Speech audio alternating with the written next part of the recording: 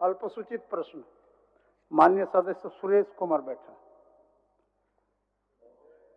माननीय सदस्य सुरेश कुमार बैठा, बोलिए। महोदय, आप जब आ रहे होंगे अपने घर से, आवास से, तो देखा होगा कि एक ह्यूमन चेन बना हुआ है आदिवासी बहनों का, भाइयों का। किस लिए बना हुआ है महोदय? सीएम टोली में जो हमारी आस्था का केंद्र है, अब सरहुल का जुलूस निकलता है मोरहाबादी मैदान से और पूरा शहर भ्रमण करते हुए वहां जाके जमा होते हैं, वहीं विसर्जन एक तरह से होता है। और अभी जो ओवरब्रिज बन रहा है, फ्लाईओवर बन रहा है, इसको बाधित कर रहा है, इसको बंद कर दे रहा है।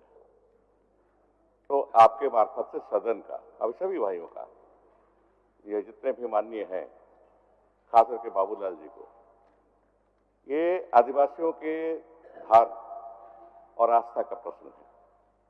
हमारी सरकार है, अबुआ सरकार हम कहते हैं इसको, और अबुआ सरकार के समय में अगर इस तरह की बात हो तो आदिवासी कैसे बर्दाश्त करेंगे? धन्यवाद। माननीय सदस्य जयराम कुमार महतो जी, एक मिनट।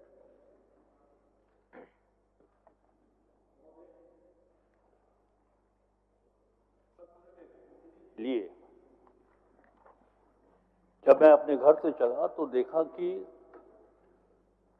पूरा अरगोड़ा से लेकर के और विधानसभा परिसर के बाहर तक हमारी आदिवासी महिलाएं मानव श्रृंखला बनाकर खड़ी।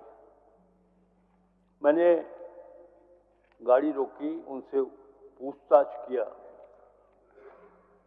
तो जिस भावना के साथ उन्होंने अपना दर्द व्यक्त किया है, मैं समझता हूं कि विधानसभा का सत्र चल रहा है, माननीय सदस्य श्री रामेश्वर उरांव जी ने इस विषय को उठाया है, तो आसन की ओर से तो एक नियमन आना चाहिए। मेरा सुझाव ये होगा कि आसन की तरफ से ये नियमन आए कि तत्काल वहां कोई काम नहीं हो और विधानसभा के पक्ष और विपक्ष 4-5 सदस्यों को यह निर्देश दिया जाए कि वह स्थल पर जाएं और देखें क्या बेहतर विकल्प हो सकता है।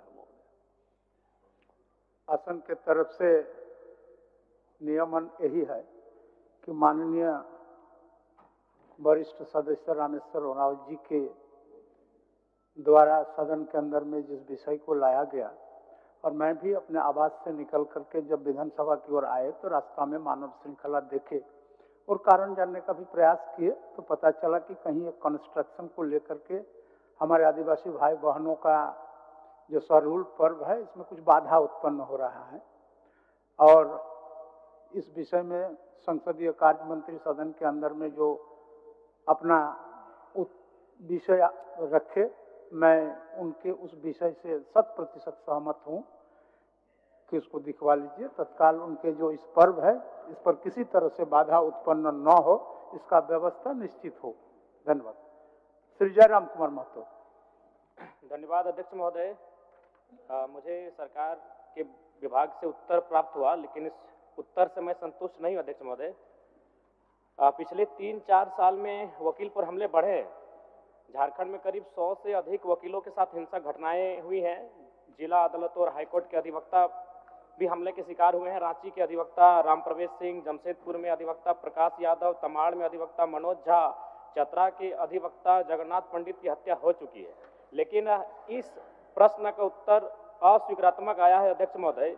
इतना असंवेदनशील सरकार कैसे हो सकती है? तो मेरा पूरक प्रश्न है, मंत्री महोदय बताने की कृपा करेंगे कि उक्त वकीलों की हत्या हुई है या नहीं हुई है? माननीय मंत्री जी। अध्यक्ष महोदय, माननीय सदस्य का जो प्रश्न है, जिस पर सरकार की ओर से स्पष्ट जवाब दिया गया है, जिन अधिवक्ताओं का उन्होंने अभी जिक्र कर रहा है, उनका अभी तक सरकार के पास ऐसे कोई प्रतिवेदन रिपोर्ट और विभागीय स्तर पर प्राप्त नहीं है। दूसरा कुछ पूछ रहा है? अध्यक्ष महोदय, मुझे मालूम था कि मंत्री महोदय के द्वारा कुछ ऐसा ही कहा जाएगा कि उन्हें लिखित शिकायत नहीं मिली है, लेकिन ये संवेदनशील विषय है अध्यक्ष महोदय, इससे पूरा राज्य परिचित है कि इस प्रकार की घटनाएं घटी हैं और घटती हैं। और साथ ही अध्यक्ष महोदय, मेरा दूसरा प्रश्न था जिसमें सरकार के माध्यम से उत्तर आया है कि न्यासी समिति के द्वारा उन्हें 7,000 रुपये का भुगतान किया जाता है। अध्यक्ष महोदय, आपको बताना चाहता हूं कि न्यासी समिति के पास वकीलों के मृत्यु संबंधित पैसे देने को नहीं है, तो फिर पेंशन की राशि कहां से हो पाएगी? महोदय, मैं माननीय मंत्री महोदय से अनुरोध करना चाहता हूं कि सरकार न्यासी से सलाह ना लेकर काउंसिल के सदस्यों से सलाह लेकर अगर इस पर फैसला करे तो बेहतर होगा। चलिए, आपका सुझाव माननीय मंत्री जी। अध्यक्ष महोदय, यह अधिवक्ता ये जो माननीय सदस्य बात उठाए हैं, ये 2014 से ही ये कमेटी द्वारा, झारखंड अधिवक्ता कल्याण निधि न्यासी समिति द्वारा, जिनका 65 वर्ष आयु होने के बाद उसे 7,000 रुपया दिया जाता था। और सितंबर 2024 में हमारी सरकार ने इसे अनुदान स्वरूप अंशदान देने की निर्णय लिया है। और ये विधि विभागीय संकल्प सज्ञापन 2151 जे दिनांक 18/9/24 द्वारा झारखंड अधिवक्ता कल्याण निधि समिति के द्वारा उन्हें गए 7,000 रुपये प्रति माह पेंशन के समतुल्य राशि के बराबर वित्तीय वर्ष 2024-25 हेतु 1,60,00,000 रुपये मात्र का अनुदान भुगतान झारखंड अधिवक्ता कल्याण निधि न्यासी समिति को करने की स्वीकृति प्रदान कर दी है। महोदय, ये जो है अभी सरकार की ओर से वो समिति को जमा कर दिया गया है, उनका भी नहीं मिला है, लेकिन उसको बहुत जल्द मिल जाएगी। चलिए, 14,000 दोनों किस्म से 7-7 14,000 मिल जाएगी। अध्यक्ष महोदय, 1 मिनट आपको सहयोग करना। चलिए, राज्य में ये क्या हो रहा है अध्यक्ष महोदय? रांची जिला अंतर्गत चान्हो में जिस तरह से आनंदशील आश्रम में अच्छा, आप उनका प्रश्न समाप्त होने अध्यक्ष महोदय, प्रश्न ये बहुत बड़ा विषय है अध्यक्ष महोदय। समझ रहे हैं साधु और उनके आप साथ उनका दो सहयोगी उनका समाप्त होने वहां दीजिए। पर अध्यक्ष महोदय, उनका प्रश्न आश्रम में कोई धन दौलत नहीं होता है अध्यक्ष महोदय। इंटेंशन क्या है? इंटेंशन हत्या का है, लूट। माननीय सदस्यों का प्रश्न को बाधित न करें माननीय सदस्य, उसके बाद सूचना रखिए, आपको मौका देंगे हम। आसन की ओर से आपको पूर्ण स्वतंत्रता दी जाएगी, उनका प्रश्न होने दीजिए, बीच में इंटरप्ट करना बहुत ठीक नहीं है। उसके बाद अब बोलिए, हमको दिक्कत नहीं है। चलिए। अध्यक्ष महोदय, मेरा एक प्रश्न था कोर्ट में फी बढ़ोतरी को लेकर, जिसमें सरकार ने कहा है कि 2001 से कोर्ट फीस में कमी की गई है, जबकि वास्तविकता है कि एक ही बार में कोर्ट फीस में एक पिटीशन पर 5 रुपए का टिकट लगता था, उसे 20 रुपए कर दिया गया है। ये तर्क संगत नहीं है। बगल के बिहार राज्य में भी कोर्ट फीस का स्ट्रक्चर है, उसे भी देखा जा सकता है वहां किस तरह से यह प्रक्रिया अपनाया गया है। उसी तरह सक्सेशन केस में दावा करने के मूल्य का 10% राशि लिया जा रहा है। जो काफी गरीब लोग हैं वो अपना पैसा भी कोर्ट फीस के अभाव में कोर्ट में दावा नहीं कर पा रहे। अध्यक्ष महोदय, बोलिए मंत्री। अध्यक्ष महोदय, जहाँ तक कोर्ट फीस की बात है, निश्चित तौर पर ये 22 फरवरी 2022 को बढ़ाया गया था, जिस पर सरकार ने उसको गंभीरता लेते हुए यह महसूस किया कि निश्चित तौर पर ये बोझ जो है आम जनता पर हो रही है, जिस पर उन्होंने सरकार ने पुनः 23 नवंबर 23 को ये 4 पीस का इसको घटा दिया गया, जिससे महोदय ये उसके आधा से भी कम 4 पीस हो रहा है। चलिए धन्यवाद। माननीय सदस्य राज सिन्हा जी, अब बोलिएगा। राज सिन्हा जी 1 मिनट, आप सूचना अब हो गया जयराम जी, 1 मिनट दे दीजिए मौका। बोलिए अंतिम में बोलिए। सेकंड अध्यक्ष महोदय, राजस्थान में एडवोकेट प्रोटेक्शन एक्ट लागू है और मध्य प्रदेश में भी सरकार इसके लिए अध्यादेश ला चुकी है। मैं सरकार से मांग करती हूं कि झारखंड में भी एडवोकेट प्रोटेक्शन एक्ट लागू किया जाए। चलिए। स्थिति उत्पन्न हुई है अध्यक्ष महोदय, आश्रम में साधु जी के साथ 2 उनके सहयोगी का हत्या हो गया। आप सोचिए, आश्रम में कोई धन दौलत नहीं होता है अध्यक्ष महोदय। साधु और उनके सहयोगी को पहले बेरहमी से पीटा गया, उसके बाद दोनों की हत्या हो गई। आज माननीय संसदीय कार्य मंत्री यहाँ बैठे हैं, इस पर जवाब देना चाहिए। और एक विषय जो अभी हमारे रामेश्वर जी बोले, हो गया, उसको आप मत दोहराइए। सरना समाज, राज सिन्हा जी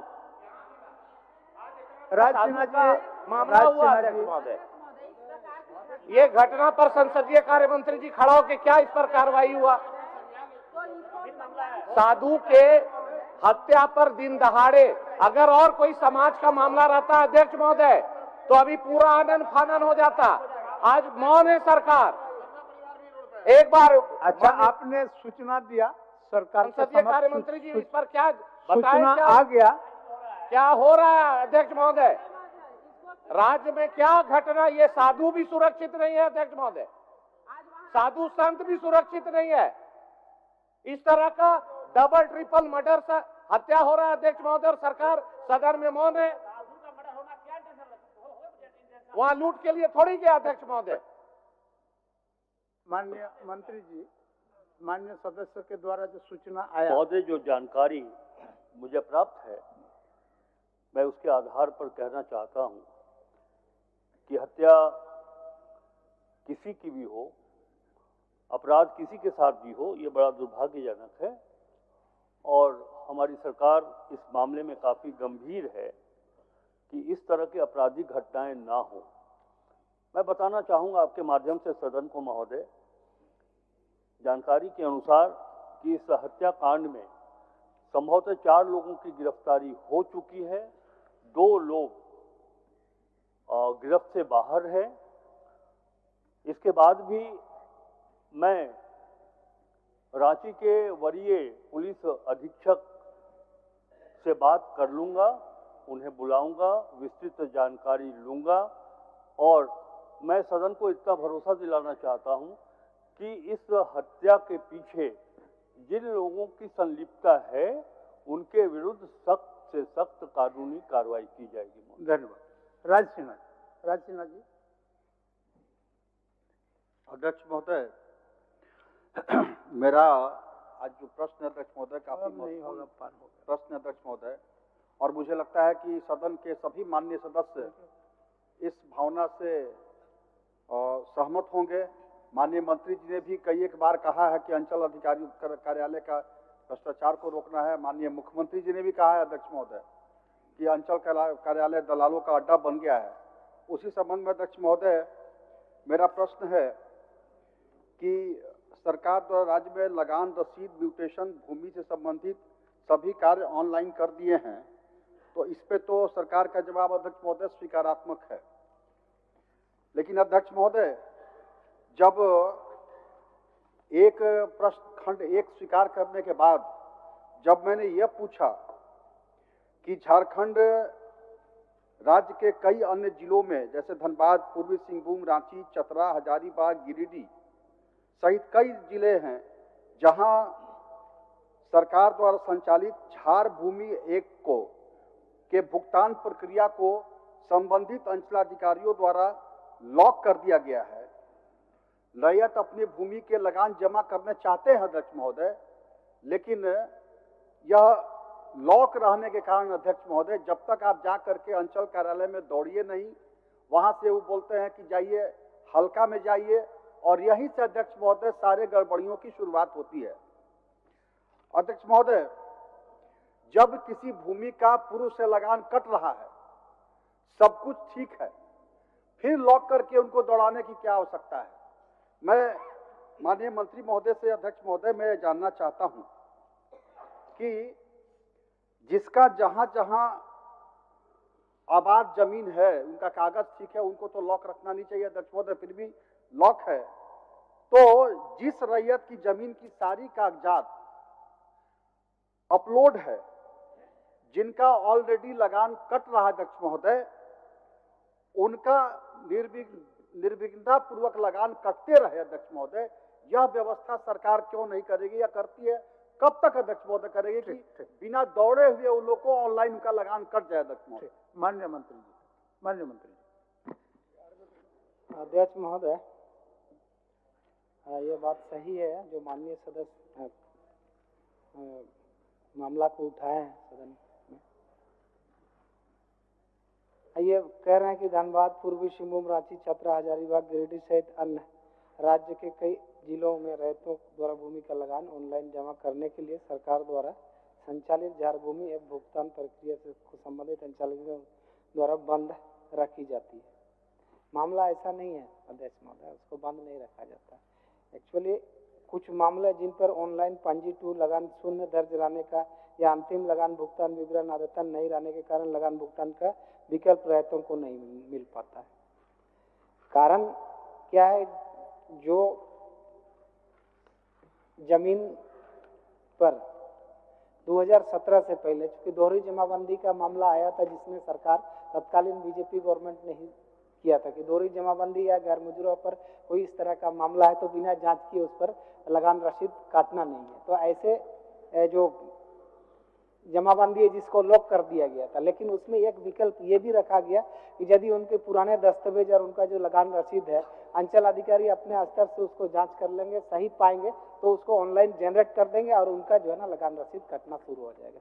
ये 2000 वो भी बीजेपी गवर्नमेंट ने ही किया है अध्यक्ष महोदय। उस समय तत्कालीन देखिए ये 2011-2019 को मंत्रिपरिषद की बैठक हुई थी, निर्मल जी 2015 में इस पर निर्णय आया था, जिसको लेकर के एक संकल्प जारी हुआ ये राजस्व निबंधन विभाग सुधार विभाग की तरफ से 11 जून 2019 को। इसमें एकदम स्पष्ट लिखा है अध्यक्ष महोदय, मैं पढ़ के सुना देता हूँ।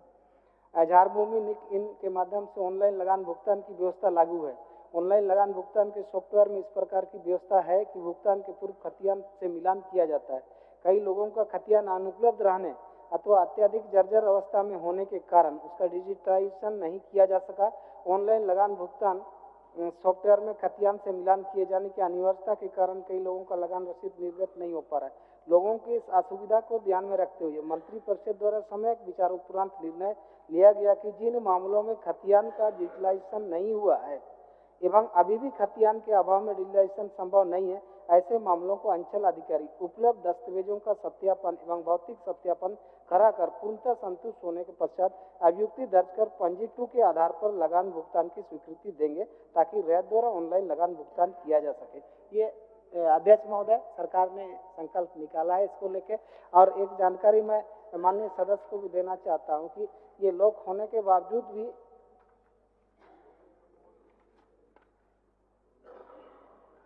ऑनलाइन रिसीट जो है ना जनरेट किया गया, जहाँ जो है ना खतियान मिसिंग है या कहीं पे गड़बड़ियाँ पाई है। जैसे उसमें डाटा भी दिया गया, डिस्ट्रिक्ट का नाम बोकारो में 2,36,592 जो है ना जनरेट हुआ है।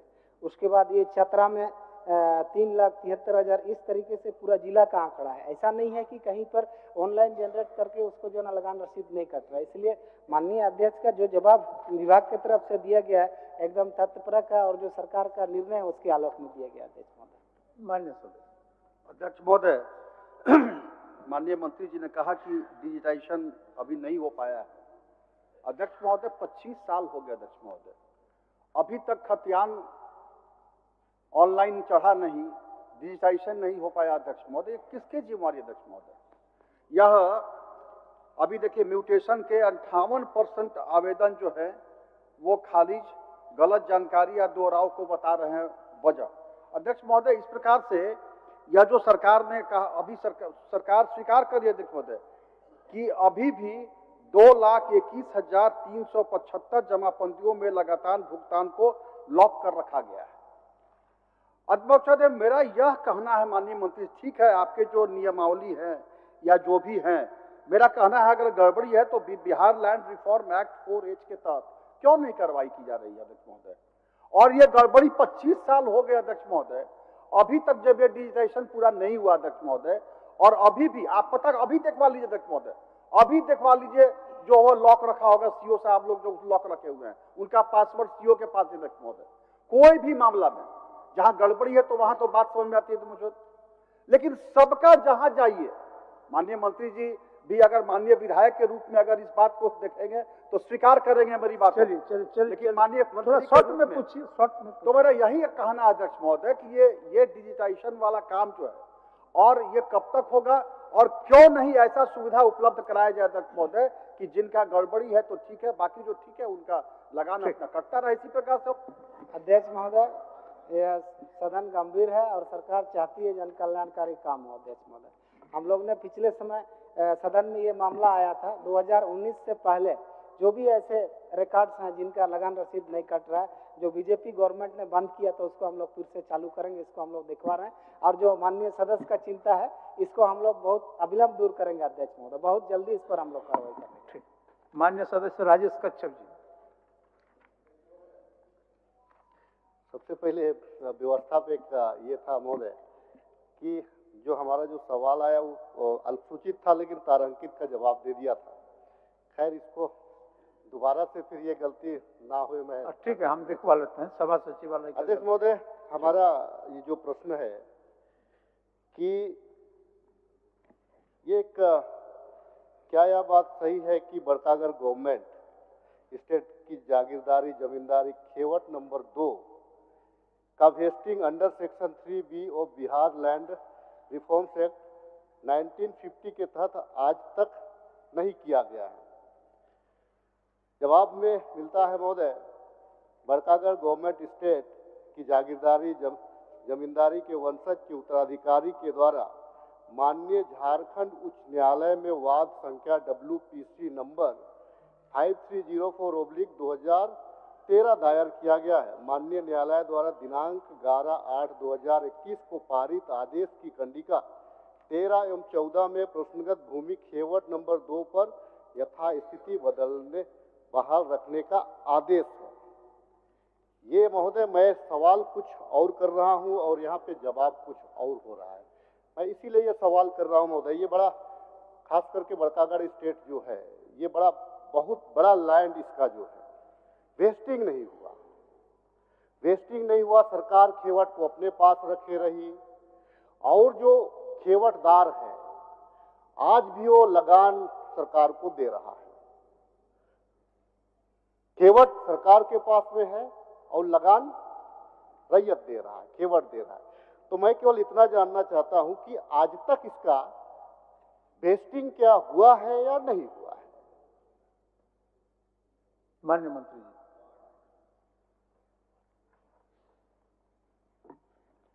अध्यक्ष महोदय, ये तो जो माननीय राजेश कच्छप जी मामला को उठा रहे हैं बड़कागर गवर्नमेंट स्टेट की जागीरदारी और जमींदारी, तो मामला कोर्ट में स्पष्ट हम लोग ने लिखा है कि WPC 5304/2013 के द्वारा दायर किया गया था, जिसमें माननीय उच्च न्यायालय दिनांक 11/8/2021 को पारित आदेश की खंडिका 13 और 14 में प्रश्नागत भूमि खेवट नंबर 2 पर यथास्थिति बहाल रखने का आदेश दिया। जो स्थितियां आज़ादी के बाद से जो बड़कागढ़ को मैनिफेस्ट कर दिया गया था गवर्नमेंट में, ये मामला था, तो उसको जताई स्थिति बनाए रखने का मामला इसमें है और माननीय उच्च न्यायालय के आदेश के फलाफल पर कार्रवाई अपेक्षित है। यदि इस मामले पर कोर्ट चूंकि विचाराधीन है, उसका खंड 2-3 पर हम लोग ने स्पष्ट जवाब दिया है कि न्यायालय में मामला विचाराधीन है। यदि मामला आ जाता है उस पर कोई डायरेक्शन कोर्ट का, तो हम लोग उसको करने के लिए तैयार हैं। राजेश जी। अध्यक्ष महोदय, मैंने कहा कि मैंने पूरक में कहा कि भाई जो रेंट जो है वो खेवटदार दे रहे हैं और जमीन को आप अपने पास में रखे हुए हैं, तो फिर उनका रेंट को एक तो आपको खारिज कर देना होगा, रेंट को माननीय मंत्री जी एक तो उसको खारिज कर देना होगा या फिर जमीन उसको दे देना होगा। इसीलिए मैं इस सवाल को कह रहा हूं कि जो जो फाइलिंग रेंट फिक्सेशन फाइलिंग जो है आपने किया ही नहीं है, क्यों नहीं किया अभी तक? सरकार को करनी चाहिए थी, आपने रेंट फाइलिंग भी नहीं किया। आप खेवट को अपने पास में रखे हुए हैं, आप क्यों रखे हैं खेवट को भाई? खेवट को मान्य सदस्य जी जी मान्य सदस्य, मान्य मंत्री जी, जो जमीन आपके पास है, जो खेवट सरकार के पास जमा है, और कोर्ट में ये कोर्ट भी ना सरकार के पास जमीन रखने का ही अधिकार दिया है, बाकी रेंट लेने या नहीं लेने के विषय में हमको नहीं लगता है कि कुछ आदेश प्राप्त होगा। तो इसको दिखवा लीजिए, अगर जमीन उनको रिटर्न करने के लिए उसको रिजर्व रखा गया है तो अलग विषय है। फिर से अगर मान लीजिए नहीं रिटर्न देने का है, सरकार के पास अगर रहने का है तो वो भी एक अलग विषय है। इसको क्लियर हो लेना पड़ेगा कोर्ट से ही, हमको जहां तक लग रहा है, आसन को जो अनुभव हो रहा है। अध्यक्ष महोदय, ये बात सही है, क्योंकि पूर्व का मामला है और अभी जो कोर्ट का डायरेक्शन है उस हिसाब से यथा स्थिति बनाए रखना राज्य के चाहिए। अंदर में कमोबेश कई ऐसे स्टेट है जिनके पास जमीन है, इसी तरह का व्यवस्था है। तो ये कोर्ट का मामला आने दीजिए। कोर्ट का मामला आप जब आने दीजिए, आप कह रहे हैं महोदय, तो फिर रेंट क्यों ले रहे हैं? मेरे पास में वो जो आगे कोर्ट का डायरेक्शन आएगा माननीय सदस्य, तो उनको रेंट फिक्स करना है तो रेंट फिक्स करके लैंड वापस करेंगे हम लोग। आप कोर्ट का डायरेक्शन की बात कर रहे हैं, मैं जिस खेवट की बात कर रहा हूँ, खेवट 2, आज हमारे क्षेत्र में तकरीबन मुझे लगता है कि ये बहुत सारे ऐसे ये है गांव है, जैसे हो गया आपको गड़के, रामपुर, महिलोंग, तापे, टीरिल, ये सब जो गांव है जहाँ पे गांव बसा हुआ है, गांव बसा हुआ है, और गांव बसने के बाद, और चूंकि ये महोदय एक शहीद परिवार से संबंधित एक ये खेवट है, विश्वनाथ सहदेव, जिसका फोटो हम यहाँ विधानसभा में भी हम इसको नमन करते हुए यहाँ प्रवेश करते हैं। तो आज चूंकि ये शहीद परिवार का भी मामला है, तो सरकार को मैं आग्रह करूंगा कि ये मामला चूंकि पूरे राज्य में है, और ये यहाँ भी विश्वनाथ सहदेव का परिवार के साथ भी यही मामला है, केवल मैं आग्रह करूंगा कि आप जो है एक उच्च स्तरीय जांच कमेटी पे आप बनवा दीजिए, आप जांच कमेटी बनवा दीजिए। कारण क्या है कि अगर 8000 एकड़ जमीन जो है, कि ये लोग अगर सुप्रीम कोर्ट से अगर डिग्री कर लेता है, सरकार हार जाती है, तो बसे हुए जो गांव हैं, जो आपने जैसे महिलों में बिहार सरकार में कुछ जमीन को सरकार दे दिया है, अगर आप हार जाते हैं तो उन रैयतों का क्या होगा जहां पे बसे हुए। इसीलिए मैं आग्रह करना चाहूंगा ये तमाम चीजों को समझने के लिए, जानने के लिए कि कहाँ कहाँ अधिग्रहण, कहाँ कहाँ वेस्टिंग हुआ, कहाँ कहाँ नहीं हुआ, अभी प्रेजेंट स्टेटस क्या है। आग्रह करूंगा कि एक अगर समिति उच्च स्तरीय अगर आप बना दे, आपकी देखरेख में ही महोदय, आप अपनी देखरेख में बनवा दीजिए एक जांच कमेटी जो देगी सरकार की। कोर्ट में तो चलता रहेगा, कोर्ट में चलेगा भी, सुप्रीम कोर्ट तक चलेगा, लेकिन आप अगर वहां से हार जाते हैं तो उन रैयतों का क्या होगा? क्या सरकार फिर वैसी परिस्थिति में उसको मुआवजा दे पाएगी इतना बड़ा रकम? आप एक कमेटी बना दिए, जो कमेटी का रिपोर्ट आएगा उस पर फिर सदन के माध्यम से फिर उस पर विचार किया जाएगा। ठीक। अध्यक्ष महोदय, माननीय सदस्य का चिंता वाजिब है, लेकिन बात क्या है, केवट नंबर 2 में कितना एकड़ जमीन है? वास्तविक स्थिति सरकार को आकलन करने लगा, कितने लोग बसे हुए हैं वहाँ पर अलीगल तरीके से, या जिनका रेट जो है ना वो फिक्स कर रहे हैं। इसलिए कोर्ट का डायरेक्शन जरूरी है। मान लिए कि 1000 एकड़ हो गया तो कितने लोग बसे हैं, क्या उसका बिना आकलन किए इस पर कोई जवाब देना उचित नहीं होगा मेरे ख्याल से अध्यक्ष महोदय। इसलिए कोर्ट का हम लोग इंतजार करते हैं, लेकिन विभागीय स्तर पर मैं इस बात को दिखवा लेता हूँ, कोर्ट का जवाब आने हो गया राजेश जी, विभागीय स्तर पर दिखवा लेंगे, विभाग से एक आप कमेटी बना ली। इसीलिए तो मैं कह रहा हूँ कोर्ट का इंतजार करिएगा तो मामला बिगड़ जाएगा। वो बोल दिए राजेश जी, वो बोल दिए कि विभाग के स्तर से कमेटी बना के दिखवा लेंगे, कमेटी बनेगा। हाँ, इसीलिए मैं इस चीज को कह रहा हूँ ना, माननीय सदस्य मथुरा प्रसाद महतो। ठीक, उत्तर प्राप्त महोदय, हम कुछ पूरक पूछ लेते हैं कुछ महोदय। क्या अनुबंध हो गया? हो गया राजेश जी, कमेटी बना के दिखवा लेंगे आपका विषय को, उसके बाद आगे की कार्रवाई होगी। हो गया, ठीक, चलिए। 2010 में ही महोदय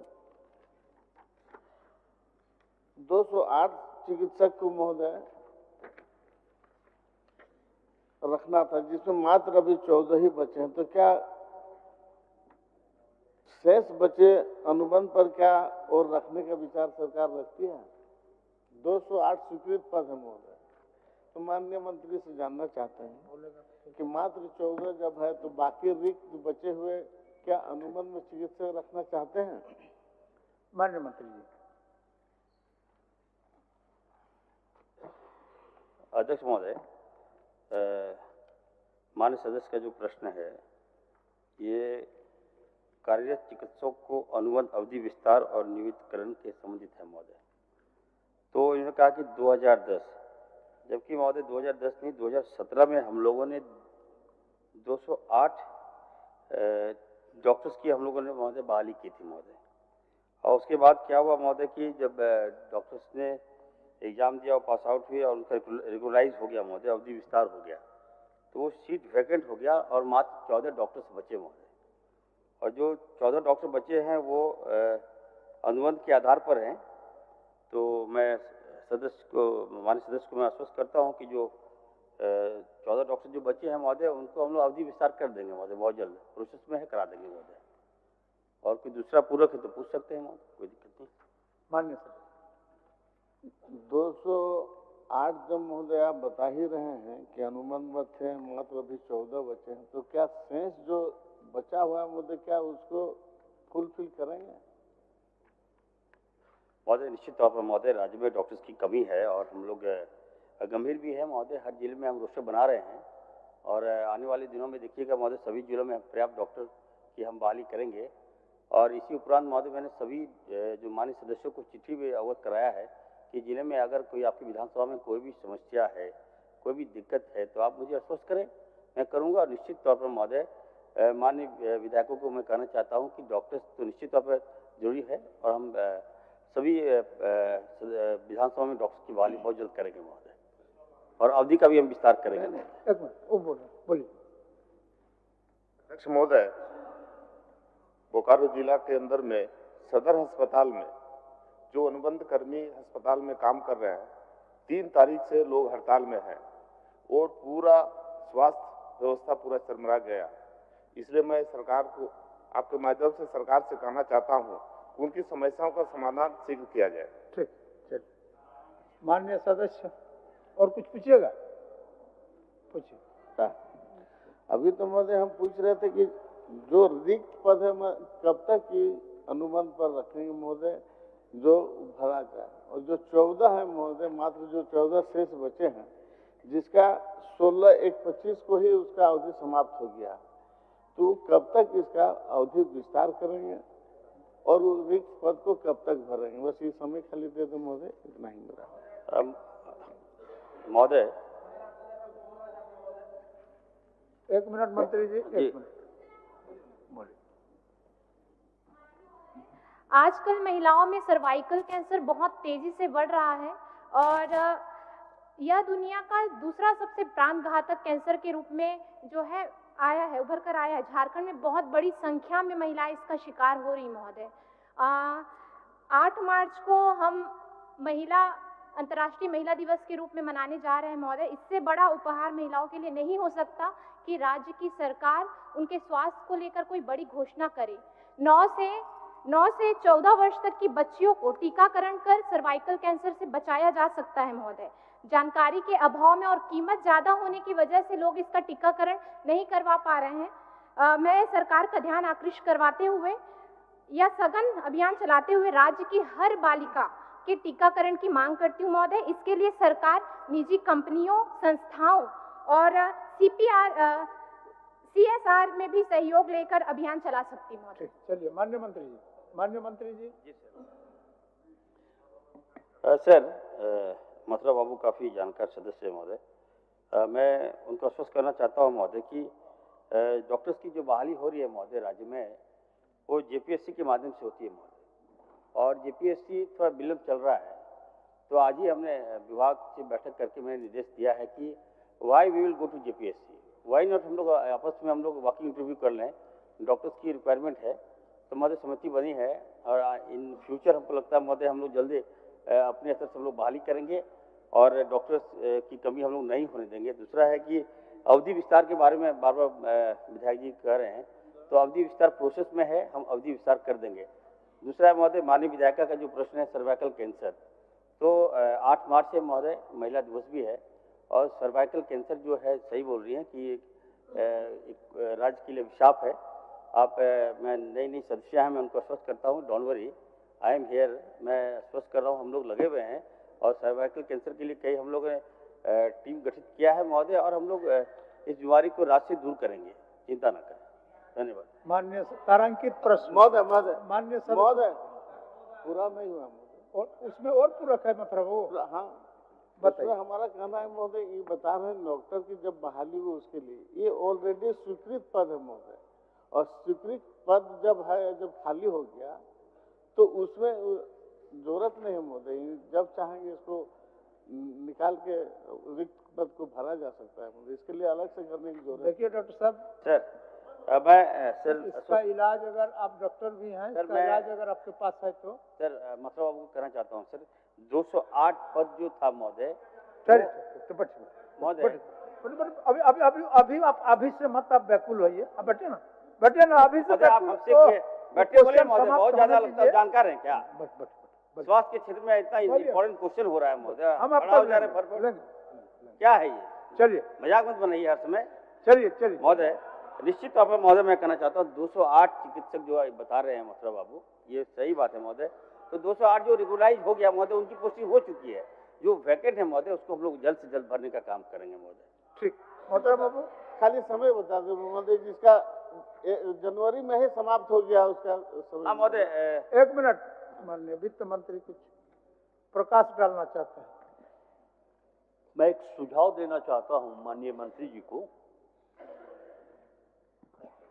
इन्होंने बहुत स्पष्ट रूप से चिकित्सकों की कमी और उनके रिक्तियों और कैसे उन्हें नियुक्त किया जाएगा इसके बारे में विस्तार से कहा है।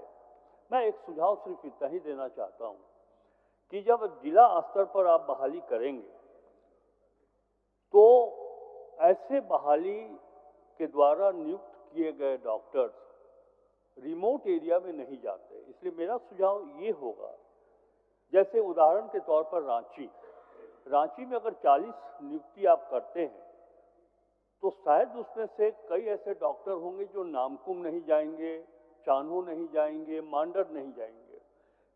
इसलिए मेरा सुझाव ये है कि जिस हेल्थ सेंटर पर नियुक्ति है, पद रिक्त पड़े हुए हैं, आप उसी को चिन्हित करके उसी जो सेंटर है पर्टिकुलरली उसी सेंटर पर अपॉइंटमेंट आप निकालिए ताकि वो डॉक्टर वही उसी सेंटर के लिए अपॉइंट हो। चलिए सर 1 मिनट ले लीजिए इन लोगों का सूचना, बोलिए। अध्यक्ष महोदय, माननीय वित्त मंत्री जी काफी सीनियर है, जो सुझाव अभी दे रहे हैं महोदय, तो कैबिनेट की बैठक होती है, उसमें सभी माननीय मंत्रीगण रहते हैं महोदय, वहाँ पर निर्णय होना चाहिए। यहाँ तो जो भी माननीय सदस्य हैं समस्या लेके आते हैं, सिर्फ उसका समाधान चाहते हैं महोदय, तो यहाँ पर सुझाव देने के लिए हम लोग तो समस्या का समाधान चाहते हैं ना महोदय, तो यहाँ समस्या तो आपका कहना क्या है, उनका सुझाव तो गलत हो गया? नहीं, सुझाव सही है महोदय। आपके विचार में आपके माननीय संसदीय कार्य मंत्री जब मंत्री समूह आप मंत्री को जब सुझाव दिए तो वो क्या गलत, और उसको बोलना भी बहुत उचित नहीं था मैडम। माननीय मंत्रीगण जब बैठते हैं कैबिनेट में महोदय तो वहाँ निर्णय और वहाँ सुझाव, ठीक है, ये भी आपका सुझाव है। सदस्य समाधान चाहते हैं महोदय। चलिए आप बोलिए नगेंद्र जी बोलिए। उधर विधानसभा क्षेत्र प्रखंड में पेयजल समस्या खड़ी है, वहाँ के लोग 11 दिन से हड़ताल पर बैठे हुए हैं टंकी के सामने, बिरनी प्रखंड के बाराडी पंचायत अंतर्गत। पानी टंकी के पास ही धरना दिए हैं, 2 साल से पानी नहीं मिल रहा। उसका सूचना तब दे दिए, हो गया। चलिए उसका सूचना ले लीजिए भाई। 11 करोड़ 68 लाख की योजना बनी है। सर देखिए सर, मैं बार बार बोल रहा हूँ सर, हम क्या करें, सर हम करें क्या? स्वास्थ्य का प्रश्न है ये अब कैबिनेट के डिकोरम के बारे में मान्य सदस्य बोल रही है, उधर पीएचडी का आ रहा है, तो हम करें हेल्थ पे हम लोग जा रहे हैं और अब पानी पे बोलिए मथुरा बाबू का जवाब दीजिए। सर मैं बार बार बोल रहा हूँ सर, ये लोग हम जो करें भाजपा के जो विधायक है सर, कम से कम बोलिए ना, जवाब दीजिए ना। आप मजाक कर रहे हैं सर, ऐसा मतलब यहाँ पर चलिए बोलिए। हम स्वास्थ्य के प्रति गंभीर है और आप पानी की बात चले गए महोदय। अच्छा ठीक है, डाइवर्ट कर रहे हैं, चलिए माननीय मंत्री। महोदय माननीय विधायक जी का जो प्रश्न है महोदय, निश्चित तौर पर मैंने कहा कि हम लोग इसको दिखवा लेंगे महोदय, 1 महीने के अंदर हम इसको महोदय हम बहाली अवधि विस्तार करेंगे। दूसरा महोदय जो सुझाव दिया है वित्त मंत्री ने महोदय, अभिभावक हैं हमारे, गार्जियन है और फाइनेंस मिनिस्टर भी है महोदय, ये बहुत अच्छा सुझाव है महोदय। जितने भी डॉक्टर्स हैं सर, मैं खुद चाहता हूँ महोदय जिनकी हम लोग बहाली करें उनको सर हम लोग जिलावार हम लोग बहाली करें महोदय, ताकि जो डॉक्टर जहाँ है वहीं पे उनका पदस्थापित करें महोदय। हो गया, चलिए मतलब मान्य अब तारांकित मान्य धनंजय सोरेन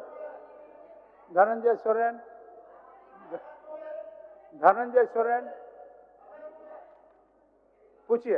अध्यक्ष महोदय, अवसर देने के लिए धन्यवाद। मैं इस क्वेश्चन कुछ और था, जवाब कुछ और मिले हैं। क्वेश्चन मेरा था बोरियो विधानसभा क्षेत्र 4 प्रखंड आदिवासी बहुमत क्षेत्र है, जो बोरियो, मड्रो और तलजारी पड़ता है। तारांकित प्रश्न नहीं ले मान्य सदस्य का पदस्थापन नहीं होने तारांकित। एक मिनट बताइए, आप बताइए क्या बोल रहे हैं, बताइए आप बोलिए, क्या बोलना चाहते हैं तो बोलिए। सर मेरा राजस्व और निबंधन और भूमि सुधार मंत्री महोदय से सवाल है, क्या यह बात सही है कि नहीं, अभी आपका प्रश्न समाप्त हो गया। आपको आसन से पुकारा गया, जिस समय आसन पुकारे थे उस समय आप थे नहीं, उपस्थित नहीं थे। 3-4 प्रश्न जाने के बाद आपका आसन में सदन में प्रवेश हुआ, तो हम क्या कर सकते हैं उसमें बताइए। उसमें आपका सदन का जो गाड़ी है वो छूट चुकी थी, दूसरे स्टेशन पहुंच गया था। दूसरे दिन इसको देखेंगे। ठीक, चलिए धन्यवाद जी। इस जवाब से मैं संतुष्ट नहीं हूँ। बताइए क्या पूछना चाहते हैं। इसमें जो आंसर इन्होंने दिया है, साहिबगंज जिला अंतर्गत सामुदायिक स्वास्थ्य केंद्र बोरियो, मंटो, बुआरीजोर एवं तलझारी निम्नाक्षर चिकित्सा एवं कर्मी कार्यरत है। बोरियो में बुआरीजोर में 17 पंचायत है। ये 17 पंचायत बोरियो में है, 9 डॉक्टर्स है, 3 नर्स है। मंडरो में 12 पंचायत है, 2 डॉक्टर्स है, 4 नर्स। बुआरीजोर में 16 पंचायत है, 4 डॉक्टर है, 50 नर्सें हैं। तलझारी में 13 पंचायत है, 4 डॉक्टर है, 15 नर्स। इसमें सभी मैं निरीक्षण किया था, उसमें बुआरीजोर में 3 डॉक्टर मिला था और 6 गो नर्स। इसमें सुधार किया जाए महोदय। माननीय मंत्री जी। सर छोटे भाई धनंजय सोरेन जी का जो प्रश्न महोदय, धनंजय जी बैठ जाइए। ये बोरियो विधानसभा अंतर्गत इनका जो डिमांड है महोदय, सामुदायिक स्वास्थ्य केंद्र बोरियो, मंडरो, बराईजोर एवं तालझारी में डॉक्टर्स और नर्सेस की शॉर्टेज है महोदय। तो मैं आश्वस्त करता हूँ महोदय, मैंने कहा है कि अभी हम लोग बहुत जल्द बहाली निकाल रहे हैं महोदय, और जो रिक्त पद हम जल्द से जल्द भर देंगे। तो मैंने उनको आंकड़ा दिया है महोदय कि खास करके बोरियो में कार्यरत जो चिकित्सक है 9 महोदय, तो 9 कम नहीं होता महोदय, और कार्यरत कुल नर्स 3 है। मर्डरों में 2 हैं, कार्यरत जो है नर्स 4 हैं। बराईजोर में महोदय डॉक्टर 4 हैं महोदय, और 50 कार्यरत है नर्सेज हैं महोदय, और तालझारी में 4 हैं और नर्सेज 15 है। लेकिन फिर भी महोदय मैं इनको दिखवा लेता हूँ, और मैं आश्वस्त करता हूँ महोदय माननीय विधायक जी को कि हम लोग जल्द से जल्द इसको भरने का काम करेंगे, और आने वाले दिनों में महोदय काम नहीं होने देंगे, क्योंकि हमारी सरकार, हमारे डायनेमिक सीएम है आदरणीय हेमंत सोरेन जी खुद मॉनिटरिंग कर रहे हैं महोदय। तो निश्चित तौर पर हम लोग इसको बहाली करेंगे बड़े पैमाने पर महोदय। चलिए धनंजय जी, हो गया। नहीं सर, इसमें जो है ना ये बंटवारा क्यों आखिर प्रखंड में? आप क्या चाहते हैं उठो बोलिए। इसमें बंटवारा नहीं होना चाहिए ना, सामान्य होना चाहिए। ओ माने ये जो 50 कहीं 3 कहीं 4 इस तरह का नहीं। जी हाँ, उसमें डॉक्टर है आपका 9, नर्स है 3, तो क्या करेगा? अच्छा, माने गढ़ साहब आप समझ गए? मैं समझ गया सर। माने इनका कहना है कहीं बोरियो पंचायत में बोरियो में 9 है, और 3 नर्स है, किसी जगह पे 4 डॉक्टर है, 50 नर्स है, इसको समान करने के लिए बोल रहे हैं ना धनंजय बाबू, धनंजय जी इसको समान बोल रहे हैं ना। जी ठीक जी महोदय, जो ये बता रहे आंकड़ा जो बता रहे हैं महोदय, तो हो सकता है कि सर जो वहाँ जाना चाहती है वो जो अभी वित्त फाइनेंस विषय जो बातें कहा महोदय, उसी संदर्भ में ये आंसर भी है। तो महोदय मैं खुद चाहता हूँ कि जहाँ पे जो लोग स्थानीय जो काम करना चाहते हैं उसकी वहाँ पे पोस्टिंग हो, तो इसको हम सामान्य कर लेंगे महोदय। ठीक और है, मैं अवगत करा दूंगा। माननीय सदस्य अनंत प्रताप देव जी। एक मिनट महोदय, माननीय मंत्री जी व्यवस्था में क्या बोलेंगे? अध्यक्ष महोदय, एक मिनट मंत्री जी कुछ बोल रहे, बोलिए। अध्यक्ष महोदय, सभा सचिवालय के द्वारा जो तारांकित प्रश्न अनागत रह गए उनको ध्यानाकर्षण के माध्यम से लिया जा रहा है। 2 उदाहरण मेरे समक्ष हैं। बताइए। पहला, जेगा सुसारन होरो जी ने तारांकित के माध्यम से 25/2 को पूछा था एक प्रश्न कि क्या यह बात सही है कि सिसई विधानसभा क्षेत्र अंतर्गत बसिया प्रखंड के जगजोर ग्राम में तकनीकी शिक्षा के विकास हेतु पॉलिटेक्निक कॉलेज की स्थापना की गई है। अच्छा, यही प्रश्न मान्यवर फिर ध्यानाकर्षण के माध्यम से आ गया। सिसई विधानसभा क्षेत्रांतर्गत बसिया प्रखंड के जगजोर ग्राम में तकनीकी शिक्षा के विकास हेतु पॉलिटेक्निक कॉलेज की स्थापना, एक विषय ये हो गया मान्यवर। दूसरा विषय हो गया माननीय सदस्य नरेश प्रसाद सिंह का। इसमें भी मेरे विधानसभा क्षेत्र विश्रामपुर सहित पूरे गढ़वा, ये मान्यवर ये प्रश्न तारांकित में आया था 4/3 को, ये अनागत हुआ और ये पुनः ध्यानाकर्षण में सभा सचिवालय द्वारा ले लिया गया। मैं आपका ध्यान 2 बातों पर आकृष्ट करना चाहता हूँ कि तारांकित में जो प्रश्न अनागत हो गए, समरूप प्रश्नों को ध्यानाकर्षण में लेना कहीं से भी उचित नहीं है। और एक चीज और मैं कहना चाहता हूं कि माननीय सदस्य जो प्रश्न कर रहे हैं वो एक विभाग का नहीं, कई एक विभाग से संबंधित प्रश्न है। इसके चलते परेशानी इस बात की खड़ी हो रही है कि माननीय सदस्यों को संतुष्ट करने वाला जवाब नहीं प्राप्त हो पा रहा है। मेरा आपके माध्यम से आग्रह है। माननीय मंत्री जी, आप कुछ बोलिएगा, आप ही का सवाल था। अध्यक्ष महोदय, हमने सवाल मिला, हम संतुष्ट नहीं हुए थे जो अभी मंत्री जी बोल रहे थे, जो कि हम 2023-24 इस क्वेश्चन को डाल रहे हैं, जबकि मेरा 22 में पॉलिटेक्निक कॉलेज बन के कंप्लीट हो गया और वहां पढ़ाई भवन कंप्लीट पर नहीं है। अभी उस समाधान पर नहीं आ रहे हैं। माने वो सभा सचिवालय के कमियों के बारे में बोल रहे थे। एक बार जो प्रश्न अनागत हो जाते हैं फिर उसको दूसरे बार फिर उसको नहीं आना चाहिए, बात उनका ठीक है। लेकिन कभी कभी माननीय सदस्यों के शब्दों में हेरफेर करके या और कुछ करके तरह तरह करके सब सवाल डाल देते हैं। कभी कभी सभा सचिवालय जी समझने में दिक्कत हो जाती है। बात तो सही है, लेकिन हमको वो बात नहीं है। और नवीन जी, वो बात नहीं है। आप मान लीजिए अनागत हो गया, तारांकित में आया, मान लिए अनागत में आया, चल गया, कोई बात नहीं। फिर माननीय सदस्य उसको रिपीट कर देते हैं। माननीय स्पीकर महोदय का विशेषाधिकार है, वहाँ नहीं है। वो तो ठीक, उसमें कहाँ से बीच में वो ठीक बोल रहे हैं, वो नहीं है। माने जो अनागत प्रश्न हो गए उसके दूसरे रूप में नहीं आना चाहिए, उनका कहना ही है। ठीक, हम देखवा लेते हैं। चलिए हम पुकारते अनंत प्रसाद देव। अध्यक्ष महोदय, बट वो आएगा आपका तो फिर हम लोग चलेंगे। ये प्राप्त उत्तर के मुताबिक अध्यक्ष महोदय मैं संतुष्ट नहीं हूं। मेरा प्रश्न ये था अध्यक्ष महोदय, क्या ये बात सही है कि गढ़वा जिला नगर उटारी अनुमंडल अस्पताल के पास विगत 10 वर्ष पूर्व पोस्टमार्टम हाउस का निर्माण कराया गया था?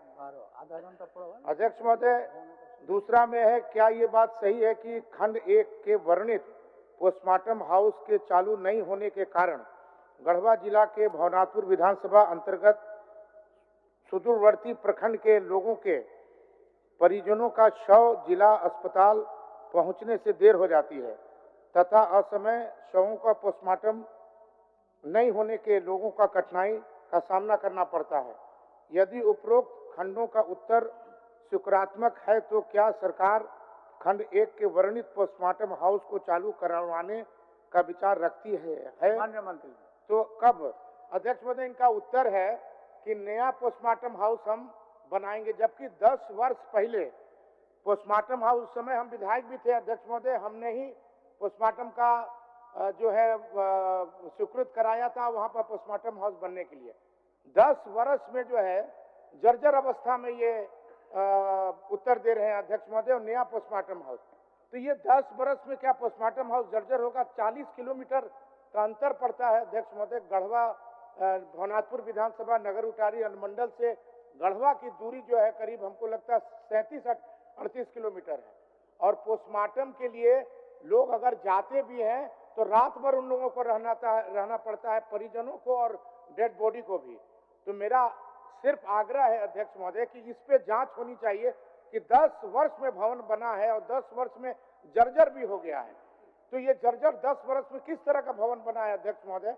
मेरा माननीय मंत्री जी से आग्रह और मांग है कि आप इसको पहले जांच करा दीजिए, और दूसरा, जब आप पोस्टमार्टम हाउस जो बनाने जा रहे हैं नया, तो ये जर्जर अवस्था में पोस्टमार्टम हाउस है, चूंकि बहुत इंपॉर्टेंट प्रश्न है अध्यक्ष महोदय। जिला अस्पताल में जो है, और सबसे बड़ी चीज है कि जो वहाँ पर व्यवस्था है, माननीय सदस्य आप पूरक पूछिए ना, इतना पूरक ही पूछ रहे हैं अध्यक्ष महोदय। बताइए, एक जो है उसका जांच होना चाहिए, आसन को जहां तक स्पष्ट हुआ, एक तो उस पोस्टमार्टम का जांच होना चाहिए। दूसरा बात है कि नया जो बनाना चाह रहे हैं, इसमें आपको क्या बोलना है, बोलिए। अध्यक्ष महोदय, हम ये चाहते हैं कि पुराना जो जर्जर जो भवन बना है उसकी जांच जो बना है वो खंडहर हो गया है, वो जांच का विषय, उसको जांच करा दें, और नए निर्माण के लिए जो पोस्टमार्टम हाउस कब बनाएंगे उसके लिए हम लोगों को ये बता दें अध्यक्ष। माननीय मंत्री बोलिए। अध्यक्ष महोदय, माननीय सदस्य का जो सवाल है महोदय कि जिले में पोस्टमार्टम हाउस, इनके जिले में पोस्टमार्टम हाउस नहीं है महोदय, तो मैं इनको नहीं मानता हूँ महोदय। हर जिले में अपना अपना पोस्टमार्टम हाउस होता है महोदय। जहाँ सदर हॉस्पिटल होता है वहाँ पे पोस्टमार्टम हाउस होता ही होता है, लेकिन इनका कहना है कि दूरी में बना दिया गया। तो महोदय, इससे पहले जो विधायक होंगे दबाव में दूरी में बना दिए होंगे महोदय, जो हैंडओवर नहीं हुआ। ये बात सही है महोदय। मैं कहना भी चाहता हूँ महोदय कि स्वास्थ्य व्यवस्था जो है महोदय, चाहे कोई भी इस विभाग में महोदय बिल्डिंग हो, हॉस्पिटल हो, पोस्टमार्टम हाउस हो महोदय, अब हम हमारी सरकार, माननीय मुख्यमंत्री जी को हमने रिक्वेस्ट किए हैं कि हम लोग के अधीन कर दिया जाए। बिल्डिंग विभाग की लापरवाही के कारण ऐसे मामले आ रहे हैं, कई बार बिल्डिंग बन के खंडर होता जा रहा है, हैंडओवर नहीं हो पाता है महोदय। इसका एक जीता जागता उदाहरण है महोदय, धनबाद में भी सुपर स्पेशलिस्ट हॉस्पिटल बन के तैयार है 17 में महोदय, अभी तक हैंडओवर नहीं हुआ। जब हम निरीक्षण करने के लिए गए महोदय, तो मात्र 2 कमरे का लिफ्ट है महोदय, बताइए। अब लगता है कि उतना बड़ा बिल्डिंग और इतना राशि खर्चा हो चुका है, अब लगता है वो तोड़ना पड़ेगा महोदय। अतिरिक्त लिफ्ट की व्यवस्था भी हम लोग नहीं कर पाएंगे उसमें। तो निश्चित तौर पर महोदय हम चाहेंगे कि माननीय मुख्यमंत्री जी गंभीर है महोदय, जो हमारा स्वास्थ्य व्यवस्था का जो मामला है महोदय, स्वास्थ्य व्यवस्था को दे दिया जाए ताकि हम लोग उसको बना दें। दूसरी बात है महोदय कि दूरी है, इसको देखते हुए महोदय हम लोगों ने सैंक्शन कर दिया है वहाँ पर, और जल्द से जल्द महोदय वहाँ पे पोस्टमार्टम हाउस हम लोग बनाएंगे। अध्यक्ष महोदय, पोस्टमार्टम हाउस तो ये बनाएंगे, मैं सहमत हूँ, लेकिन चालू कब हो जाएगा पोस्टमार्टम हाउस? महोदय बहुत जल्द जब बनेगा तो तैयारी हो जाएगा, तो जब तैयार होगा तो चालू भी हो जाएगा महोदय। मैं आश्वस्त करता हूँ माननीय विधायक जी को महोदय कि बहुत जल्द हम चालू करवा देंगे। मतलब जल्द का कोई समय सीमा हो मंत्री महोदय? जल्द का कोई समय सीमा हो अध्यक्ष महोदय? जल्द मतलब कब तक? क्या बोलना चाहते हैं माननीय सदस्य, बोलिए।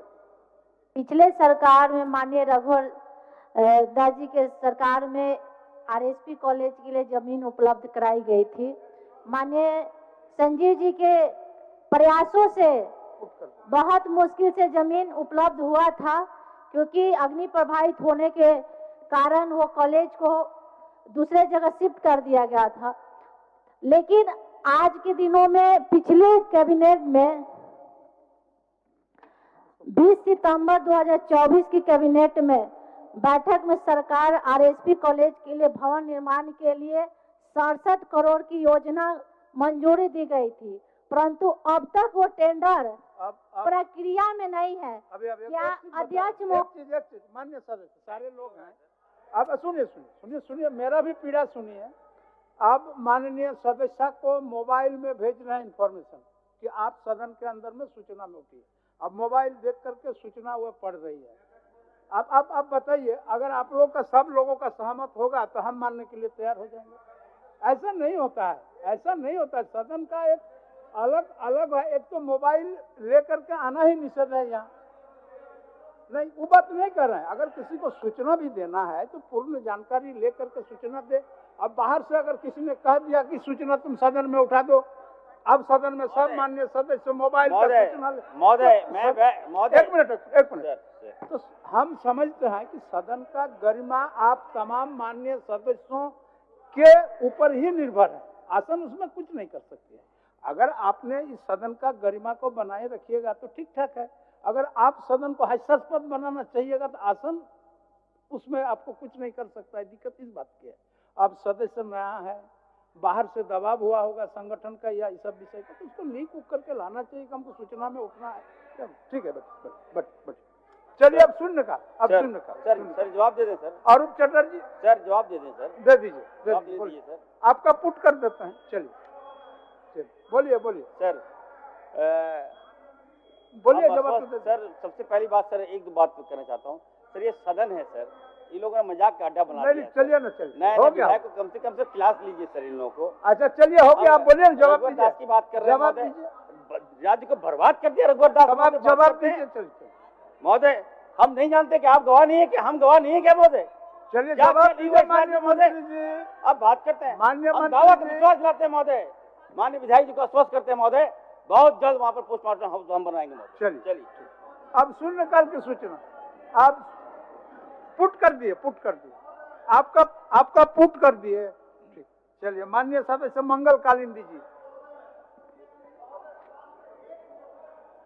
अध्यक्ष महोदय, जोगसलाई विधानसभा क्षेत्र अंतर्गत जोगसलाई नगर परिषद, परसोडी, सुंदरनगर, सरजमदा, सोपोडेरा, शंकरपुर, गदड़ा, गोविंदपुर क्षेत्र घनी आबादी वाला क्षेत्र है। अभी थोड़ा शून्यकाल शुरू हो गया। आग लगने की दुर्घटना को रोकने हेतु अग्निशमन वाहन के साथ अग्निशमन दल की व्यवस्था नहीं होने के कारण जान माल की नुकसान ज्यादा होने की संभावना रहती है। यदि इसकी व्यवस्था जमशेदपुर अंचल कार्यालय परिसर में होने से आग जैसी दुर्घटना को रोकने तथा जान माल के नुकसान से बचाव हो सकती है।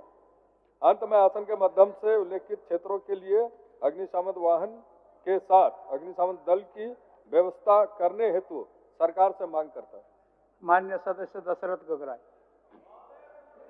अध्यक्ष महोदय, दशरथ राज्य में संचालित प्राथमिक शिक्षक प्रशिक्षण महाविद्यालय के पाठ्यक्रम के 7वें पेपर में भाषा चुनने का विकल्प है, जिसमें हिंदी, संस्कृत, अंग्रेजी, उर्दू समेत जनजातीय एवं क्षेत्रीय भाषाओं को चुनने का विकल्प उपलब्ध है, परंतु इस सूची में उड़िया भाषा का विकल्प नहीं दिया गया है। उड़िया भाषा इस राज्य की द्वितीय राजभाषा है। काफ़ी संख्या में छात्र इस भाषा में पठन पाठन करते हैं। मैं आसन के माध्यम से सरकार के समक्ष यह मांग रखता हूं कि इस पाठ्यक्रम के 7वें पेपर में उड़िया भाषा का विकल्प भी उपलब्ध कराया जाए। धन्यवाद। माननीय सदस्य श्री अनंत प्रताप देव जी।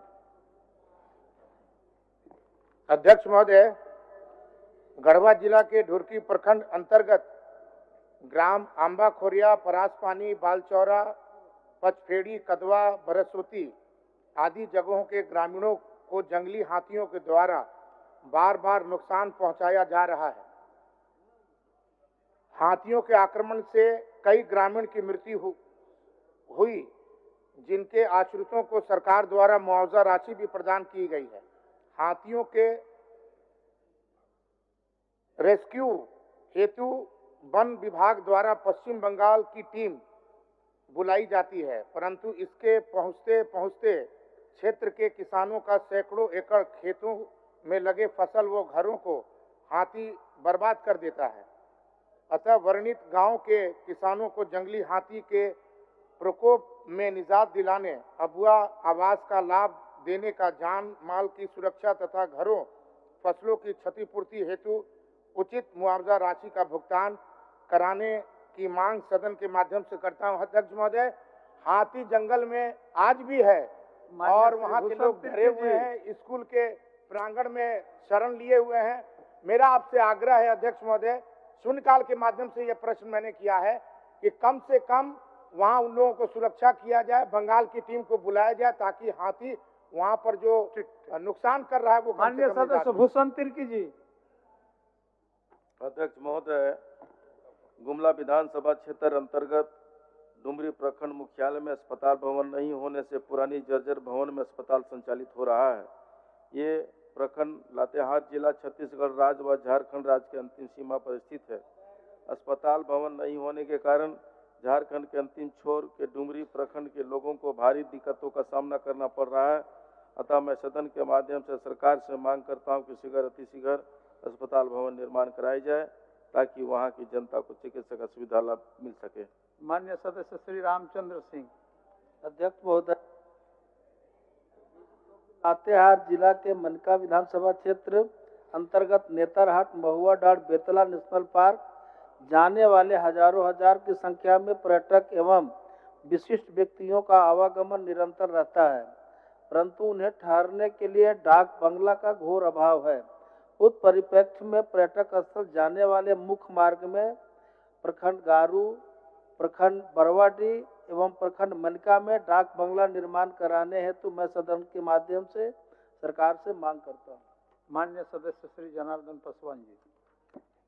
अध्यक्ष महोदय, दैनिक अखबार ने प्रमुखता से छापा है कि चतरा जिला के 5 प्रखंड यथा इटखोरी, मयूरहंड, गिद्धौर, कन्हाचट्टी और चतरा के लगभग 450 ग्राम में केंद्र के सरकार के और राज्य सरकार के लगभग 100 करोड़ के महत्वाकांक्षी जल जीवन योजना वन विभाग की आपत्ति के कारण एवं पेयजल एवं स्वच्छता प्रमंडल चतरा के पदाधिकारियों के उदासीनता के कारण आज तक लंबित है। विदित हो कि इस योजना को वर्ष 2024 में पूर्ण कर लेना था, जबकि मात्र 55% ही कार्य हुआ है, जिससे उक्त 450 ग्रामों में घोर पेयजल संकट उत्पन्न हुआ है।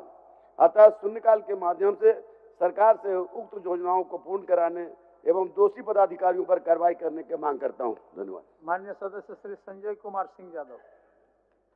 अध्यक्ष महोदय, पलामू जिला अंतर्गत हुसैनाबाद विधानसभा को छोड़कर संपूर्ण झारखंड में रजिस्टर 2 के माध्यम से ऑनलाइन रसीद कट रहा है। वर्ष 2016 के बाद रजिस्टर 2 के माध्यम से जमीन का रसीद नहीं कटने से किसानों को परेशानी हो रही है। अतः सरकार से मैं मांग करता हूं कि पुनः हुसैनाबाद विधानसभा का री सर्वे कराया जाए। महोदय, पूरे राज्य में रजिस्टर 2 के माध्यम से ऑनलाइन हुआ, लेकिन हुसैनाबाद में नहीं हुआ और काफ़ी लोगों को परेशानी हो रही है। इसलिए मैं आपके माध्यम से माननीय मंत्री जी से मैं आग्रह करता हूं उसको वहाँ सर्वे कराया जाए। माननीय सदस्य उज्जवल कुमार उज्जवल। अध्यक्ष महोदय, चतरा जिला के अंतर्गत सिमरिया विधानसभा क्षेत्र के गिद्धौर प्रखंड के मारंगी से खलारी जाने के लिए हार्ड सरफेस रोड है, जिसकी लंबाई 6 किलोमीटर है। वन विभाग द्वारा इस रोड पर आपत्ति लगाया गया है, जिसके कारण रोड का टेंडर नहीं हो पा रहा है। शून्यकाल के माध्यम से मैं इस बात की जानकारी सदन को दे रहा हूँ। धन्यवाद। माननीय सदस्य श्री राजेश कच्छप जी। अध्यक्ष महोदय, रांची जिला के जगन्नाथपुर एवं हरसेर सरना स्थल वर्षों से स्थानीय आदिवासियों की धार्मिक आस्था से जुड़ी हुई है तथा हर वर्ष धूमधाम से सरहुल पर्व मनाया जाता है तथा तिरिल कब्रिस्तान सरना एवं ईसाई भाइयों के द्वारा वर्षों से उपयोग किया जा रहा है, जहां हजारों लाशें दफनाया गया है। उक्त स्थलों को सुंदरीकरण एवं विकसित करने के लिए एचएससी लिमिटेड के द्वारा आपत्ति की जाती है। सरना स्थल पर पूजा करने में भी एचएससी के द्वारा आपत्ति की जाती है। मैं आसन के माध्यम से उक्त स्थलों को एचएससी लिमिटेड से अनापत्ति लेकर सुंदरीकरण एवं विकसित करने की मांग करता हूं। माननीय सदस्य श्री अरूप चटर्जी जी। अध्यक्ष महोदय, झारखंड में राज्य में रह रहे कुम्हार प्रजापति आदिकाल से उपेक्षित रहे हैं। कुम्हारों या शिल्पकारों के आर्थिक, सामाजिक व सांस्कृतिक उत्थान के लिए माटी कला बोर्ड का गठन किया गया था। कार्यकाल खत्म होने के बाद आज तक इसका पुनर्गठन नहीं किया गया। सरकार अविलंब माटी कला बोर्ड का पुनर्गठन करे ताकि कुम्हार शिल्पकार समाज की समुचित विकास हो सके। माननीय सदस्य श्री चंद्रदेव महतो जी। अध्यक्ष महोदय, धनबाद जिला में चौकीदार पद पर सीधी नियुक्ति के लिए 330 रिक्तियां निकाली गई थी, जिसमें 247 अभ्यर्थी चयनित हुए हैं। कई जिलों में चौकीदार बहाली की दूसरी सूची जारी कर दी गई है या जारी की जा रही है। सरकार से मांग करते हैं कि धनबाद जिले के शेष रिक्तियों की दूसरी सूची जारी की जाए। श्री अमित कुमार सोबिसो। अध्यक्ष महोदय, जीतराम बेदिया जी का जन्म रांची जिला अंतर्गत और माझी के गगारी गांव में 30 दिसंबर 1802 में हुआ था। उन्होंने अंग्रेजों के खिलाफ हमेशा लड़ाइयाँ लड़ी। 23 अप्रैल 1858 को मेजर मैकडोनाल्ड की फौज के संग लड़ाई में जीतराम बेदिया शहीद हो गए। स्वतंत्रता सेनानी शहीद जीतराम बेदिया जी का तैलीय चित्र विधानसभा भवन में लगाने की मांग करता हूं अध्यक्ष महोदय। अध्यक्ष महोदय, जीतराम बेदिया जी शायद मैं समझता हूं कि अगुवाई करने वालों की लिस्ट में आते हैं जिन्होंने अंग्रेजों के विरुद्ध बिगुल फूका सर। इसलिए महोदय मैं चाहता हूं कि इनका तैलीय चित्र माननीय सदस्य श्री शत्रुघ्न महतो। माननीय अध्यक्ष महोदय, शून्यकाल के माध्यम से मैं सरकार को धनराशि करना चाह रहा हूं। धनबाद जिले की आबादी लगभग 26 लाख से ज़्यादा है। इसके बावजूद धनबाद में एकमात्र सिविल अनुमंडल कार्यालय है। बोकारो जिले की आबादी लगभग 20 लाख है, जहाँ 2 अनुमंडल। गिरिडीह जिले की आबादी लगभग 24 लाख है, वहाँ 4 अनुमंडल कार्यालय है। धनबाद जिले में 3 अनुमंडल पुलिस पदाधिकारी का पद सृजित है। बागमारा, सिंदरी और निरसा पुलिस उपाधीक्षक विधि व्यवस्था का भी कार्यालय कार्य क्षेत्र अनुमंडल पुलिस पदाधिकारी के समकक्ष है। जिले के सीमांत इलाकों से अनुमंडल कार्यालय की दूरी लगभग 60 से 70 किलोमीटर है। भौगोलिक, सामाजिक एवं आबादी को देखते हुए धनबाद 4 अनुमंडल की योग्यता रखता है। जनहित में धनबाद जिले में 4 अनुमंडल सृजन की मांग करता हूँ। माननीय सदस्य श्री उमाकांत रजक जी। अध्यक्ष महोदय, स्वर्गीय विनोद बिहारी महतो कोयलांचल विश्वविद्यालय एवं विनोबा भावे विश्वविद्यालय हजारीबाग में अभी तक खोरठा, कुरमाली और संथाली का स्नातकोत्तर पीजी विभाग का बिल्डिंग बनकर तैयार है। वर्तमान समय में पीजी की पढ़ाई चालू नहीं है, यानी यूजी स्नातक तक की पढ़ाई चल रही है। उक्त संदर्भ में एचआरडी विभाग से स्वीकृति के उपरांत नामांकन प्रारंभ हो जाएगी। अतः मैं आसन के माध्यम से सरकार से मांग करता हूं कि एचआरडी विभाग से यथाशीघ्र स्वीकृति प्रदान की जाए। माननीय सदस्य मोहम्मद ताजुद्दीन।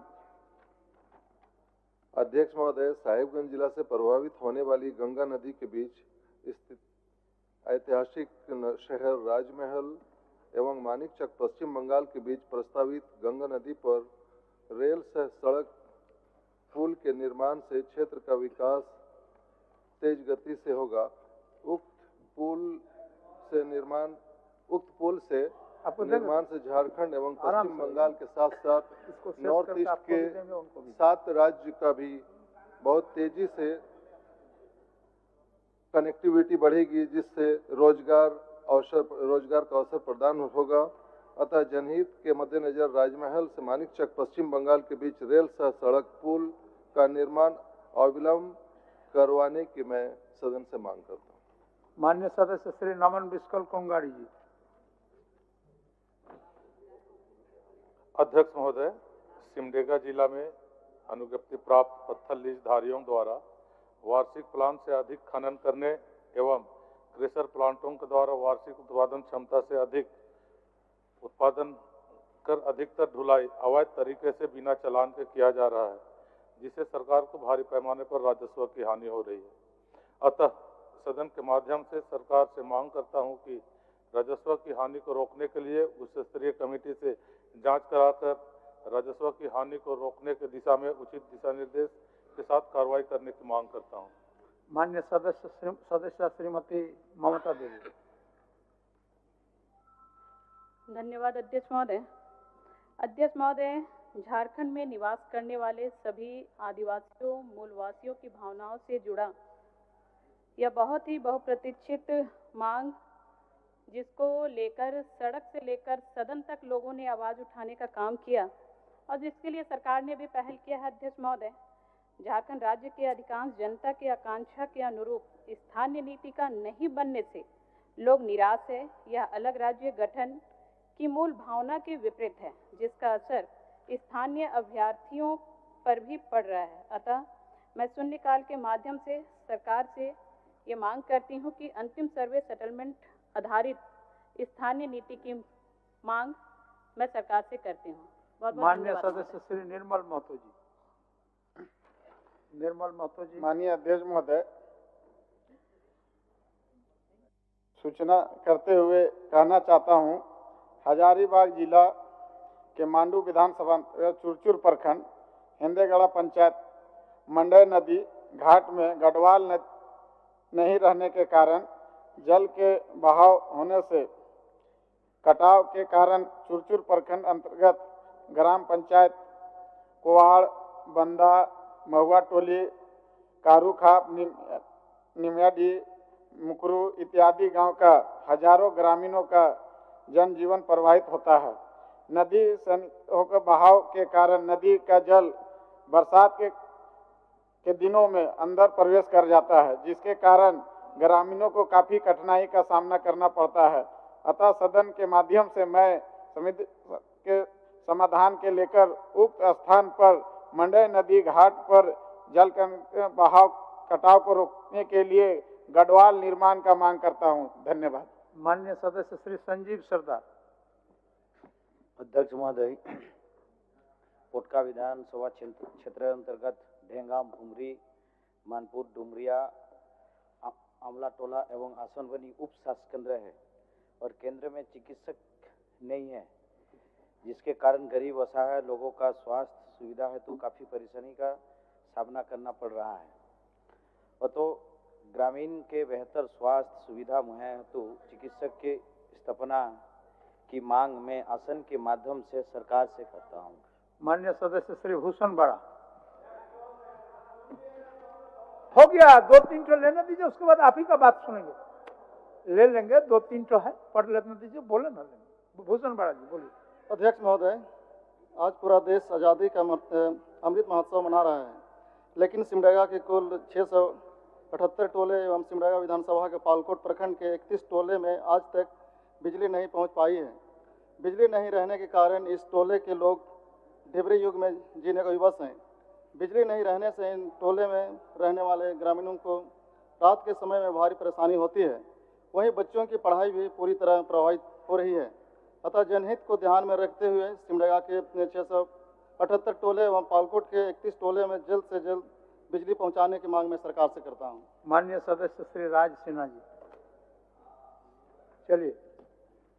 अध्यक्ष महोदय, धनबाद जिला मुख्यालय अंतर्गत पुराना बाजार धनबाद में थोक सब्जी विक्रेताओं के लिए छोटे जगह होने और पतली गलियों से गुजरने में छोटे बड़े वाहनों के आवागमन में परेशानी होती है और शहर की ट्रैफिक व्यवस्था भी प्रभावित होती है, जिससे सब्जी विक्रेताओं के साथ साथ आम जन को भी कठिनाई होती है। जबकि खाद्यान्न एवं थोक विक्रेताओं को शहर की आवागमन बाधित होने पर कृषि बाजार बरवड्डा में स्थानांतरित किया जा चुका है। अतः सरकार से मांग करता हूं कि खाद्यान्न थोक विक्रेताओं की तरह थोक सब्जी विक्रेताओं के कठिनाइयों को भी ध्यान में रखते हुए कृषि बाजार समिति बरवड्डा में स्थानांतरित करने की कार्रवाई की जाए। माननीय सदस्य सुदीप गुड़िया जी। सुदीप गुड़िया जी। तोरपा विधानसभा अंतर्गत रनिया प्रखंड के पिडुल गांव अवस्थित है, जहां प्राथमिक, मध्य एवं उच्च विद्यालय में लगभग 800 की संख्या में विद्यार्थी अध्ययनरत हैं। यहां लगभग 300 परिवार बसते हैं तथा यह चर्च भी है। पिडुल गांव को रनिया प्रखंड मुख्यालय से जोड़ने वाली सड़क में टालडा गांव एवं पिडुल गांव के बीच सिमरिया नाला है, जिसमें पुल नहीं है। बरसात के दिनों में लगभग 3 महीने तक पिडुल गांव का संपर्क प्रखंड मुख्यालय से कट जाता है। बरसात में अपनी जान जोखिम में डालकर विद्यार्थी एवं ग्रामीण नाला पार करते हैं। बीमार एवं गर्भवती महिलाएं किसी प्रकार चिकित्सा सुविधा से वंचित रह जाते हैं। अतः मैं सदन से मांग करता हूं कि पिडुल एवं टलडा गांव के बीच सिमरिया नाला में यथाशीघ्र पुल बनाया जाए। धन्यवाद। माननीय सदस्य समीर कुमार मोहंती जी। अध्यक्ष महोदय, 60 के दशक से बड़ागुड़ा विधानसभा क्षेत्र के अंतर्गत चकुलिया प्रखंड में कालापत्थर व सटिया पंचायत में निर्मित 11 किलोमीटर लंबी देशबंधु सिंचाई नहर से लगभग 1000 एकड़ कृषि योग्य जमीन पर सिंचाई होती थी। इसका पानी से किसान वर्षों में 2 बार धान की खेती के साथ साथ अन्य फसल का खेती करता था, परंतु विगत 6 वर्षों से रखरखाव के अभाव में यह योजना दम तोड़ चुकी है। जगह जगह पर नहर टूट जाने के कारण खेती में पानी नहीं मिल पाती है।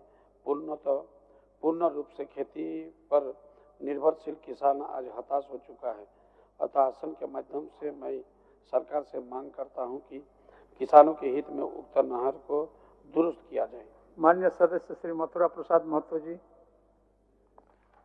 अध्यक्ष महोदय, मैं आसन के माध्यम से सरकार का ध्यान आकृष्ट करना चाहता हूं कि गत वर्ष उत्पाद सिपाही की नियुक्ति के लिए अभ्यर्थियों का दौड़ प्रक्रिया संपन्न के उपरांत अभी तक उक्त नियुक्ति में आगे की प्रक्रिया लंबित है तथा जिला पुलिस की भी नियुक्ति कई वर्षों से नहीं हुई है।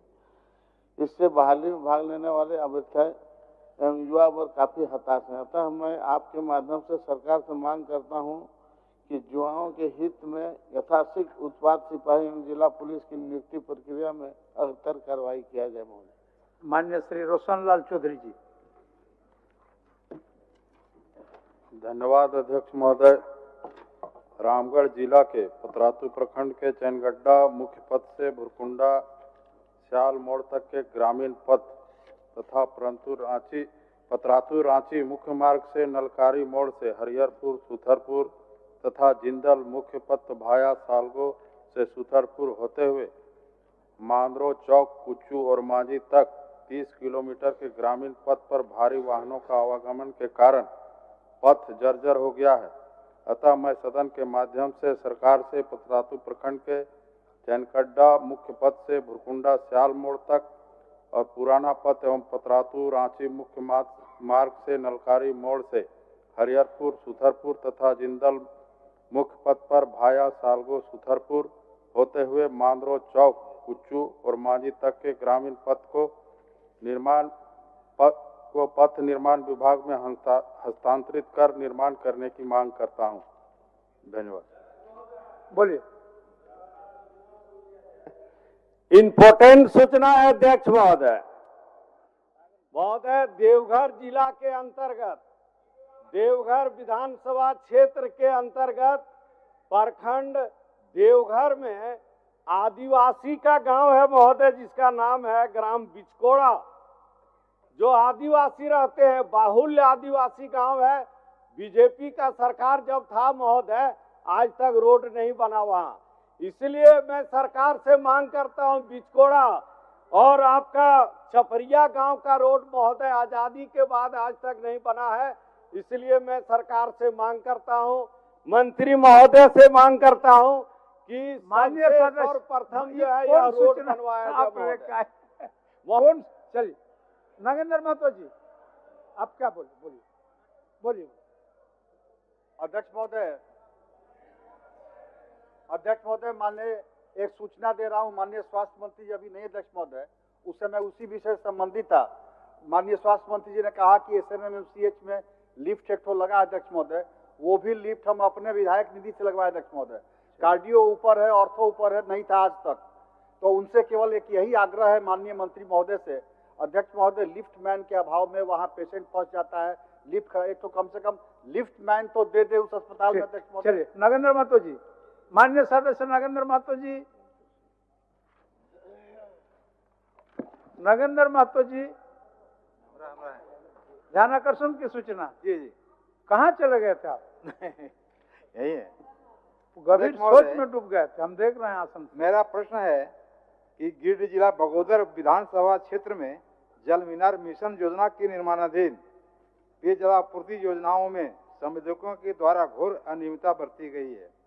संवेदकों ने बोरिंग की मानक गहराई को कम किया है, बिना वाटर डिस्चार्ज की जांच किए टंकी लगा दिया गया है, स्टील स्ट्रक्चर अनुमोदित है, वेट के कम का उपयोग किया गया है एवं HDP पाइप घटिया किस्म का इस्तेमाल किया गया है। इस प्रकार कमोवेश सभी संवेदकों के द्वारा घटिया स्तर का काम किया गया है।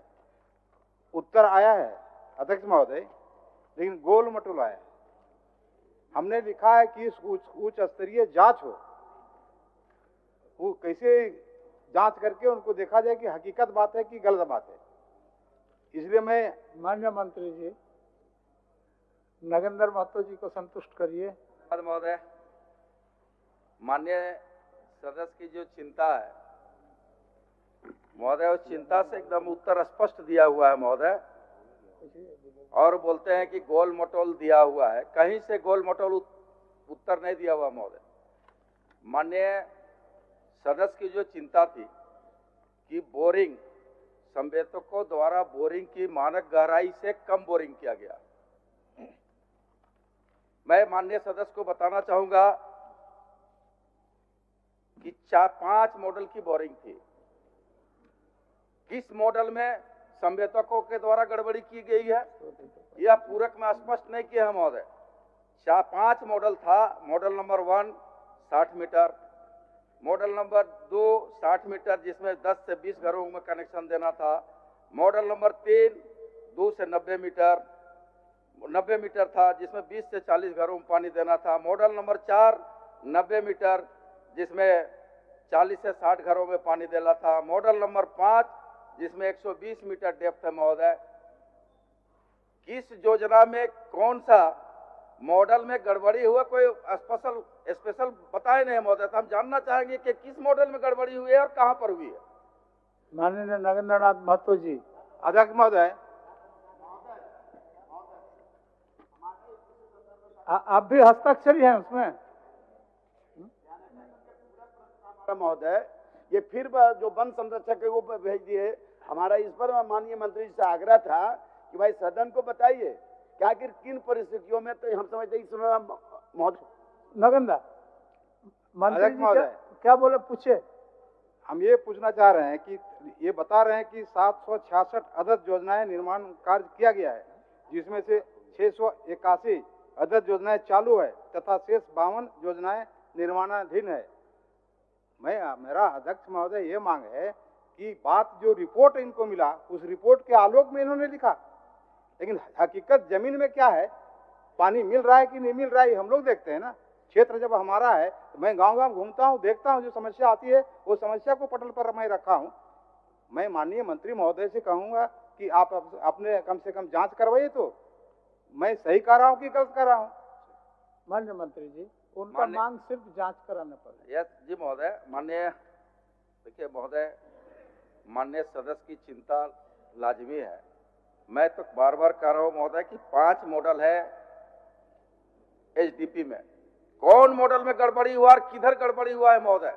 कहीं माननीय सदस्य 60 मीटर वाला को 120 मीटर न समझ लिए हो, इसलिए हम इस पूरक को कर रहे हैं महोदय कि आप बताएं कि कहां गड़बड़ी हुआ है। जहां गड़बड़ी हुआ होगा वहां नपेंगे पदाधिकारी, जांच होगा, कार्रवाई होगी। ठीक है अध्यक्ष महोदय, 73 पंचायत है, 350 गांव है, सब जगह की कहानी यही है। एक प्रखंड और एक पंचायत की बात नहीं है, सब जगह की काम घटिया किस्म का हुआ है। जो मैं कह रहा हूं मंत्री जी को, तो आपत्ति किस बात का है? जांच करवा लें भाई, आप किससे जैसे विश्वास हो जांच करवावे, और वहां कम से कम माननीय सदस्य बहुत गंभीरता पूर्वक विषय को लाए हैं। हम कहां जांच से इनकार कर रहे हैं महोदय, मैं तो जांच से इनकार नहीं कर रहा हूं, लेकिन मैं स्पेसिफिक पूछ रहा हूं कि किन प्रखंड में किन 60 मीटर में जांच करें, कि 120 मीटर में जांच करें, कि 90 मीटर में जांच करें। सभी का जांच करना तो पॉसिबल नहीं है महोदय। सभी योजनाओं की जांच कैसे करा सकते हैं महोदय? मान्य पूरा प्रश्न बता दें कि किधर जांच करना है, कहाँ जांच करना। मंत्री जी कह रहे हैं 2-4 बता दीजिए। 3 तो प्रखंडे है और सब गांवों की हालत बता रहे हैं, हर पंचायत की हालत है खराब है।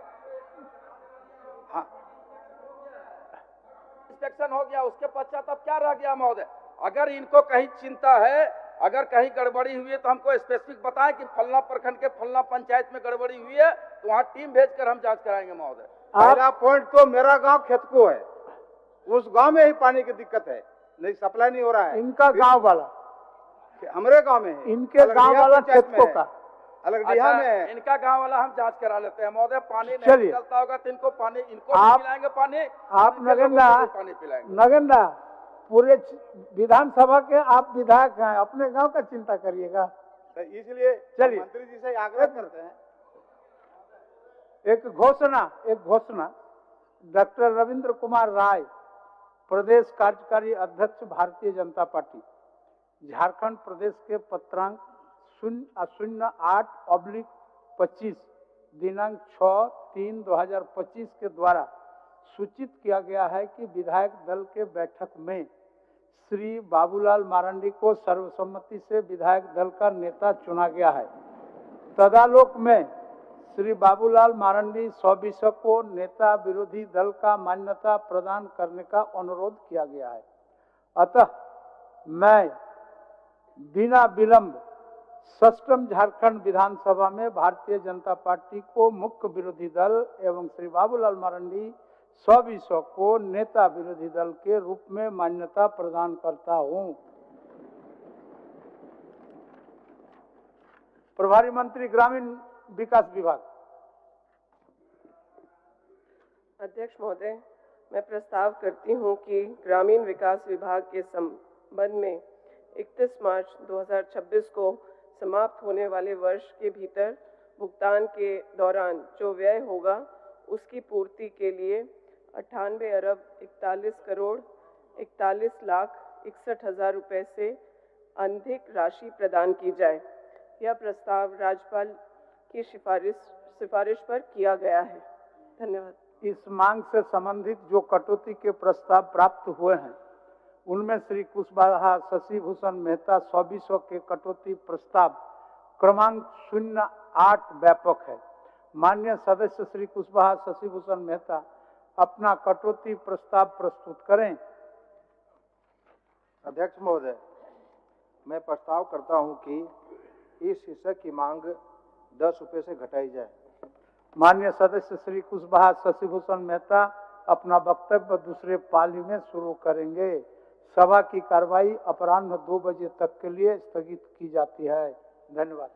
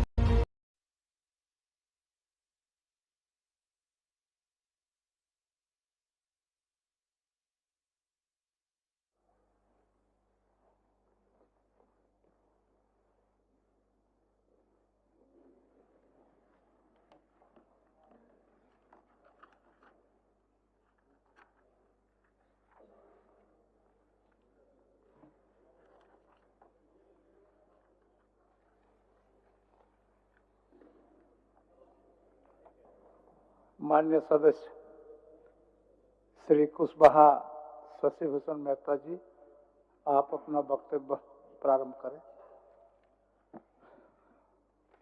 बहुत बहुत धन्यवाद अध्यक्ष महोदय। आज आपने मुझे इस कटौती पर बोलने का अवसर दिया है। मैं सरकार की मांगों के विरुद्ध कटौती लाया हूं, इसके लिए मैं बोलने के लिए खड़ा हूं। महोदय, मैं कुछ अपनी बात शुरू करने के पहले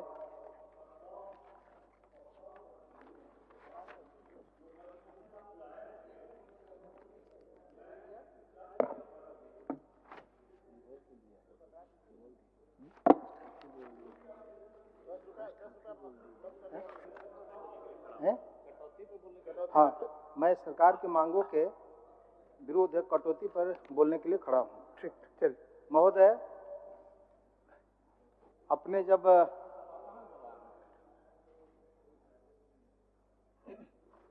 वित्त मंत्री महोदय का भाषण में सुन रहा था, जब बजट पर प्रस्ताव उन्होंने रख रहे थे, तो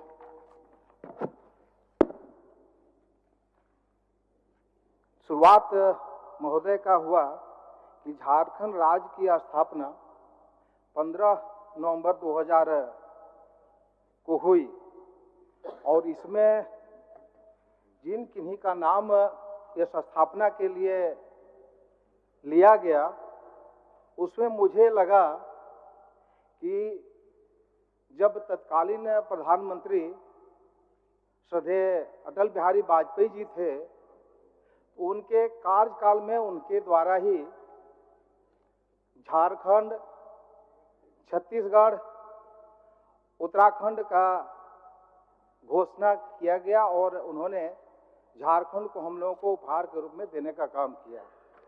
लेकिन सबों का नाम अपने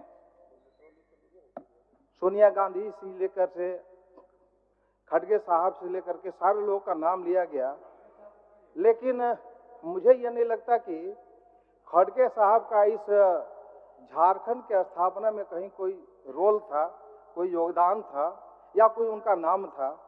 और जिनका जो योगदान था उनका ही नाम हम सदन में भूल गए, ये मुझे थोड़ा अच्छा समझ में नहीं आया, क्योंकि जिस उद्देश्य को लेकर के उत्तराखंड और छत्तीसगढ़ का स्थापना किया गया उसी उद्देश्य को लेकर के झारखंड राज्य की भी स्थापना हुई और झारखंड को अलग राज्य के रूप में दर्जा अपने तत्कालीन प्रधानमंत्री जी अटल बिहारी वाजपेयी जी ने देने का काम किया।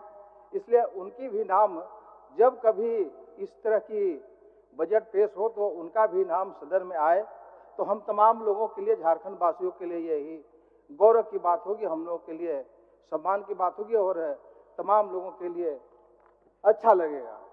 मैं महोदय ये वित्तीय वर्ष 2025-26 के लिए सरकार ने 1,45,400 करोड़ रुपए का बजट प्रस्तुत किया है, जो पिछले वर्ष से 13% अधिक है। ये सुनने में तो बहुत अच्छा लगता है महोदय कि ये पिछले वर्ष से ज़्यादा बजट दिया गया है, लेकिन वास्तविकता कुछ और है महोदय।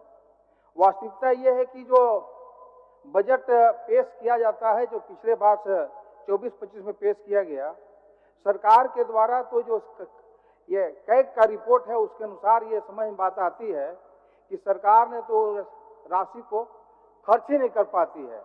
कोरोना के समय जो राशि केंद्र सरकार के द्वारा भी मिला उस राशि को भी मात्र कहीं के 32% खर्च किया गया और इसी प्रकार से और दूसरे विभागों में जो स्थिति है ऐसा मुझे समझ में आता है, ऐसा लगता है। महोदय वित्तीय वर्ष 24-25 में ग्रामीण विकास विभाग के लिए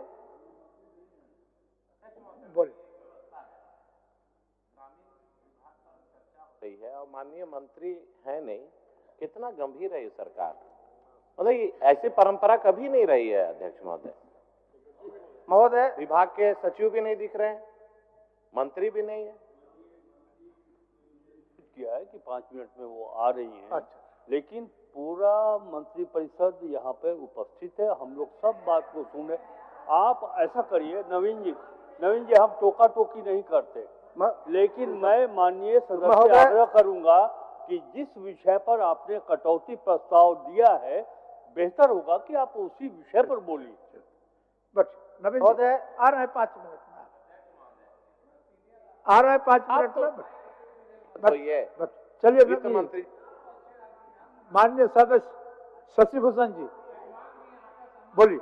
महोदय वित्तीय वर्ष 2024-25 में ग्रामीण कार्य विभाग के लिए 5,114 करोड़ लाख की बजट पेश किया गया था, जिसे इस वित्तीय वर्ष यानी 2025-26 में घटाकर 4,576 करोड़ लाख रुपए कर दिया गया, जो कि है सो ये हमको लगता है कि ये बजट जब पिछले बजट में जो भी राशि ली गई उससे ये घटा दिया गया, तो जितनी भी योजनाएं हैं निश्चित रूप से हम समझते हैं कि अभी भी पहले लटका हुआ था, अभी भी लटके रहेंगे। एक उदाहरण के तौर पर देना चाहूँगा महोदय कि अपने पांकी विधानसभा का एक केकड़गढ़ पंचायत है। केकड़गढ़ पंचायत के हेडुम गढ़ियारा पथ जहां आज़ादी के बाद भी आज तक सड़क नहीं बन पाया, और ये उपायुक्त पलामू ने भी ऐसो सरकार को, ग्रामीण विकास विभाग को ऐसो ये पत्र लिखा कि ये प्रशासनिक दृष्टिकोण से ये सड़क बननी चाहिए थी, और ये आज तक स्वीकृति के प्रत्याशा में आज तक पड़ा हुआ रह गया। और वहाँ की स्थिति यही है कि अगर कहीं किसी के ये खुदा न करे कि ये एक्सीडेंट हो जाए, डेथ कर जाए, तो उसको ले जाने के लिए, घर तक लाश ले जाने के लिए कम से कम 7 से 8 किलोमीटर पैदल ऐसो लाश को लेकर जाना पड़ता है। अब इतने महत्वपूर्ण सड़क के लिए पिछले बजट में ऐसे ये नहीं लिया गया, और इस बजट में भी क्या प्रावधान किया जाएगा मैं नहीं कह सकता हूँ, लेकिन ऐसे ऐसे सड़क है। दूसरा एक और महोदय, मनातू प्रखंड हमारा है। मनातू प्रखंड के परहिया आदिम जनजाति के लोग जहाँ रहते हैं, जैसे कुसहा, सिंहटूटा, चिड़ी खुर्द, मुर्धवाई, उलवार आदि जगहों पर आज न तो बिजली है, न वहाँ सड़क है, और न कहिए कि उनका आधार कार्ड है, और न कहिए कि उनको पहुँचने का यह कोई पहुँच पथ है। ऐसी स्थिति है हमारे विधानसभा महोदय। तो उसके लिए अगर इस बजट में अगर ये पैसा ऐसा घटा दिया गया है, इसका ये बजट में नहीं लाया गया है, तो निश्चित रूप से ये चिंतनीय बात है कि आज 75 साल के बाद जो स्थिति है वही रहेगी स्थिति। और दूसरी है महोदय, ये बताना चाहूँगा कि एक ये अपने विधानसभा में जो निविदाएं पड़ी आज तक ये लंबित रह गई, करीब 15-16 रोड, इसलिए कि यहाँ के पास या तो कहीं के पैसे को डाइवर्ट कर दिए गए, या पैसे को उसको ये जैसे कि तैसे रखा रह गया। उसमें करीब 3 पैकेज है, जिसमें कि करीब 15 सड़कों को इसी प्रकार से रखा गया। तो आखिर ये जब इसकी स्थिति ऐसी रहेगी, तो बजट लाने से क्या इसका ये ज़्यादा ये होगा, इसको केवल दिखलाने के लिए रहेगा कि या ऐसे ही ऐसे केवल बजट आएगा, ये समझ में नहीं आती है बात महोदय। मैं पीएमजीएसवाई की बात करना चाहूँगा महोदय कि पीएमजीएसवाई के लिए अपने पांकी विधानसभा में करीब 5 सड़क का टेंडर हुआ था महोदय। 5 सड़क में अपने वित्त मंत्री महोदय जी के ये क्षेत्र का भी ये 2 सड़क है महोदय। 2 सड़क में उसमें ये सरेडी छतरपुर से पीडब्ल्यूडी पथ तक, और पड़वा पाटन रोड से चिल्ही ऐसी है, ये एक सिलदिलिया कंस्ट्रक्शन को मिला महोदय। और सिलदिलिया कंस्ट्रक्शन को जब टाइम खत्म हो गया, इसके बावजूद भी यह काम नहीं शुरू किए।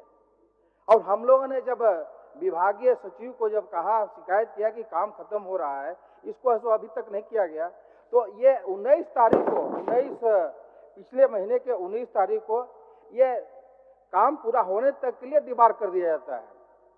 और इसके बाद विभाग की स्थिति है कि ये जेपी सिंह महोदय इंजीनियर चीफ में थे, रिटायरमेंट के दिन आनंद फानन में हम समझते हैं कि अच्छा माल ले करके, और इसके बाद दीवार मुक्त कर दिए।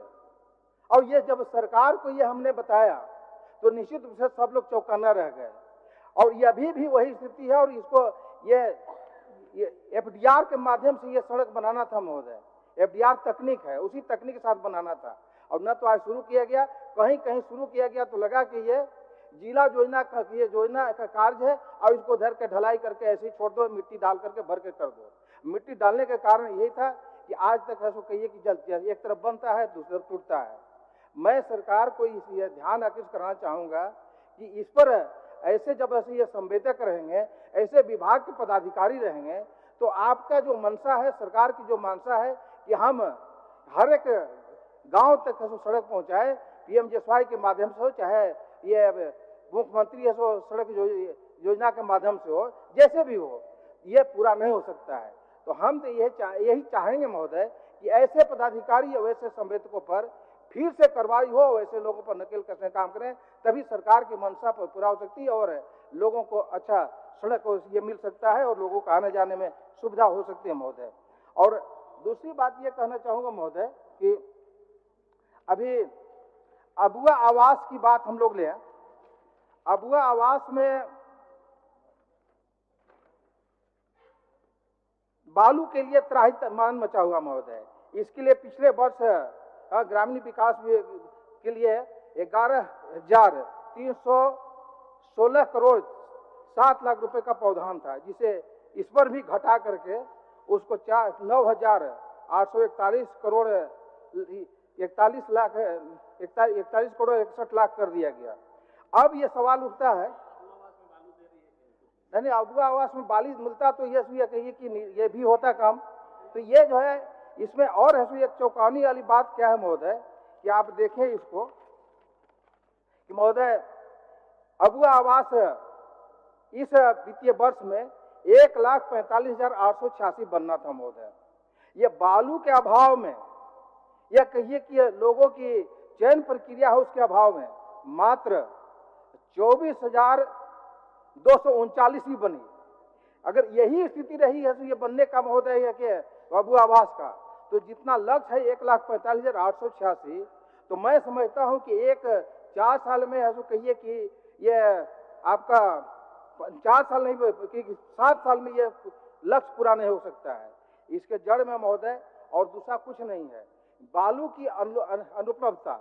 बालू का इतना किल्लत है कि जो लागत मिलता है लोगों का है कि भाई ये मिलना चाहिए था, जितने राशि में घर मकान बनना चाहिए था, आवास बनना चाहिए था, अबुआ आवास बनना चाहिए था, वो नहीं पूरा कर पा रहे हैं। यही कारण से है ये लटका रह जा रहा है। और दूसरा यह सबसे बड़ा समस्या है महोदय कि ये चयन प्रक्रिया, इस चयन प्रक्रिया में ऐसा है कि उसमें आप देखें कि इसमें ये दलाल बिचौलियों का बहुत बड़ा कहिए कि योगदान हो जाता है।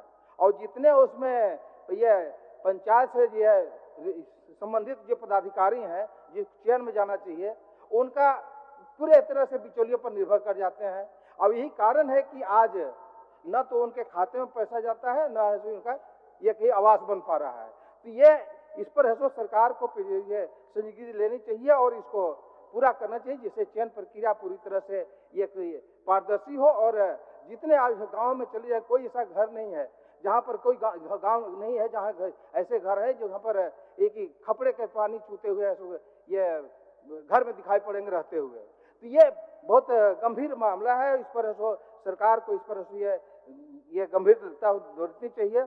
और दूसरा ये है प्रधानमंत्री महोदय, प्रधानमंत्री आवास योजना।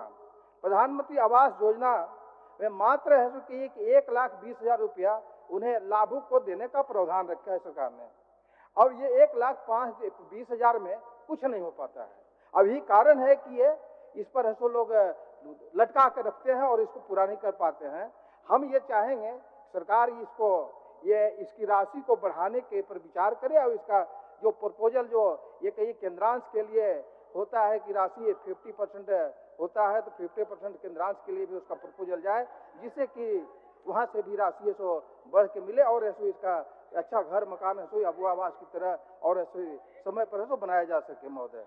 तो महोदय जहाँ तक बात है ये और मनरेगा की स्थिति, मनरेगा के बारे में तो जग जाहिर है कि मनरेगा में केवल जितना भी हम देखते हैं कि काम जो होना चाहिए मनरेगा में काम केवल है तो कहिए कि कागज पर हो रहा है।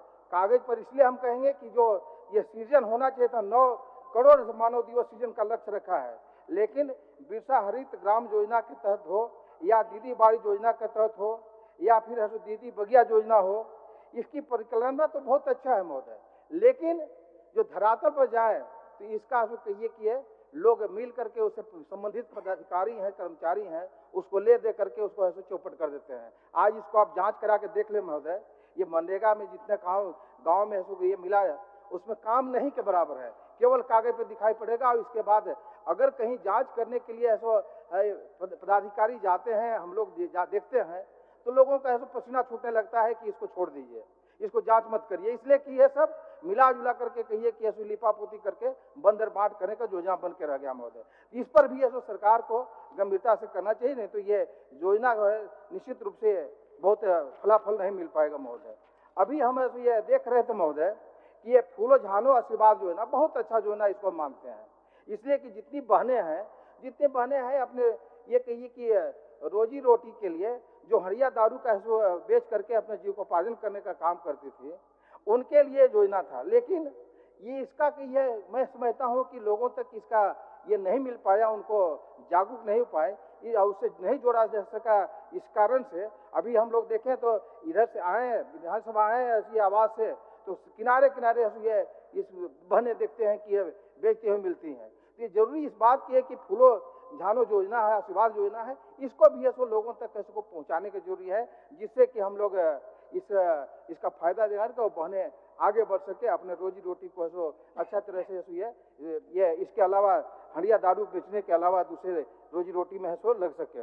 महोदय, माननीय सदस्य, अब समय हो गया महोदय जी। अरे इतना जल्दी करेगा तो उधर सब करेंगे, 2 मिनट में अभी इतना हड़बड़ी क्या है महोदय। और ये एक और योजना, एक और बता रहा हूँ महोदय, अभी मैंने ये सरकार कितना गंभीर है इस पर ध्यान आकर्षित करना चाहूंगा सदन का महोदय। एक धूप छतरपुर मार्ग पर अमानत पर नदी पर बनने वाला पुल हमारे यहाँ 2017 में से बनना शुरू हुआ, और महोदय एक ही है ये कंस्ट्रक्शन कंपनी उसको बना रहा था 2017 से, और उसको मैं तो बताए ये जब बरसात में उसको ढलाई कर रहा था तो पानी आया और बह गया उसका शटिंग फटिंग सब। और इसके बाद माननीय मुख्यमंत्री जी को जब संज्ञान में आया तो माननीय मुख्यमंत्री जी ने 3 सदस्यीय कमेटी बना दी, और बनाने के बाद आज तक 2025 शुरू हो गया, न तो इस पर जांच हुआ, न तो कार्रवाई हुई, और न तो उस पर ये कहे कि ये अभी बनने का स्थिति में है। मैं इस संदर्भ से ये कहना चाहूँ कि अगर ऐसे ठेकेदार रहेंगे, ऐसे संबंधित रहेंगे, ऐसे विभाग के पदाधिकारी रहेंगे तो निश्चित रूप से ये राशि है जो बजट में लाया जाता है, इसको कहिए कि ये कागज पे रह जाएगा। इसलिए ऐसे योजना को हम निश्चित रूप से ऐसे लोगों पर देखने की जरूरी है। धन्यवाद। दूसरी बात ये कहना चाहूंगा महोदय, मान्य सदस्य, 2 पॉइंट कह के छोड़ दूंगा महोदय। मान्य सदस्य हो गया आपका, और दूसरे से 1 मिनट काट लीजिए महोदय, 1 आध मिनट बोलने दीजिए। अरे 6 साल के बाद पहली बार खड़ा हुए काटने का 6 साल के बाद नहीं है, और प्रोविजन भी हो गया, उसके बाद पहली बार आपको 15 मिनट है महोदय, पर आप 15 मिनट बोलिए। अब आप ये मैं जिस क्षेत्र से मैं आता हूँ महोदय, पलामू का पांकी विधानसभा पूरी तरह से कृषि पर निर्भर है महोदय, और जो कृषि का स्थिति है महोदय, वो कहिए कि पानी पर जब पड़ेगा बरसात का पानी तभी होगा भाई खेती होगा। और हम पलामू ये जाना जाता था महोदय कि सूखा पलामू भूखा पलामू, लेकिन आज जो है भूखा पलामू तो नहीं लेकिन सूखा पलामू जरूर है। हम महोदय को बताना चाहेंगे, सदन को बताना चाहेंगे कि बजट में इसका प्रावधान करना चाहिए था। हम जब अपने ये सिरे दिल अपने पलामू के आन मान शान वित्त मंत्री जी ऐसा भाषण पढ़ रहे थे तो मुझे लगा कि जरूर हमको सुनने को मिलेगा कि पांकी इसमें जो पीरी चाको सोंडे और जमने सिंचाई परियोजना है जो 5 साल से अधर में पड़ा हुआ है, उस पर मुख्यमंत्री जी साइन कर देते तो निश्चित रूप से एक भी पानी के लिए हाहाकार नहीं मिलता और हर खेतों में पानी चला जाता है। दूसरी बात ये हो गया, और फिर बाद में बोलिएगा ना, बाद में फिर और डिमांड। माननीय सदस्य, अभी सारे डिमांडों पर चर्चा होना है, अभी समय आपको मिलेगा, इन तमाम विषय को समाहित करेंगे आप। बोल लीजिए। ये अभी मैं देख रहा था, ये गठबंधन की हैसियत का ये गारंटी वाला हैसियत 7 गारंटी वाली बात है, हाँ, जो घोषणा पत्र है उसमें लिखा गया है कि हम 27% आरक्षण देंगे ये पिछड़ों को, और पिछले ये में भी ऐसी घोषणा पत्र में था कि देंगे हम 27% पिछड़ों को। पिछड़ों की आबादी महोदय 55% है। अब आज वर्षों से इसका जो है लाभ 27% के विरुद्ध मात्र 14% मिल रहा है महोदय।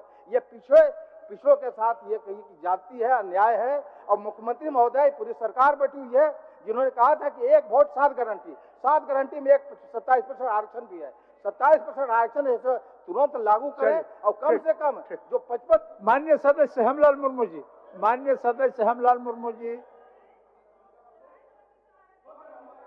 हाँ, आप ठीक बोले, ठीक। माननीय सदस्य हेमलाल मुर्मू जी।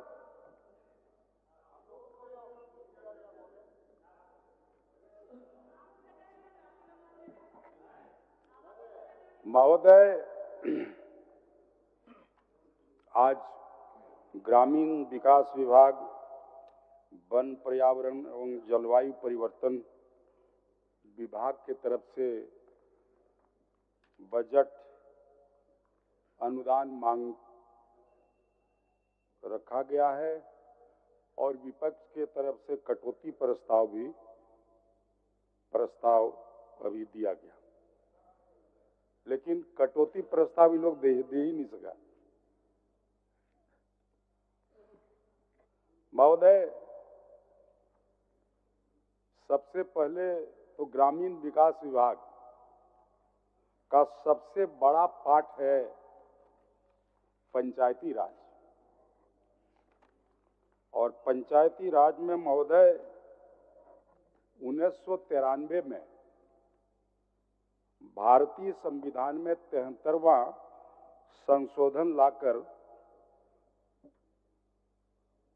यहाँ के लोगों को त्रिपक्षीय पंचायती व्यवस्था लागू कर पावर का विकेंद्रीकरण, पावर का डिसेंट्रलाइजेशन का व्यवस्था किया गया महोदय, और उस विकेंद्रीकरण से यहाँ के लोगों का सम्मान और मान बढ़ा है महोदय। निचले स्तर तक, गांव के स्तर तक अब लोग अपने लोगों को 5 वर्षों में चुनते हैं और चुना हुआ जनप्रतिनिधि उनके कामों को करता है और उसी के आधार पर काम विकास का होता है महोदय। लेकिन एक बात बड़ी स्पष्ट है महोदय, 1996 में पेशा कानून बना और उस पेशा कानून में का जो पार्लियामेंट कमेटी बनी थी, उस कमेटी में हमारे दिसोम गुरु शिबू सोरेन भी उस कमेटी के मेंबर थे, और बड़ी सोच समझ के बाद पार्लियामेंट की कमेटी को 2 साल लगभग एक्सरसाइज करना पड़ा, और उसके बाद लोगों ने तय किया कि अपेक्षित आदिवासियों का जो विकास आजादी के बाद अभी तक जो होना चाहिए वो विकास उन्हें नहीं मिला, और इसीलिए एक बार पुनर्विचार किया गया कि पेशा कानून लागू करके उनके विकास में एक मजबूत सहयोग दिया जाए ताकि वो विकास के रास्ते में तेजी से चल सके। क्योंकि उस पेशा कानून में ग्राम सभा को सबसे ज्यादा महत्व दिया गया है। ग्राम सभा के बिना न कोई काम होगा, ग्राम सभा के बिना न कोई माइनिंग होगा, न खदान होगा,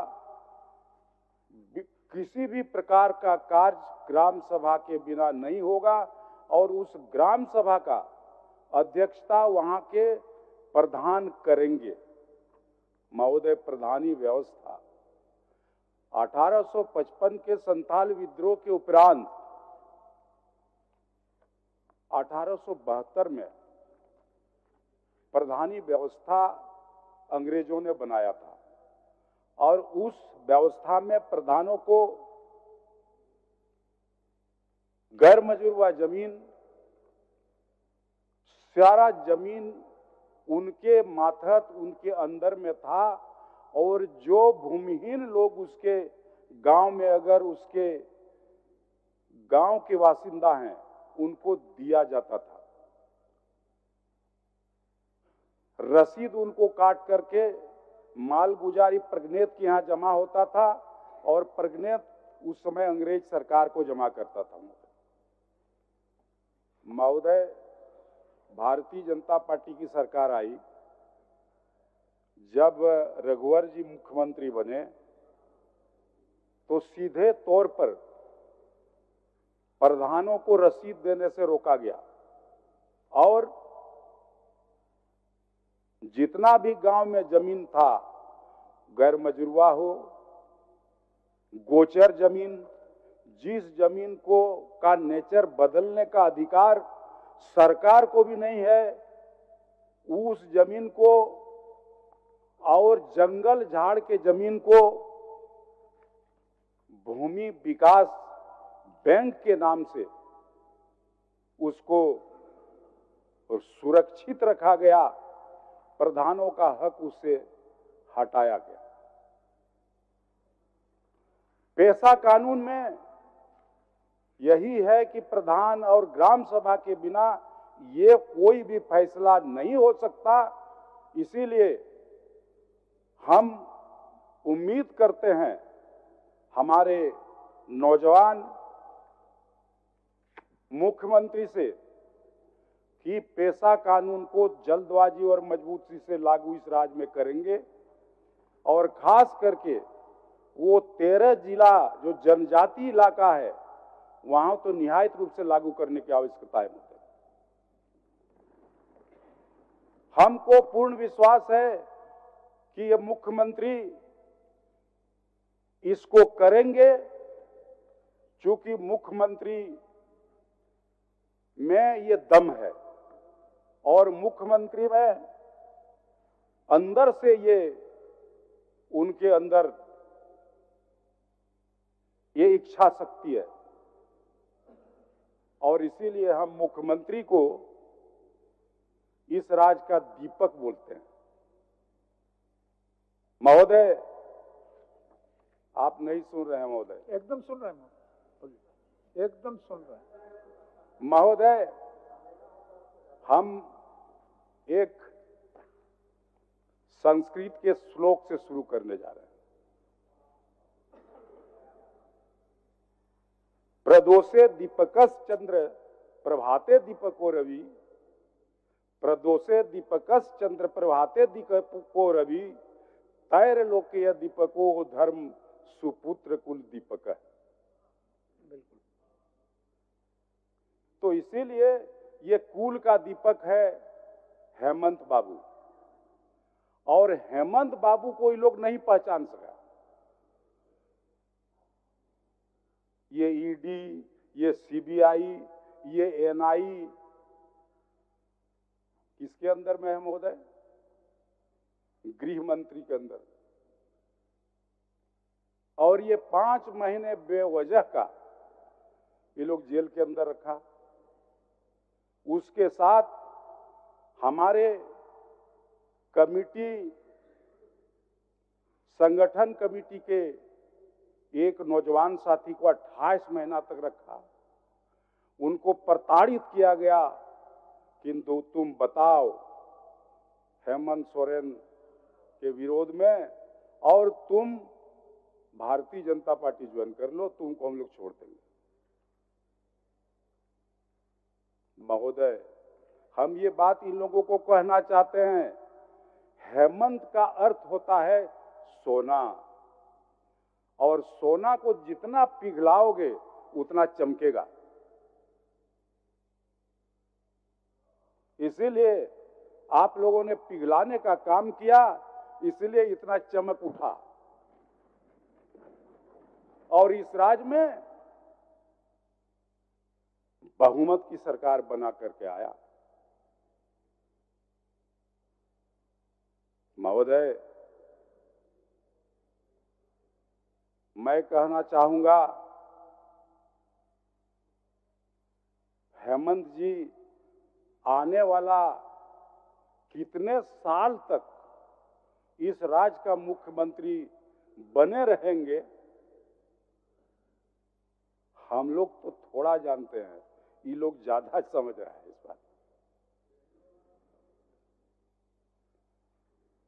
इसीलिए माननीय अध्यक्ष जी, ये जो बजट आया है,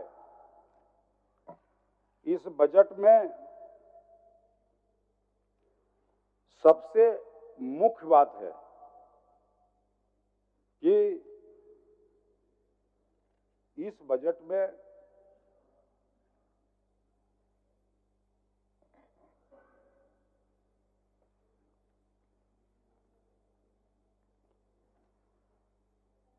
केंद्र सरकार के द्वारा राज्य के बकाया राशि का भुगतान नहीं करने के बाद भी राज्य की जनता सर्वांगीण विकास के लिए सरकार का हौसला बुलंद है। परिणामतः बजट के कुल व्यय में स्थापना एवं योजना व्यय का अनुपात वित्तीय वर्ष 2019-20 में 47.53 का रेशियो था। क्रमशः 33,145 करोड़ 37,52,283 करोड़ 63 लाख, जो वित्तीय वर्ष 2025-26 में क्रमशः 53,658 करोड़ 47 लाख एवं 91,741 करोड़ 53 लाख प्रस्तावित है। इससे स्पष्ट होता है कि सरकार स्थापना व्यय की तुलना में राज्य के विकास कार्यों को सर्वोच्च प्राथमिकता दी है। इसीलिए माननीय मंत्री को हम धन्यवाद देना चाहेंगे कि ये बजट बड़ा ही संतुलित बनाया है।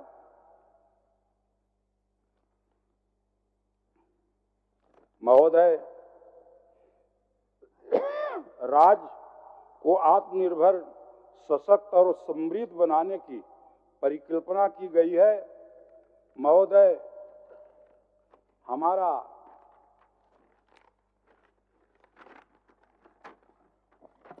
हमारा एक लक्ष्य है महोदय,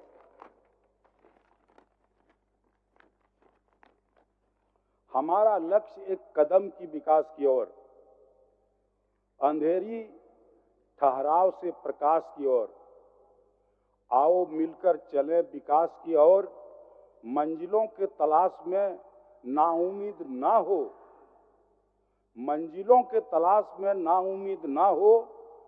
बेबसी की जिंदगी जीने से बेहतर चलो प्रकाश की ओर।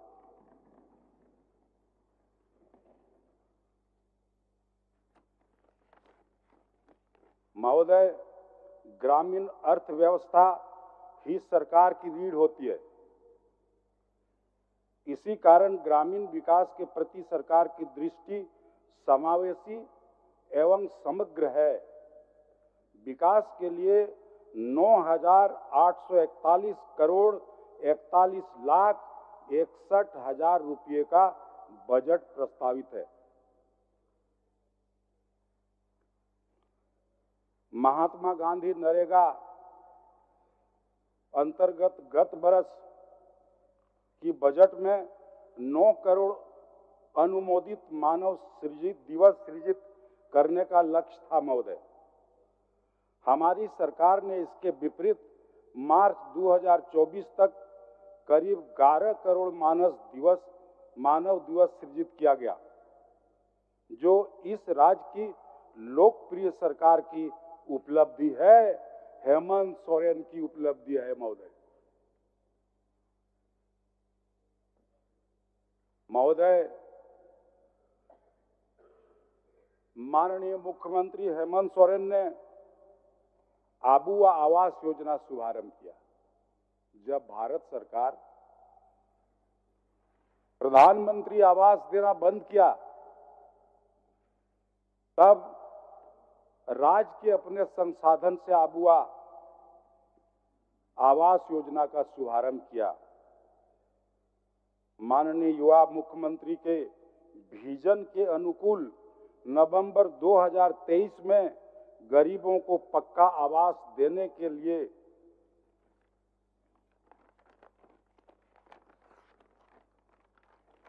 किया गया। 2023-24 में 2 लाख एवं वित्तीय वर्ष 24-25 में 4,50,000 परिवार को आवास का लाभ दिया जा रहा है। महोदय, ये बहुत बड़ी उपलब्धि है। जो गांव में रहने वाले लोग, जिनको माथे के ऊपर छत नहीं है, कैसे ठंडा में बिलबिलाते हुए उनके बच्चे बिना घर का रह रहे हैं, वैसे लोग आज पक्के के मकान के नीचे रह रहे हैं महोदय। बहुत बड़ी उपलब्धि है। और वही लोग आज गांव के बच्चे बच्चे हेमंत सोरेन का नाम जान गया कि हेमंत सोरेन हम लोगों को आवास दिया, और जो आवास प्रधानमंत्री आवास के रूप में था उससे ज्यादा प्राकलित राशि के आधार पर इन्होंने दिया। उसमें लोग पशुपालन का काम करते हैं तो उसके लिए भी शेड दिया। महोदय, ये बहुत ही वित्त वर्ष 24-25 में अब तक 85,690 परिवारों को ग्रामीण उद्यमिता से जोड़ा जा चुका है। शेष लक्षित परिवार को जोड़ने का प्रयास किया जा रहा है। महोदय, हर समय ये लोग बोलते रहते हैं कि शराब बेचने वाली महिलाएं आदिवासी से सड़क किनारे शराब बेच रही हैं। किसी ने इतना दिन तक इसके बारे में नहीं सोचा। हम नाम लेके नहीं बोलना चाहते, लेकिन हमारे इस राज्य में इतने वर्षों तक शासन चलाने वाले काफी बुद्धिमान लोग भी थे, लेकिन कभी नहीं सोचा। फूलो झानो योजना के तहत वित्तीय वर्ष 2024-25 में 6,596 महिलाओं को हड़िया दारू बिक्री से वंचित कर अब तक कुल 38,372 महिलाओं को जोड़ा गया है। महोदय, ये बहुत ही बड़ी उपलब्धि है। हम लोगों के राज्य में आदिवासी क्षेत्रों में सबसे बड़ा अगर कोई कोड़ है जिंदगी के लिए, परिवार के लिए, बाल बच्चे के लिए, तो वो शराब है। शराब से जब तक छुटकारा न मिलेगा, इसीलिए इस झारखंड प्रदेश को माननीय विश्व गुरु शिबू सोरेन ने शराब बंदी का आह्वान किया था और अपने से जा करके शराब बंदी का काम करता था। आज कानूनी तौर पर शराब बंदी नहीं किया जा सकता हमारे राज्य में महोदय, इसलिए चूंकि यह सामाजिक बुराई है तो सामाजिक क्रांति से ही इसको रोका जा सकता है। और इसलिए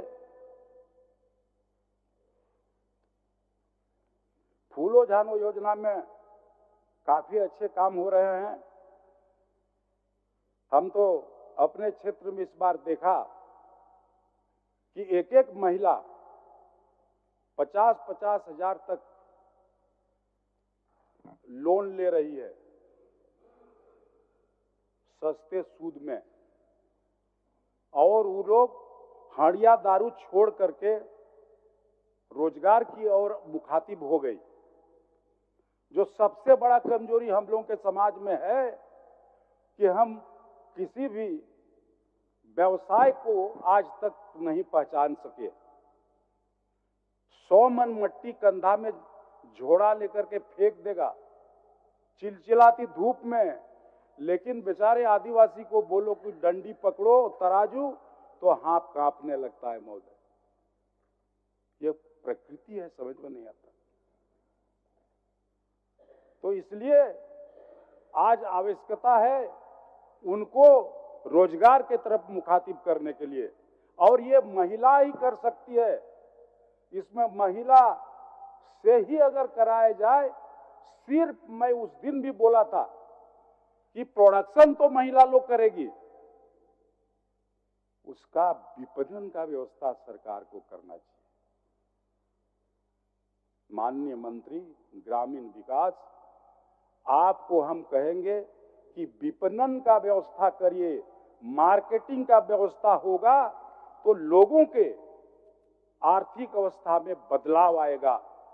और जितना ये है गलत व्यसन, इसको त्यागेगा।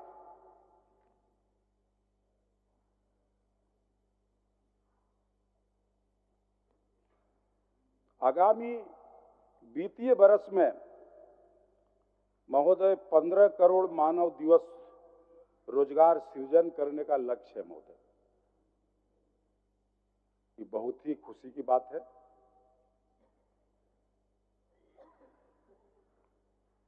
बिरसा हरित ग्राम राज्य के 100% आदिम जनजाति के सदस्यों को आवास योजना के लाभ से कवर किया जाएगा।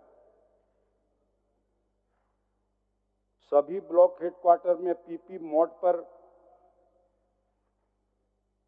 प्लास मार्ट चलाई जाएगी। इसको सिर्फ बजट की किताब में ही नहीं बल्कि इसको धरातल पर लागू करने की आवश्यकता है हम लोग को। आबू आवास का जियोटेक होना चाहिए। ग्रामीण कौशल योजना, सखी मंडलों को चक्रीय निधि राशि 24,000 से 24,000 संख्या, क्योंकि सखी मंडलों को हम लोगों को चक्रीय निधि का व्यवस्था करना चाहिए।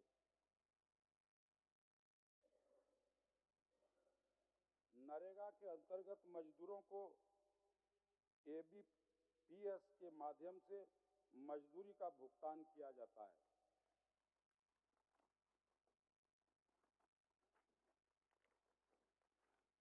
महोदय, ग्रामीण कार्य पीएम सड़क योजना, इस योजना में 60-40 का रेशियो है।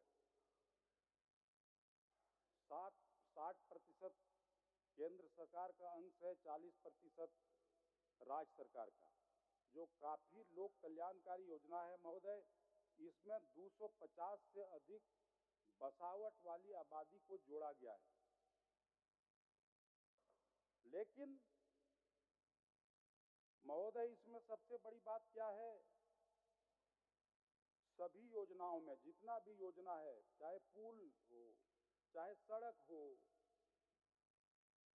इसमें निविदा जब होता है तो निविदा दाता महोदय 40% तक बिलो टेंडर डालता है। आप अंदाज कर लीजिए 40%, 30% बिलो होगा तो काम के गुणवत्ता में प्रतिकूल प्रभाव पड़ेगा।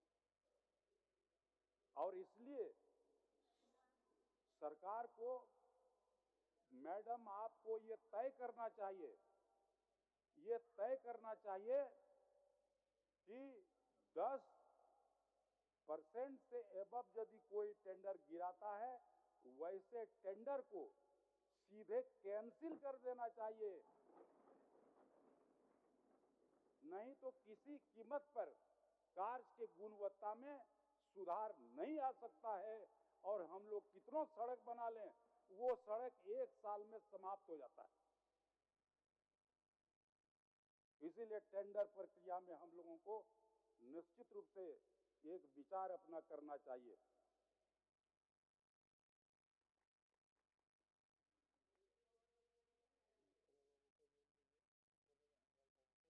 महोदय, RCPLWEA में यानी उग्रवाद क्षेत्र से हम लोग वंचित हो गए हैं। संथाल प्रणाम महोदय, आपका भी है ना संथाल प्रणाम जी। हम माननीय मंत्री को कहेंगे कि उसको जोड़े वहां भी, और नहीं तो जहां उग्रवाद है वहां हम विकास का कार्य करेंगे। लोग सोचेगा हम लोग उग्रवादी नहीं है, इसलिए नहीं हो रहा है हम लोग के यहाँ काम, इसीलिए हम लोग को भी उग्रवाद बनना चाहिए।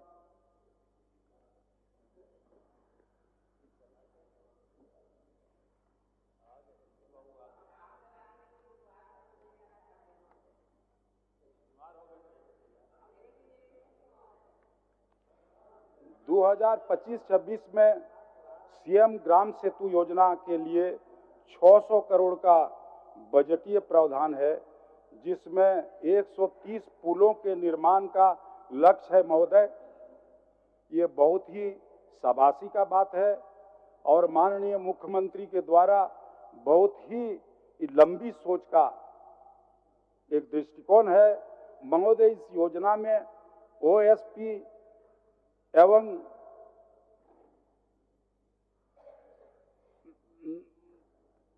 टीएसपी, ओएसपी एवं टीएसपी दोनों अलग अलग रेशियो बटा हुआ है महोदय। अनुसूचित क्षेत्रीय और नन अनुसूचित क्षेत्रीय महोदय। ऐसा भी कई बार देखा गया है, इन लोग के समय में तो बहुत होता था कि टीएसपी का पैसा ओएसपी में विचलन हो जाता था। जहां टीएसपी क्षेत्रों का विकास का पैसा ओएसपी में चल जाता था। माननीय मंत्री को हम आग्रह करेंगे कि इस पर जरा सा ध्यान रखा जाए और महोदय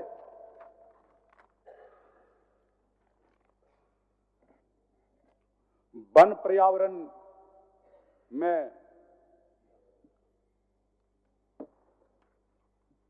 लघु वन उत्पाद के बारे में हम इस किताब में तो नहीं देख रहे हैं, लेकिन लघु वन पदार्थ अनुसूचित जनजाति एरिया जहां पहाड़ जंगलों से आच्छादित है, उस एरिया में वो बहुत बड़ा एक कैश क्रॉप्स है महोदय। चूंकि साल बीज, करंज बीज और इस तरह के बहुत उत्पाद है, जिससे लोगों को काफी पैसे उसमें प्राप्त होते हैं। फिर वो केंदू पत्ता, लेकिन वन विभाग का योजना है कि गांव में ग्राम सुरक्षा समिति ये बनाते हैं। माननीय वरिष्ठ सदस्य, आपके पीछे और 2 माननीय सदस्य का नाम है। अच्छा, तो शॉर्ट करते हैं, खत्म करते हैं। ये मैंने ग्राम सुरक्षा समिति के माध्यम से अगर ये विपणन का कार्य हो और ग्राम सुरक्षा समिति को यदि अधिकार दिया जाए, तो हमको लगता है कि उस क्षेत्र में बसने वाले आदिवासी और प्रिमिटिव ट्राइब्स के लोगों को बहुत बड़ा लाभ होगा महोदय। आज जंगल में आग लगी का बहुत बड़ा समस्या है। हम लोग देखते हैं अब रोज जंगल में आग लगेगा। इससे सिर्फ जंगल के जंगली जानवर के साथ साथ पृथ्वी के अंदर जो बहुत कीमती मेडिसिनल प्लांट है महोदय, ये जल के समाप्त हो रहा है। इसको ध्यान में रखते हुए वन विभाग को आग नहीं लगे, इसके लिए उस क्षेत्र में बसने वाले लोगों के बीच में किस ढंग से प्रशिक्षण दिया जाए, इसके लिए जनप्रतिनिधि को भी शामिल करने की आवश्यकता है। ये वन विभाग वाले क्या करते हैं, एंट्री पॉइंट में क्या योजना आया और उस योजना से क्या क्या काम हो रहा है, हम जनप्रतिनिधि को एक भी पता नहीं है। तो इसीलिए हम लोगों को भी ये लोग बराबर विश्वास में रखें, हम लोग को सूचना दें ताकि हम लोग भी उसमें सम्मिलित हो सकें। इसी बात बोल करके अध्यक्ष महोदय, आपको बहुत धन्यवाद के साथ हम अपने विचार को समाप्त कर रहे हैं। माननीय सदस्य प्रदीप प्रसाद।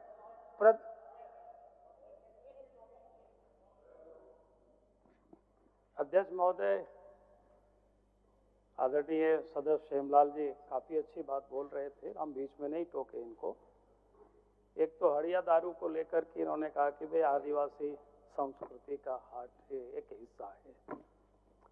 ये मैं कहूँगा कि निश्चित रूप से आदिवासी हो, सनातनी हो, हमारे कुछ ऐसे देवी देवता है जहाँ पर हम हड़िया दारू चढ़ाते हैं, लेकिन हाट बाजारों में बेचने का कोई संस्कृति नहीं है।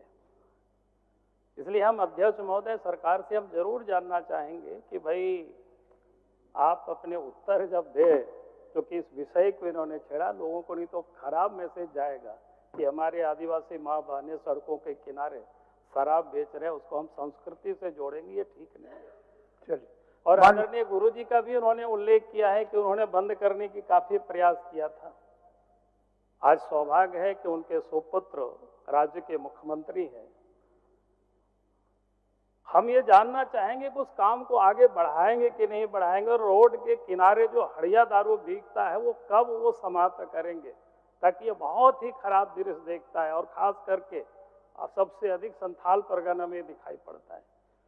तो मुझे लगता है कि सरकार या मुख्यमंत्री इस पर जरूर विचार करे। क्योंकि हेमलाल जी ने इस बात को छेड़ा था तो मुझे लगा कि थोड़ी क्लियरिफिकेशन कर दे, नहीं तो लोगों को लगेगा शायद आदिवासियों की संस्कृति सड़कों के किनारे हड़िया दारू बेचना ही है, जबकि यह है नहीं।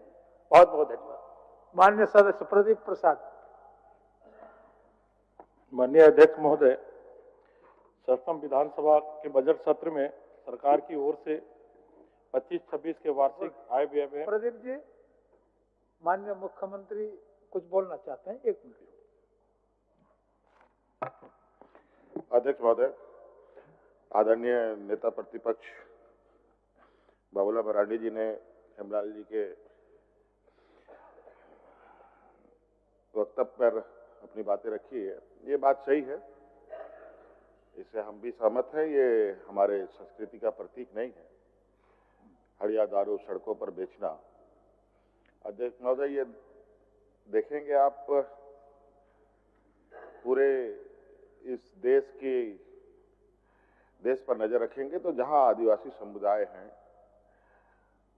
इन लोगों के बीच में गरीबी, पिछड़ापन आज से नहीं है अध्यक्ष महोदय, ये सदियों से चला आया है। और कई मजबूरियां, कई ऐसी पारिवारिक स्थिति रही है जो आज ये एक सामाजिक धरोहर कहा जा सकता है कि हड़िया दारू पूजा पाठ के ये में उपयोग होता था, वो आज बाजार में आ गया। ये निश्चित रूप से चिंता का विषय है अध्यक्ष महोदय। और ये झारखंड नहीं, सिर्फ संथाल परगना नहीं, पूरा झारखंड के साथ साथ पूरे देश के आदिवासी बहुल क्षेत्रों में ये चीजें देखने को मिलता है अध्यक्ष महोदय। आप छत्तीसगढ़ जाके देख सकते हैं अध्यक्ष महोदय, उड़ीसा भी देखें, बंगाल भी देखें, और भी कई राज्यों में आप जाके देखेंगे तो ऐसी चीजें देखने को मिलता है अध्यक्ष महोदय। यही हम लोगों का प्रयास था। आदरणीय दिसंबर शिव सोरेन जी ने भी इस बात के लिए पूरा जोर दिया कि ये हड़िया दारू हमारा संस्कृति में पूजा पाठ का ये के अंतर्गत ही रहे। और इसी कड़ी को थोड़ा सा और मजबूती प्रदान करने के लिए हम लोगों ने फूलो झानो आशीर्वाद योजना लाया था अध्यक्ष महोदय, जिसमें बड़े पैमाने पर महिलाओं को हम लोग उस जो सड़कों में इस व्यवसाय को करती हैं उसको जोड़ने का भी काम किया है। जहां तक हमको याद है अध्यक्ष महोदय, पिछले कार्यकाल में जब तक मैं जेल नहीं गया था उससे पहले तक 20-25 हजार महिलाओं को हम लोगों ने जोड़ा भी है अध्यक्ष महोदय। लेकिन उसमें हमने ये भी पाया कि बहुत सारे महिलाएं को इस योजना से जोड़ने के बावजूद और आर्थिक सहायता प्रदान करने के बावजूद ये पुनः उस व्यवसाय में जा रही हैं। तो हम लोगों ने उस विषय पर चिंतन करना प्रारंभ किया और अभी इस विषय पर हम लोग एक आगे ठोस कदम उनका जो वापस ना जाए, इसको लेकर क्या और बेहतर और मजबूत कदम उठाए जाए या उनके लिए कार्य योजना बनाया जाए, इस पर काम कर रहे हैं। और हम लोग का प्रयास होगा माननीय नेता प्रतिपक्ष जी से भी, और इस विषय में भी अगर आपका भी कोई सकारात्मक सुझाव होगा आप निश्चित रूप से सरकार को आप लोग दें और हम लोग मिलजुल करके इस बुराई को हम लोग खत्म करने का हम लोग मिलकर पूरा सदन प्रयास कर रहे थे। धन्यवाद। माननीय प्रदीप प्रसाद। माननीय अध्यक्ष महोदय, मैं सरकार की ओर से वित्तीय वर्ष 2025-26 के वार्षिक आय व्यय के संबंध में बोलने के लिए मुख्य विपक्षी पार्टी भारतीय जनता पार्टी की ओर से खड़ा हुआ हूं। मेरे पूर्व में भी अनेक विद्वानों ने अपनी बातों को रखा। महोदय, जो जेएमएम का घोषणा पत्र था महोदय, हर पंचायत में 10 झारखंडी युवक युवतियों को पंचायती राज योजनाओं से जोड़ते हुए पंचायत स्तर पर नियमित आय व्यय के साथ रोजगार देने का वादा हुआ था। उसका क्या हुआ महोदय? अभी तक उसकी विस्तृत जानकारी हमें नहीं मिल पाई है। सरकार को ये बताएं कि उनके लिए क्या हुआ। पिछले बजट में 9 करोड़ मानव दिवस सृजन करने का लक्ष्य रखा गया था महोदय। सरकार बताए कि कितना मानव दिवस सृजन किया गया। वार्ड सदस्य, मुखिया, पंचायत समिति सदस्य एवं जिला परिषद सदस्यों को अपने अपने क्षेत्रों में विकास कार्यों कराने हेतु अलग अलग राशि की व्यवस्था होगी। कितनी राशि की व्यवस्था की गई महोदय, उसे भी बताने की कृपया की जाए। कुछ इसी तरह की वादा कांग्रेस पार्टी के द्वारा भी किया गया था। ग्रामीण क्षेत्रों के में वेयर हाउसिंग, कोल्ड स्टोरेज के निर्माण में निवेश करने वाले किसानों को सब्सिडी प्रदान करेंगे। सदन को यह बताया जाए कि पिछले 5 वर्षों में ग्रामीण क्षेत्रों में कितना वेयर हाउस और कोल्ड स्टोरेज का निर्माण कराने का प्रयास किया गया।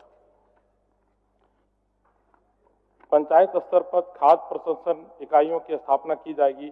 कृषि प्रशिक्षण प्रशिक्षण केंद्रों को जोड़ेगी। कितनी इकाइयों की स्थापना हुई और कहां हुई, इसको भी बताने की जरूरत थी।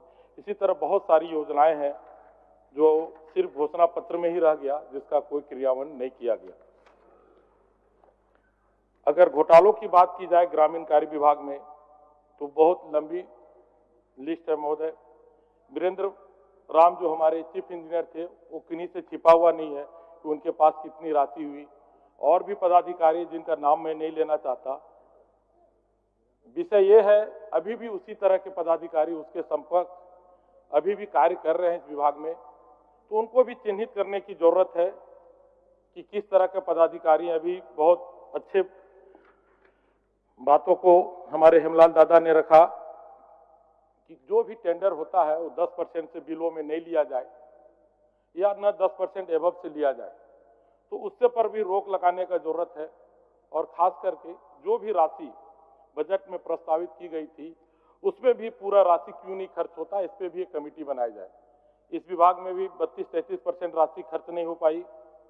हर विभाग का कमोवेश यही हालत है कि हर विभाग की राशि कहीं न कहीं पूरी खर्च नहीं हो पाती। तो क्यों नहीं हो पाती, इस पे भी चर्चा करने का और गहन चिंतन करने का भी जरूरत है। और एक बात और महोदय के संज्ञान में देना चाहता हूं, हर सरकार में जितने भी लोग आ रहे हैं बोल रहे हैं कि ग्राम सभा मजबूत होना जाए, जनप्रतिनिधियों को अधिक से अधिक सुविधा दिया जाए। तो आज भी हम जिला परिषद अध्यक्ष का वेतन मात्र 12,000 रुपया देते हैं, मुखिया का 2500 रुपया देते हैं, उप मुखिया का 1200 रुपया देते हैं और प्रमुख का वेतन हम 5,000 रुपया देते हैं और उप प्रमुख का 4,000 देते हैं। जस्ट इसके उल्टा पंचायत सचिव का वेतन 21,700 रुपये से लेकर 50,000 रुपये प्रति माह होता है और वर्तमान में पंचायत समितियों की आर्टिफिशियल वेतन मिल रहा है, वो भी 14,380 रुपया है। तो कहीं ना कहीं एक गंभीर समस्या है, इसको भी देखने का जरूरत है।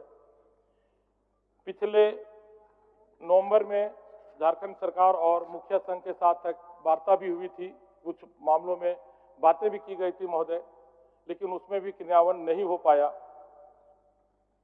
पंचायती राज वित्त मुखिया संघ के द्वारा मांग किया गया था, पंचायती राज वित्त आयोग का राशि शीघ्र पंचायत को दे दिया जाए ताकि पंचायत गांव का सर्वांगीण विकास हो सके।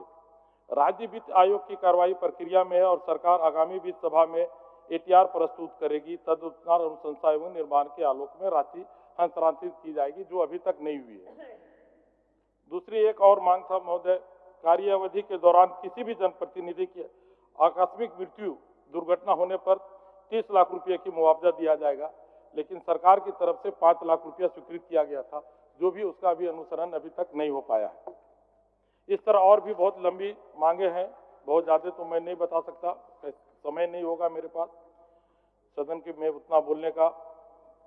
एक मांग और था महोदय, ग्रामीण मुखियागणों का मानदेय केरल राज्य के तर्ज पर 30,000 रुपये निर्धारित किया जाए। मानदेय पर बिहार के तर्ज पर पंचायत प्रतिनिधियों का मानदेय बढ़ाने हेतु सहमति बनी है। इस प्रस्ताव पर माननीय मुख्यमंत्री झारखंड से अनुमोदन तथा मार्गदर्शन प्राप्त किया जाएगा, तदनुसार प्रस्ताव किया जाएगा, लेकिन अभी तक कुछ हुआ नहीं है। इसी तरह महोदय, झारखंड में हमेशा हम लोग जंगल और जमीन की बात करते हैं, तो खास करके मैं वन विभाग की ओर बताना चाहता हूं कि हर बार वन विभाग के लिए हम लोग बड़ी बड़ी बातें करती है, लेकिन जंगल हमेशा कम होते जा रहा है महोदय। कैसे जंगल बढ़ेगा, इसके लिए कमेटी बनाया जाए कि झारखंड जो जंगलों का प्रदेश था वह पुनः स्थापित हो जाए। मैं सदन के संज्ञान में दिलाना चाहता हूं, पिछले वर्ष मैंने 1 लाख पौधे लगाने का एक योजना बनाया महोदय, और हमने आसानी से उसे पूरा किया। वन विभाग का भी सहयोग रहा, और खास करके मैं बताना चाहूंगा, फलदार पौधे लेके हम लोगों ने गांव-गांव घर-घर में गए और 2-2 पौधे 5-5 पौधे दिए। सब लोगों ने, अगर हम किसी को 2 पौधे देते तो 5-10 पौधे मांगते थे, लेकिन विभाग के पास फलदार पौधा नहीं था, तो हम लोग दूसरे स्टेट से मंगाना पड़ा। मैं निवेदन करूंगा खास करके महोदय से, कितने फलदार पौधे सभी जनप्रतिनिधियों को दिया जाए और पूरा झारखंड में उसको वितरित किया जाए कि हम लोग उसे अपने जगह में लगा सके, और लोग लगाएंगे बढ़िया। आप अगर आम का पेड़ देते हैं, लीची का देते हैं, अमरूद का देते हैं, तो हर कोई लगाएगा। वन विभाग का हालत यह है महोदय, कोई उनके पदाधिकारी कोई काम नहीं करते, कोई जनप्रतिनिधियों का नहीं सुनते। जो अभी सड़क का काम वन विभाग के अंदर हो रहा है, जो पुराने सड़क बने हुए हैं, सिर्फ रिपेयर का भी काम हो रहा है, तो उसको भी रोक देते हैं। मेरे भी विधानसभा में ऐसे बहुत सारे सड़क का है जिसको रोक दिए गए, सिर्फ रिपेयर करना है। वो पदाधिकारी किसी का नहीं सुनते। अगर वन विभाग को सुधारना है तो उसके लिए महोदय से निवेदन होगा कि जो डिफेंस में आदमी रिटायर करते हैं उनको उसके ऊपर कमेटी बना दीजिए। ऐसा ही जंगल विभाग और जंगल राज सचमुच में है, ये सुधरने वाला नहीं महोदय। इसको सुधारने के लिए कठोर कदम उठाना होगा। जो झारखंड हम लोग बोलते हैं कि झारखंड जंगलों का प्रदेश है, पुनः स्थापित हो जाएगा महोदय। इसमें एक कठोर से कठोर निर्णय लेने की आवश्यकता है। हर विभाग में अगर हम लोग कठोर कानून नहीं लाएंगे, न जंगल में या न जमीन में, तो नहीं हो पाएगा महोदय। फंड का अभाव है, बार बार मुद्दा आता है। 1,36,000 करोड़ का बकाया है। इतना बड़ा रुपया बकाया रहेगा महोदय, तो हम लोग सारे विधायक पैदल यहाँ से दिल्ली जाएंगे कि कहाँ बकाया है, पद यात्रा करेंगे और वो रुपया को लेके आएंगे। विपक्ष का भी साथ होगा, ऐसा नहीं कि विपक्ष का साथ नहीं होगा, लेकिन तथ्यों को सही रखना चाहिए महोदय। मैंने अपनी जो जानकारी जुटाई महोदय, झारखंड सरकार सुप्रीम कोर्ट गई और सुप्रीम कोर्ट में मामला ट्रिब्यूनल में फंसा हुआ। तो ट्रिब्यूनल में हम लोग कहाँ अटके हुए हैं, कैसे हम लोग का मामला वहाँ उठेगा, कैसे हम लोग बढ़िया वकील कर पाएंगे, कैसे वहाँ से हमारा पैसा आएगा। और ये जो पैसा है महोदय, मैं बताना चाहूँगा, सीबीआई एक्ट के अनुसार फंसा हुआ। ये CBI act call bearing act होता है महोदय, और ये कॉल बेरिंग एक्ट सभी जगह लागू है। झारखंड में लागू है, उड़ीसा में, बंगाल में, छत्तीसगढ़ में, हर स्टेट में, और हर स्टेट का पैसा है। बिहार के समय से ही फंसा हुआ है। क्यों फंसा हुआ है, गहन चिंतन करके हम लोग ट्रिब्यूनल में कैसे अपना मामला को रखें। मामला सब जुडिस है, और हम चिल्लाते रहेंगे कि मेरा 1,36,000 करोड़ दो, मेरा 1,36,000 करोड़ दो, तो मिलने वाला नहीं है। जब तक न्यायालय में मामला है तब तक ये पैसा नहीं मिलेगा। न्यायालय में कैसे हम लोग जीतेंगे, कैसे ये पैसा झारखंड के लोगों को मिलेगा, इसके लिए सोचने का जरूरत है। बार बार लोगों को गुमराह करने की जरूरत नहीं है। अगर सच में कहीं है तो इसके लिए कमेटी बना के इसके लिए किया जाए महोदय। मैं अंत में एक बात और कहना चाहूंगा महोदय, अभी जमीन का भी मामला बार बार आता है। जो नियम चला रहा है जमीन का, क्या हम लोग इसी तरह सत्र पर सत्र खत्म हो जाएगा, वो बीमारी सुधरेगा क्या महोदय? ये बीमारी नहीं सुधरेगा। इसको सुधारने के लिए एक टीम बनाया जाए, कमेटी बनाया जाए, एक कठोर कानून बनाया जाए। अगर पूर्व में 2013 से पहले सीसीएल जमीन लेती थी महोदय, या कोई भी योजना के तहत लिया जाता था, तो उसमें जो नियम था उसमें पेमेंट मिलता था। झारखंड सरकार का पूरा सुप्रीम कोर्ट का आदेश है कि किसी का भी जमीन अगर एडवर्स पोजीशन में तो उसको भी पेमेंट मिलता था। तो क्या हो गया, कौन सा ऐसा सचिव था जिसके आदेश के चलते हम झारखंडियों का विकास रुक गया? मैं नाम नहीं लेना चाहता, एक कोई सचिव के गलती के चलते आज हम लोग फंस गए। अगर गलती हो गई है तो उसको कैसे सुधारा जाए? ये काम असंभव नहीं है महोदय, ये काम सुधारा जा सकता है। क्यों नहीं सुधरेगा? क्यों नहीं झारखंड का नियम कानून सुधरेगा। इसे सुधारने की जरूरत है और हम लोग नहीं चिल्लाएं, सत्ता पक्ष और विपक्ष एक होकर सुधारें और हम लोग सुधार के इस कानून को लाएं। चाहे हमारा झारखंड में जो विकास का काम है, जो भी इन्वेस्टमेंट के लिए लोग आते हैं यहाँ कानून के चक्कर में चले जाते हैं। जो भी इन्वेस्टमेंट के लिए हम लोग बाहर में दौड़े, बैठक करें, कुछ न कुछ अगर नियम कानून हम लोग का गलत होगा तो धरातल पर नहीं उतर पाता महोदय। आज हम लोगों को कंपटीशन करना है छत्तीसगढ़ से, कंपटीशन करना है उड़ीसा से कि कैसे वो रोज राज्य से हम आगे बढ़ें। जब झारखंड बन रहा था महोदय तो हम लोग बहुत खुश थे, छोटे थे उस समय 25 साल पहले कि ये हमारा जापान बन जाएगा, कोई बोलता था कुछ बन जाएगा, और आज हम लोग कहाँ चले गए। बिहार हमसे आगे जा रहा है, झारखंड के लोग हम लोग पीछे हो रहे हैं। कब हम लोग आगे आएंगे? क्यों नहीं हम लोग एक साथ मिलकर काम करें? जिस तरह हम लोग फोटो सेशन में फोटो खिंचा रहे थे, मेरे मन में एक ही बात आया था, अगर इसी मन भावना के साथ हम लोग अगर काम करें तो निश्चित तौर पे झारखंड आगे बढ़ेगा। अब कैसे आगे बढ़ेगा उस पर काम करने की जरूरत है महोदय। हम लोग सिर्फ बेमतलब का समय सदन का न बर्बाद करें। काफी रुपया खर्चा होता है और लोगों बेरोजगार युवक युवतियों का टकटकई भरे नगरों से देख रहे हैं कि हमारे नेता क्या कर रहे हैं, और हम लोग कुछ नहीं कर रहे हैं महोदय। कुछ करना चाहते हैं, ऐसा माहौल बनाए, कुछ करे कि झारखंड आगे हो जाए। बस इतनी ही बातों को कह के मैं अपनी बातों को समाप्त करता हूँ। धन्यवाद महोदय। धन्यवाद। माननीय सदस्य श्री बोलिए। महोदय क्या बोल रहे हैं? बोलिए। में बने कोई भी सरकार बनाए हो, मैं उसके पक्ष में नहीं हूं, मैं उसके पक्ष में हूं जो कानून को सीधा करे। अभी सदन में विभिन्न सदस्यों ने पंचायती राज व्यवस्था पर चर्चा किया और पंचायती राज व्यवस्था में महोदय ग्रामीण पंचायत के तरक्की के लिए वहाँ पर फंड, पंचायत को फंड उपलब्ध कराया जाता है महोदय। और पिछले सरकार पहले महोदय 50 लाख रुपया से ज़्यादा प्रत्येक साल मिलता था मुखिया लोग को महोदय। अब मुखिया लोग को बहुत कम पैसे अलॉटमेंट हो गया, फंड अलॉटमेंट हो गया महोदय।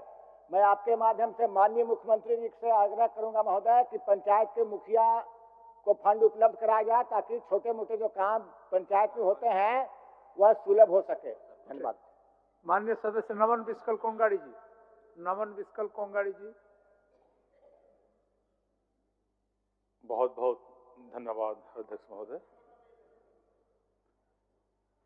अध्यक्ष महोदय, ग्रामीण विकास विभाग, पंचायती राज, ग्रामीण कार्य एवं वन, पर्यावरण एवं जलवायु परिवर्तन विभाग की तरफ से जो बजट प्रस्ताव आया है अध्यक्ष महोदय, उसका समर्थन में मैं अपना वक्तव्य रखना चाहता हूं। अध्यक्ष महोदय, हमारा देश गांवों का देश है। देश की आत्मा गांवों में बसती है और गांवों का हालत किसी से छुपा नहीं है अध्यक्ष महोदय।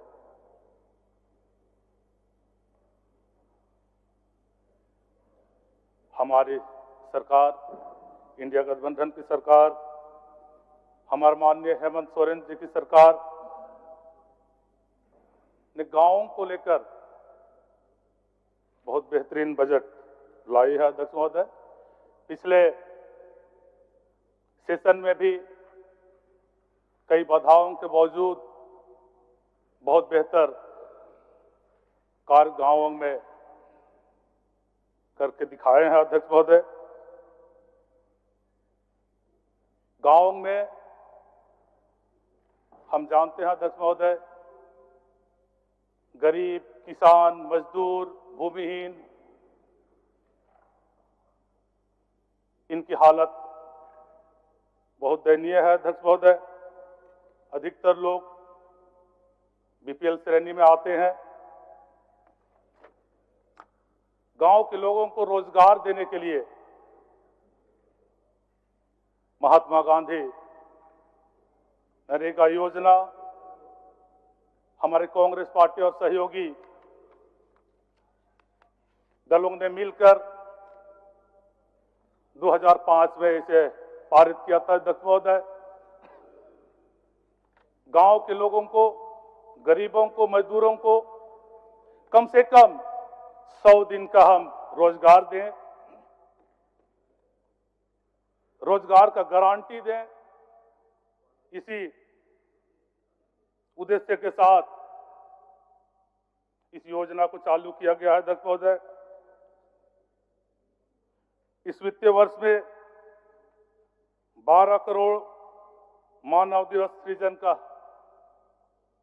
हमारा लक्ष्य है। अध्यक्ष महोदय,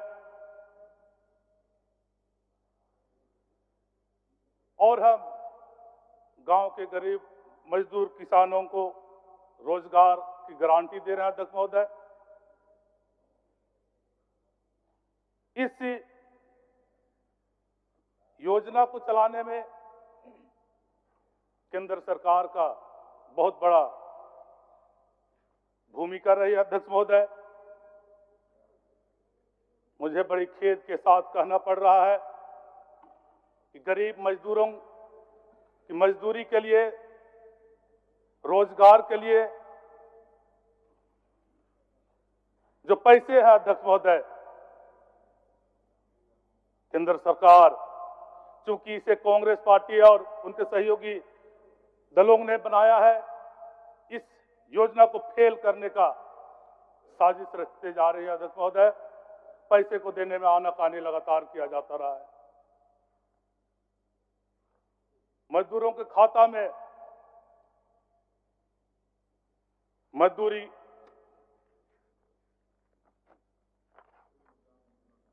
रुपये को पहुंचने में भी कई प्रकार के रोड अटकाए जाते हैं। अध्यक्ष महोदय, मैं याद दिलाना चाहूंगा भाजपा के लोगों के, उनकी केंद्र की सरकार का लक्ष्य था, उन्होंने वादा किया था कि 2022 तक हर गरीब को हम पक्का छत देंगे। लेकिन दुर्भाग्य की बात है अध्यक्ष महोदय, गरीबों को आवास देने का वादा तो छोड़ दीजिए, उन्होंने पैसा देना तक बंद कर दिया। लेकिन झारखंड के वे गरीब जनता जो आवास विहीन है, कच्चे मकानों में रहते हैं, हमारे इंडिया गठबंधन के, हमारे झारखंड के दिलेर मुख्यमंत्री माननीय हेमंत सोरेन जी ने दरिया दिली दिखाया है। अध्यक्ष महोदय, दिल खोला है। अध्यक्ष महोदय, अगर इनका बस चलता तो झारखंड के लोगों को तो छत तक नहीं मिलता। लेकिन हमारे माननीय मुख्यमंत्री जी ने अब आवास के द्वारा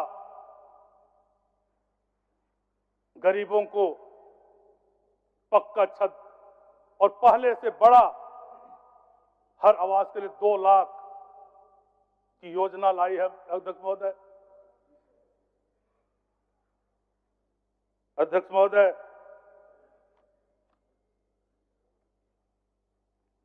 गरीब परिवारों की आर्थिक मजबूती के लिए, पारिवारिक इनकम बढ़ाने के लिए हमारी सरकार ने कई योजनाएं चलाई है। अध्यक्ष महोदय, जग जाहिर है अध्यक्ष महोदय, महिलाएं ही घर चलाती हैं,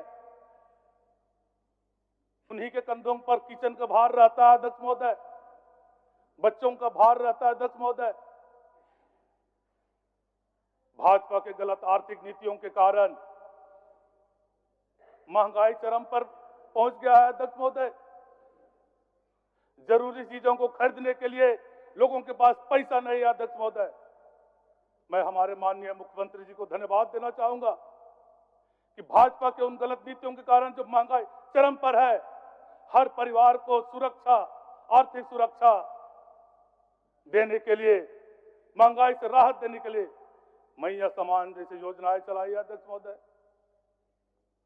और महोदय, परिवार का इनकम बढ़े इसके लिए सखी मंडलों के द्वारा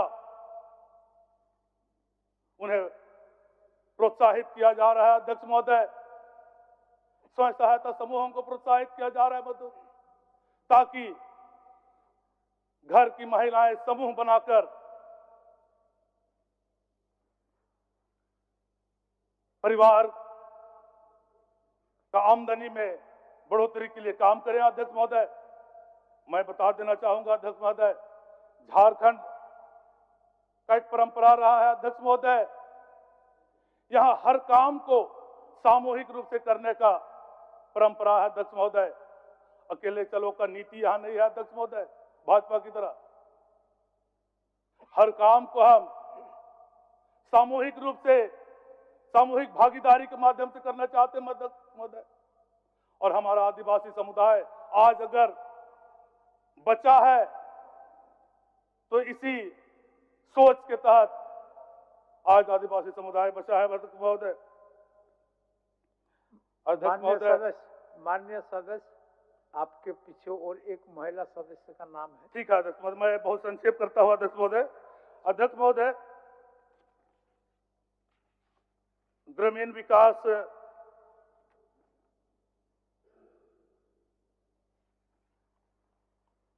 को लेकर हमारे साथी विधायक जो है आगे अपने विचारों को रखेगी। मैं पंचायती राज पर बोलना चाहूंगा अध्यक्ष महोदय, क्योंकि पंचायत, ग्राम पंचायत एक स्वशासन व्यवस्था को लेकर सशक्त करने का एक बहुत अच्छा माध्यम है अध्यक्ष महोदय। लेकिन मैं याद दिलाना चाहूंगा अध्यक्ष महोदय, हमारा झारखंड में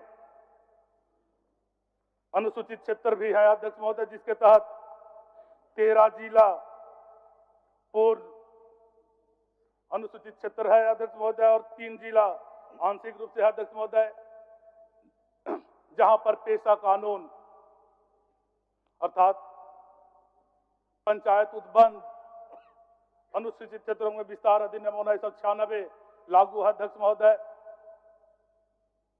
और जो अधिकार इस कानून के तहत आदिवासी समुदायों को और उसके साथ रहने वाले समुदायों को जो दिया गया है अध्यक्ष महोदय, उन अधिकारों को देने के लिए इस कानून का नियमावली अति आवश्यक है अध्यक्ष महोदय। और इसके लिए माननीय हाई कोर्ट ने भी निर्देश किए हैं अध्यक्ष महोदय। इसलिए मैं हमारी सरकार से आग्रह करूंगा कि जितना जल्द हो सके पंचायती राज विभाग से पेशा कानून का नियमावली पंचायत उपबंध अनुसूचित क्षेत्रों में विस्तार अधिनियम 1996 में जो प्रावधान किए गए हैं उनके अनुरूप नियमावली बनाए और उसे टीएसी में दे परामर्श के लिए, ताकि वहां पर टीएसी इस पर विचार विमर्श करे और आदिवासियों के अनुकूल उस कानून के अनुरूप उस नियमावली को देखे और यह आए, ताकि प्राकृतिक संसाधनों में जो जल, जंगल, जमीन, गर्मजरूर जमीन, बालू, जंगल, ये सारी चीजें हैं, इनका अधिकार हम ग्राम सभा को, गांव वालों को दे सके। और स्वशासन व्यवस्था को भी मजबूत करने की आवश्यकता है, जो हमारे आदिवासी समुदायों में परंपरा से चली आ रही है। ग्राम प्रधान के द्वारा, पाढ़ा व्यवस्था के द्वारा, इन सभी संस्थाओं को हमें मजबूत करना है, ताकि जिस तरह से कोल्हान क्षेत्र में आज सामुदायिक समस्याओं को लेकर, सामाजिक समस्याओं का समाधान वे खुद कर रहे हैं, उसी तरह हम दक्षिणी छोटानागपुर में भी और संथाल क्षेत्र में भी हम सामाजिक परंपराओं का तहत, कस्टमरी लोग के तहत हम अपने घर परिवार के समस्याओं को समाधान करने पाए अध्यक्ष महोदय। इसे गंभीरता से लेने की आवश्यकता है अध्यक्ष महोदय। माननीय सदस्य, मैं सिर्फ एक बात पर, ग्रामीण कार्ड पर मैं बहुत अच्छा काम हो रहा है अध्यक्ष महोदय, मैं इस पर विचार देना नहीं चाहूंगा। हमारा सुदृढ़ीकरण योजना जो है अध्यक्ष महोदय, बहुत बेहतरीन योजना है अध्यक्ष महोदय। भाजपा के समय जो रोड बनता था, उस टेम्पो और ट्रैक्टर चलने से भी उखड़ जाता था अध्यक्ष महोदय। इतना गबन और इतना शोषण और दोहन उस रोड में किया गया था अध्यक्ष महोदय। इस योजना के तहत आज फुल लोडेड हाईवा भी चले तो भी इस योजना से बना हुआ रोड हिलेगा नहीं। अध्यक्ष महोदय, इसके लिए मैं हमारे माननीय मुख्यमंत्री जी का सराहना करता हूं, धन्यवाद देता हूं। अध्यक्ष महोदय, मैं वन पर्यावरण को लेकर कहना चाहूंगा। आप सब चीज पर बोलिए, हमको आपत्ति नहीं है। हो गया सर, लेकिन समय आपका 16 मिनट है। आप वन पर्यावरण पर थोड़ा सा है अध्यक्ष महोदय। माननीय सदस्यों का नाम, हाथियों का आतंक मेरे यहाँ सिमडेगा और पूरे झारखंड में अध्यक्ष महोदय, हाथियों का आतंक का अस्थायी समाधान ढूंढा जाए अध्यक्ष महोदय। हाथियों और मानव के बीच में जो द्वंद्व है वो खाने और पानी को लेकर अध्यक्ष महोदय। हाथी कॉरिडोर क्षेत्र में हाथियों का खाने और पीने का व्यवस्था किया जाएगा अध्यक्ष महोदय। और जंगल का कटाई को बचाने के लिए जो झमड़ा का इस्तेमाल होता है अध्यक्ष महोदय, बल्ली का इस्तेमाल शादी विवाह सामाजिक कार्यक्रम में, तो झमड़ा की जगह पर टेंट दिया जाए अध्यक्ष महोदय। माचा में भी जो पुआल रखा जाता है उसमें भी बल्ली का इस्तेमाल किया जाता है अध्यक्ष महोदय। सरकार की तरफ से किसानों के लिए पुआल रखने के लिए माचा, पक्का माचा बनाया जाए अध्यक्ष महोदय। और जो दीदी बाड़ी हम देते हैं अध्यक्ष महोदय, जिसमें भी पेड़ पौधों का बलियों का इस्तेमाल होता है अध्यक्ष महोदय, इसके लिए भी तार जाली का घेरा के लिए दादी बाड़ी के लिए व्यवस्था कराया जाए अध्यक्ष महोदय। इन्हीं सुझावों के साथ मैं अपने वक्तव्यों को अंत करता हूं और हमारी सरकार को बहुत बहुत धन्यवाद देता हूं कि गांव की भावनाओं के अनुरूप योजना और बजट आया है। मैं इसका समर्थन करता हूं। धन्यवाद। 4 मिनट समय मात्र आप छोड़े उनके लिए, बाकी सारा समय आपने इस्तेमाल कर लिया। माननीय सदस्य सुरेश पासवान जी। माननीय अध्यक्ष महोदय,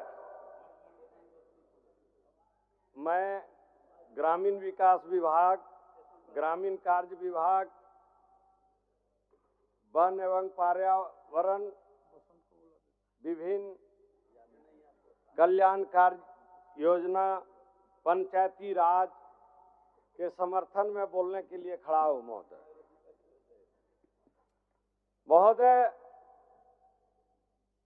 यह सरकार जो है ग्रामीण क्षेत्र को आगे बढ़ाने के लिए योजना बनाया महोदय। आप जानते हैं कि बीजेपी के लोग जो है पूंजीपति को आगे बढ़ाने के लिए योजना बनाता है, लेकिन माननीय हेमंत सोरेन सरकार जो बना है, इंडिया गठबंधन का माननीय मुख्यमंत्री हेमंत सोरेन, ये गरीबों को जो है ऊपर उठाने का योजना बनाया महोदय। इन लोगों का जब सरकार था, हम लोग एक बार जो है जंगल की ओर से जो है क्रॉस कर रहे थे महोदय, तो जब बीजेपी का सरकार था महोदय, बड़े बड़े लोग जो है, बड़ा आदमी बन रहा था, नीरव मोदी से लेकर के जितना लोग भाग गया यहाँ से पैसा लेकर के, और जब उधर से क्रॉस कर रहे थे महोदय, जब हेमंत सोरेन का सरकार बना, इंडिया गठबंधन का सरकार बना, जनता जो है आशीर्वाद दिया हेमंत सोरेन को, तो छोटा छोटा पत्थर जो है महोदय, छोटा छोटा पत्थर महोदय, धीरे धीरे हम देख रहे थे कि पहाड़ पर चढ़ रहा है। तो हेमंत सोरेन का सरकार, उनका क्या लक्ष्य है महोदय कि गरीब को नीचे से जो है ऊपर उठाना है। गरीब गुरुआ जो है मिट्टी को कोड़ने वाला, पत्थर तोड़ने वाला, पत्थर चुनने वाला, उसको जो है हम लोगों को आगे बढ़ाना है महोदय। यह सरकार में महोदय गरीबों का कल्याणकारी योजना चलाया, ग्रामीण क्षेत्र में जो है हर जगह प्रोग्राम दे करके सरकार आया आपके द्वार महोदय। जितना भी गरीब गुरुआ, पेंशनधारी, जितना भी बेरोजगार युवक, सारे लोग जो है उस मीटिंग में पहुंचते थे और अपना दरखास्त लेकर के वहां जाते थे, और हेमंत सोरेन का नाम लेकर के सारे जो है लोग वहां पहुंच करके अपना आवेदन देते थे महोदय। यह सरकार क्या किया, यह जो है केंद्र वाला सरकार क्या किया, गरीबों का जो योजना बनता था, मकान बनता था, उसको बंद कर दिया। हेमंत सोरेन का दिमाग देखिए महोदय, दिमाग देखिए, कल्याणकारी दिमाग।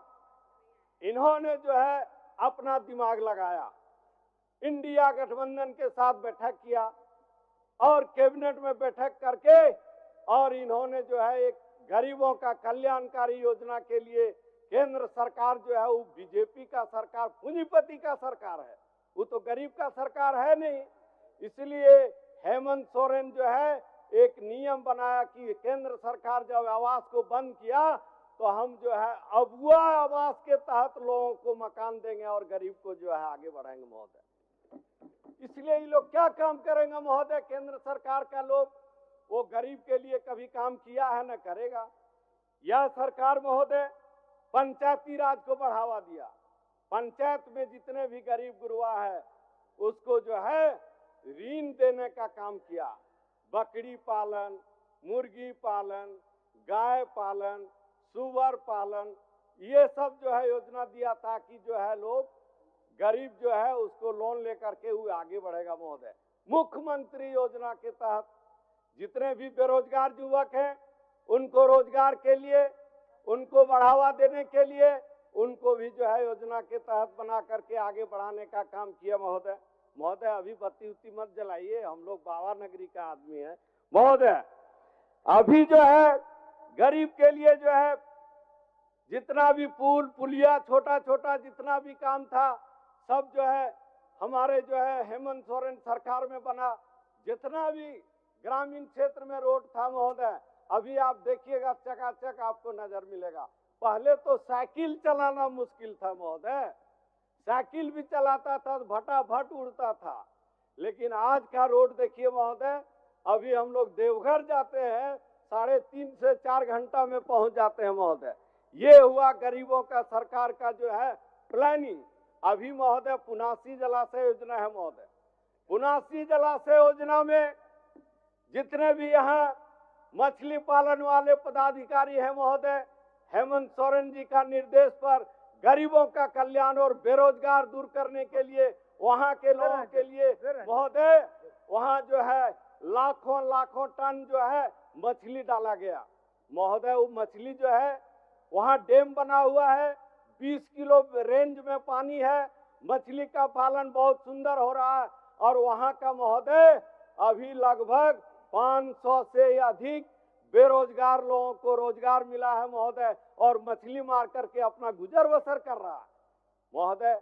इन लोगों का सरकार रहता तो एक ही आदमी को जो है पूरा डैम दे देता और बोल देता कि तुम टाटा बिरला और गोइनका बनना है, जो भी बनना है सब बन जाओ, लेकिन गरीब का कल्याण नहीं होता महोदय। ऐसा योजना जो है हमारी सरकार बना करके गरीबों को कल्याण करने के लिए किया है महोदय। महोदय मैं सरकार से मांग करूंगा कि पुनासी जलाशय योजना के तहत जितने भी विस्थापित लोग हैं उसका समस्या महोदय जरा सुन लिया जो बड़ा इम्पोर्टेंट है महोदय। महोदय 95 से हम एमएलए हैं महोदय, और यह पुनासी जलाशय योजना का सवाल 95 से हम कर रहे हैं। इसलिए माननीय मंत्री महोदय से आग्रह करेंगे, आपके माध्यम से माननीय मुख्यमंत्री महोदय से आग्रह करेंगे कि वहाँ का विस्थापित का समस्या को जो है दूर करते हुए 2012 का नीति के अनुसार दूर करते हुए और देवघर शहर को जो है पानी दिया जाए महोदय। इतना ही मांग करके मैं अपना बात को समाप्त करता हूँ। धन्यवाद। जय हिंद, जय झारखंड। बोलिए। कहना चाहेंगे महोदय कि जो भी अभी रोड बन रहे हैं क्षेत्र में, तो एक साइड बनते जा रहे हैं महोदय, दूसरे साथ वो पीछे से उखड़ते जा रहे हैं।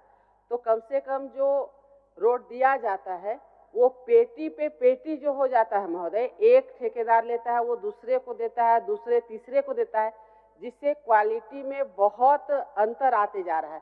तो इस पे जरूर ध्यान दिया जाए कि एक तो 40%, 32% बिलो डाला जा रहा है टेंडर, और ऊपर से पेटी पेटी कॉन्ट्रैक्ट जो हो रहा है, जिसके कारण की क्वालिटी काफी खराब होता जा रहा है महोदय।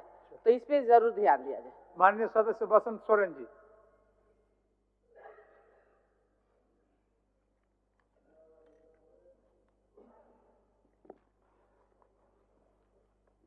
अध्यक्ष महोदय, मुझे सरकार के पक्ष में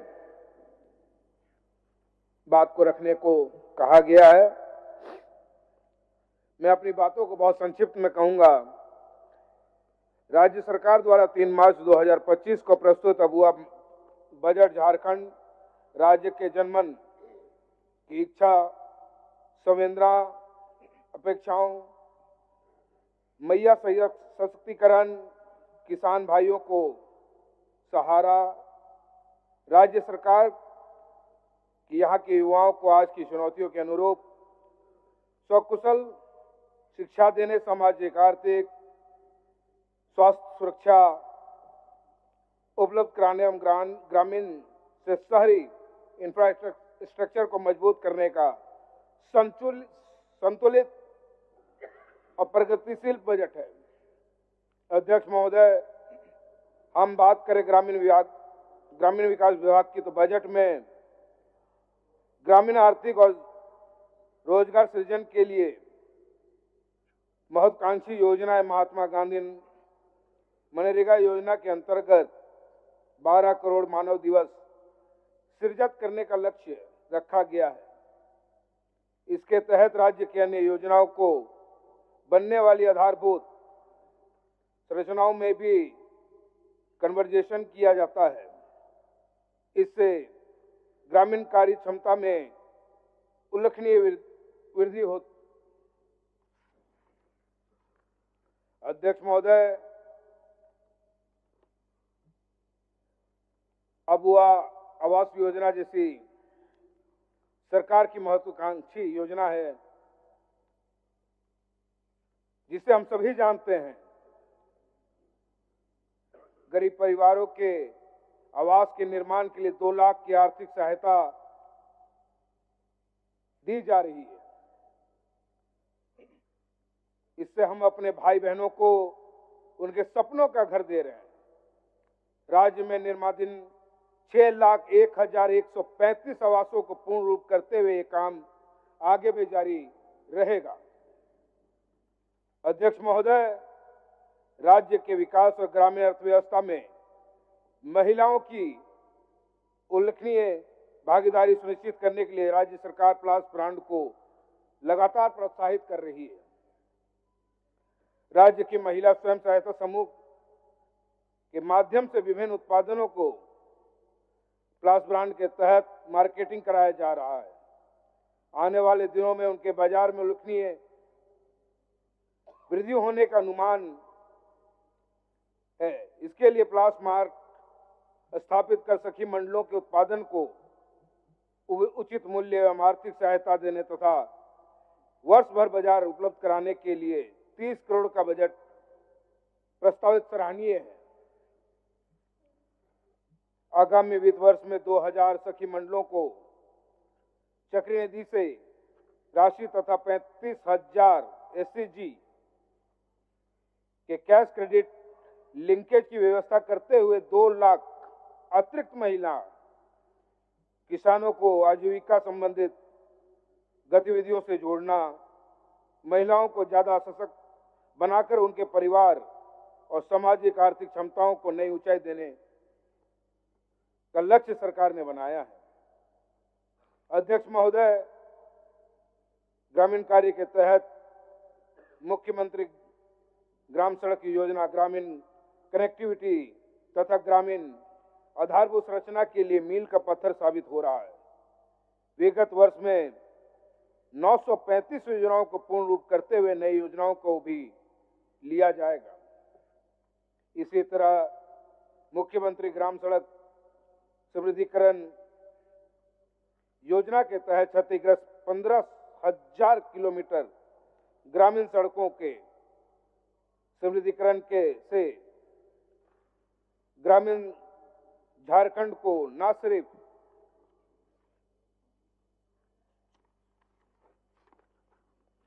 सरकारी कार्यालय, स्कूल, कॉलेज, स्वास्थ्य केंद्र, अस्पताल, बाजार तक जाने में सुविधा और समय की बचत होगी, बल्कि वे अपने कृषि उत्पादन के शहर तक बेहद अच्छी कीमतों की प्राप्ति कर सकेंगे। महोदय, मुख्यमंत्री ग्राम सेतु योजना के तहत पुल निर्माण कर प्राकृतिक कृत्रिम अवरोधी को समाप्त करते हुए ग्रामीण पंचायतों को जोड़कर उनकी दूरी कम की जा रही है। इसके तहत निर्माणाधीन 492 पुलों का पूर्ण कर आवश्यकता अनुसार कई योजनाओं को भी ली जाएगी। ग्रामीण कार्य विभाग का 4,576 करोड़ 3,73,000 का बजट पूज्य बापू के ग्रामीण सशक्त भारत के सपनों को साकार करने में मदद करेगा। अध्यक्ष महोदय, हमारी सरकार अपने वादे पूरा करते हुए ये बजट उनको भी प्रमाण है कि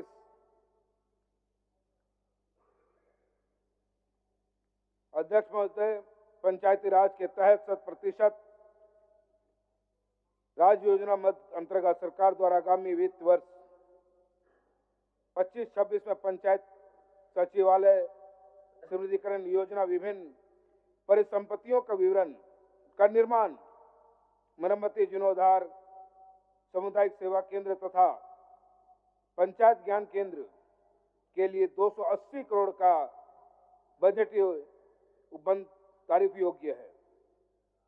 हेमंत सरकार 0 में सरकार आपके द्वार के माध्यम से जिस प्रकार सरकार आमजनों के द्वार तक गई, हेमंत सरकार के 2 के विकसित पंचायत के माध्यम से इसे और भी जनमुखी बनाया जाएगा।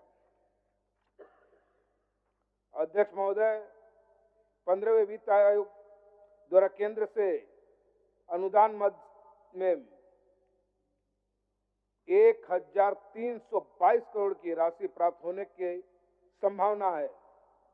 इस राशि से जलापूर्ति, ज्वालापूर्ति, जलपूर्ति, स्वच्छता एवं स्थानीय आवश्यकता की योजना को व्यय किया जाता है। अध्यक्ष महोदय, केंद्र को हमारे प्रति रवैया उत्साहवर्धक नहीं है। लोगों ने पिछले चुनाव में सरकार के प्रति जो मोहब्बत दिखाई है, इससे केंद्र का व्यवहार भेदभावपूर्ण हो गया है। इस संबंध में 2 पंक्तियां कहना चाहूंगा। संविधान की सूद को नजरअंदाज कर केंद्र की राज्य के बीच की खाई बना दिया। संविधान की सूद को नजरअंदाज कर केंद्र राज्य के बीच खाई बना दिया। हमारे कदम और तेज चलते इन्होंने हमें सौतेला भाई बना दिया। अध्यक्ष महोदय, वन पर्यावरण एवं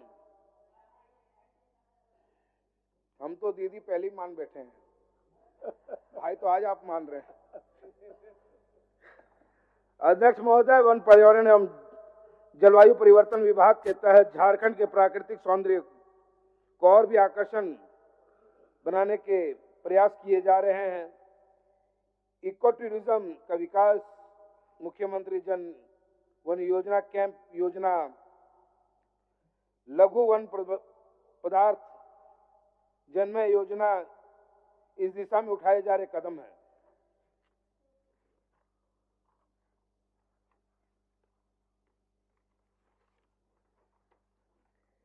इको टूरिज्म से ग्रामीण रोजगार तथा ग्रामीण अर्थव्यवस्था दोनों का उल्लेखनीय वृद्धि होने के अनुमान है। मसांजोर इको कॉटेज तथा किरुबुरु के घागी फॉल को विकसित करने की योजना स्वागत योग्य है। मैम सर,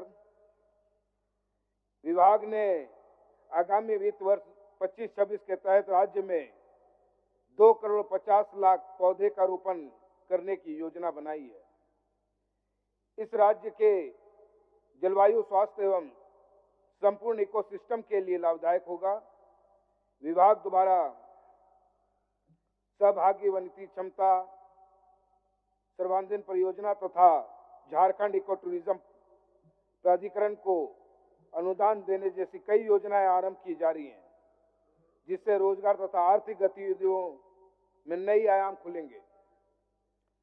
अध्यक्ष महोदय, इस विकास की जो गाथा हमारी सरकार ने लिखा और लिखने का जो प्रयास है, उसी यात्रा का एक कदम अगुआ बजट है, जो झारखंड के आंदोलनकारियों और यहाँ के लोगों के सपनों का झारखंड होगा। इन्हीं बातों के साथ मैं अपनी सरकार के विचारों को सबके सामने मैंने रखने का प्रयास किया है। इसके लिए धन्यवाद महोदय। क्या सूचना है? माननीय सदस्य अरूप चटर्जी जी। अध्यक्ष महोदय, मेरी एक सूचना है अध्यक्ष महोदय। हमारे राज्य के माननीय मुख्यमंत्री महोदय ने एक बहुत ही महत्वाकांक्षी योजना, मैया सम्मान योजना, जो हमारे जुगसलाई विधानसभा क्षेत्र में कई ऐसे दीदी हैं, कई बहन हैं, कई बेटियां हैं जिनका जो एक मजबूती के साथ अपना परिवार को लोग चला रहे हैं इस योजना के माध्यम से अध्यक्ष महोदय। और इस योजना का आपके माध्यम से आदरणीय सदन नेता भी हैं, मैं आपके माध्यम से जानना चाहता हूं कि मैया सम्मान योजना की राशि अध्यक्ष महोदय उन दीदी बहनों की बेटियों के खाता में कब तक जाएगी, ये जानना चाहता हूँ। ठीक। माननीय सदस्य अरूप चटर्जी जी, अभी जब सरकार उत्तर देंगे ना तो आपको बोल देंगे, अभी नहीं, अभी तुरंत नहीं। देखिए ट्रेजरी बेंच को माननीय सदस्य ये सामान्य परिपाटी है, बोल दीजिएगा। वो जवाब दे चुके हैं। अच्छा एक मिनट चलिए, अगर सरकार संवेदनशील है तो अलग विषय है, लेकिन बाध्य नहीं किया जा सकता है। चलिए बोलिए। अध्यक्ष महोदय, चूंकि अभी वाद विवाद कार्यक्रम चल रहा है, इस बीच में माननीय सदस्य का सूचना आया है। हालांकि ये जवाब तो सरकार उत्तर में भी दे सकती है अध्यक्ष महोदय, लेकिन आप तो चिंता ना करें माननीय सदस्य, सभी पक्ष विपक्ष के। हमने पहले भी कहा जो हम कहते हैं वो हम लोग करते हैं, और इसके अनुरूप मैया सम्मान योजना पर जो विलंब हो रहा है वो विलंब का संदर्भ भी बता दिया गया है। बहुत सारी कुछ त्रुटियां रही थी, वो सब कुछ ठीक करते हुए हम लोग, कल महिला दिवस भी है अध्यक्ष महोदय, होली का त्योहार भी है, महापर्व भी है, बहुत सारे, रमजान भी चल रहा है। और चूंकि सरकारी व्यवस्था है अध्यक्ष महोदय, मैं आपको आश्वस्त करता हूं कि राज्य में महिलाओं के चेहरे पर त्योहार में खुशियां हो, मुस्कान हो, और मुझे लगता है कि अध्यक्ष महोदय होली के पहले तक में हम लोग ये राशि राज्य की महिलाओं के खाते में पहुंच जाएगा। धन्यवाद। माननीय अरूप चटर्जी जी। अध्यक्ष महोदय, समय का पाबंदी को जरा सा ठीक, चलिए। मैं सरकार द्वारा ग्रामीण विकास विभाग, ग्रामीण कार्य विभाग, पंचायती राज विभाग एवं वन पर्यावरण विभाग के द्वारा जो बजट लाई गई, मैं सरकार के पक्ष से, उस बजट के पक्ष से बोलने के लिए खड़ा हुआ हूँ। अध्यक्ष महोदय, मैं सबसे पहले तो बोलूँगा जो पंचायती राज व्यवस्था को और सुदृढ़ करने के लिए हमारे सरकार ने अगले बार मुखिया एवं तमाम जनप्रतिनिधियों की जो मानदेय थी, उस मानदेय को 1000 से 2500 करना, और जिसकी पंचायत समिति की जिसको कोई भी मानदेय नहीं मिलती थी उसको 1000 करना, सभी लोगों की बढ़ोतरी करते हुए पंचायती राज व्यवस्था को और सुदृढ़ करने के काम किए। वित्तीय वर्ष 2025-26 में विभाग के द्वारा 21 अरब 24 करोड़ 44 करोड़ 78 लाख 14 हजार का बजट प्रस्ताव सदन में अनुमोदन हेतु प्रस्तुत हुआ है। ये एक सराहनीय एवं पंचायती राज व्यवस्था को और सुदृढ़ करने की बजट है। अध्यक्ष महोदय, इस वित्तीय वर्ष में भी 90 नए पंचायत भवन बनाने की योजना है। अध्यक्ष महोदय, चूंकि माननीय मुख्यमंत्री महोदय भी यहाँ पर है, मैं एक चीज आपके संज्ञान में लाना चाहता हूँ। वर्ष 2002 में बोकारो, चूंकि कल बीएसएल का मामला उठा, जो ढेर सारे ऐसे पंचायत है जहां पंचायती राज व्यवस्था भी कायम नहीं है, वो म्यूनसिपैलिटी में भी नहीं है और वहां कोई डेवलपमेंट काम भी नहीं हम लोग कर सकते हैं। वर्ष 2002 में जब माननीय मंत्री समरेश सिंह जी यहाँ पर थे, science and technology minister, Bokaro को रिप्रेजेंट करते थे, तत्कालीन उपायुक्त के द्वारा यहाँ एक प्रस्ताव भेजा गया था 20 पंचायतों को अलग करके उसको पंचायती राज व्यवस्था कायम करने। लेकिन जब कैबिनेट में गई तो 5 पंचायत को छोड़कर 15 पंचायत को पंचायती राज व्यवस्था कायम कर दिया गया। वहाँ आज पंचायती राज व्यवस्था भी है और वहाँ पर चुनाव भी हो रही है। जो 5 पंचायत छोड़ी गई थी उसमें कोई कारण नहीं था, ये साइंस एंड टेक्नोलॉजी पार्क बनाने के लिए छोड़ी गई थी, लेकिन साइंस एंड टेक्नोलॉजी पार्क भी नहीं बनी है और वहाँ 5 पंचायत में आज भी कोई चुनाव की प्रक्रिया नहीं हो रही। फिर से दोबारा वहाँ से प्रस्ताव भेजा गया है सरकार के पास, जो वो 5 पंचायत को 6 पंचायत बाकी है, कुंडोरी, पचोरा, महेशपुर, महोर दक्षिण, महोर उत्तरी और बैदमारा, ये 6 पंचायत का प्रस्ताव फिर से भेजा गया है। सरकार उस समय की नोटिफिकेशन देख ले जो कैबिनेट के इस आधार पर उसको किया था बैक। हमको लगता है जो फिर से उसी प्रस्ताव को उसी आधार पर करने से ये 6 पंचायत में जो वो आज पंचायत इलेक्शन में भाग नहीं ले पा रहे, कम से कम वो भाग ले पाएंगे। तो हम समझते हैं जो ये बहुत बड़ी समस्या जो है वो दूर हो जाएगी। इसकी अधिसूचना संख्या भी 23/3/2002 को पत्रांक संख्या 343 और अधिसूचना संख्या 94 जो है वो 17/3/2002 को बोकारो डीसी के द्वारा कैबिनेट की अधिसूचना के बाद वो निकाली गई थी। मैं और डिटेल्स में आपको हम दे देंगे। अध्यक्ष महोदय, मैं चूंकि आज वन एवं पर्यावरण विभाग की भी ये है, तो एक मामला है जो पाथरडी कोल वाशरी से है। जो स्लरी निकलती है वो काफ़ी अरसों से बहुत बड़ा डंप बनकर वहाँ पर खड़ी है और आज भी स्लरी निकल रहे हैं। उस स्लरी को बीसीसीएल बेचना चाहते हैं, लेकिन पोल्यूशन कंट्रोल बोर्ड के द्वारा अभी भी वो फाइल रोकी गई है। उसमें कई 600 से 700 ग्रामीण जो है वहाँ काम करके रोजगार करके लोडिंग करके खाते हैं। तो मैं दरख्वास्त करूँगा आपके माध्यम से सरकार को, जो पोल्यूशन जो बोर्ड है उनको ये करे जो ये जल्द से जल्द स्लरी को निकालने के लिए, क्योंकि वो एक पोल्यूशन भी फैला रही है। स्लरी आस्ते आस्ते आस्ते आस्ते नदी में बह रही है, तो उसको जल्द से जल्द उसको निकालने की अनुमति दे। एक और मामला बहुत ही गंभीर है जो धनबाद पूरा जिले में वो काफ़ी न्यूज़ में आती है। एसटी डेवलपर्स जो सुदामडी एरिया में काम कर रहे हैं, लगातार वहाँ के ग्रामीण जो है आंदोलनरत है, जो वो उसकी जो ओबी है वो पूरे दामोदर नदी को आधा भर दिया है। तो कम से कम दामोदर नदी को साफ सुथरा करें और हम लगता है जो सरकार ऐसे कंपनियों पर थोड़ी सख्ती बरतने का काम करे। धन्यवाद। माननीय सदस्य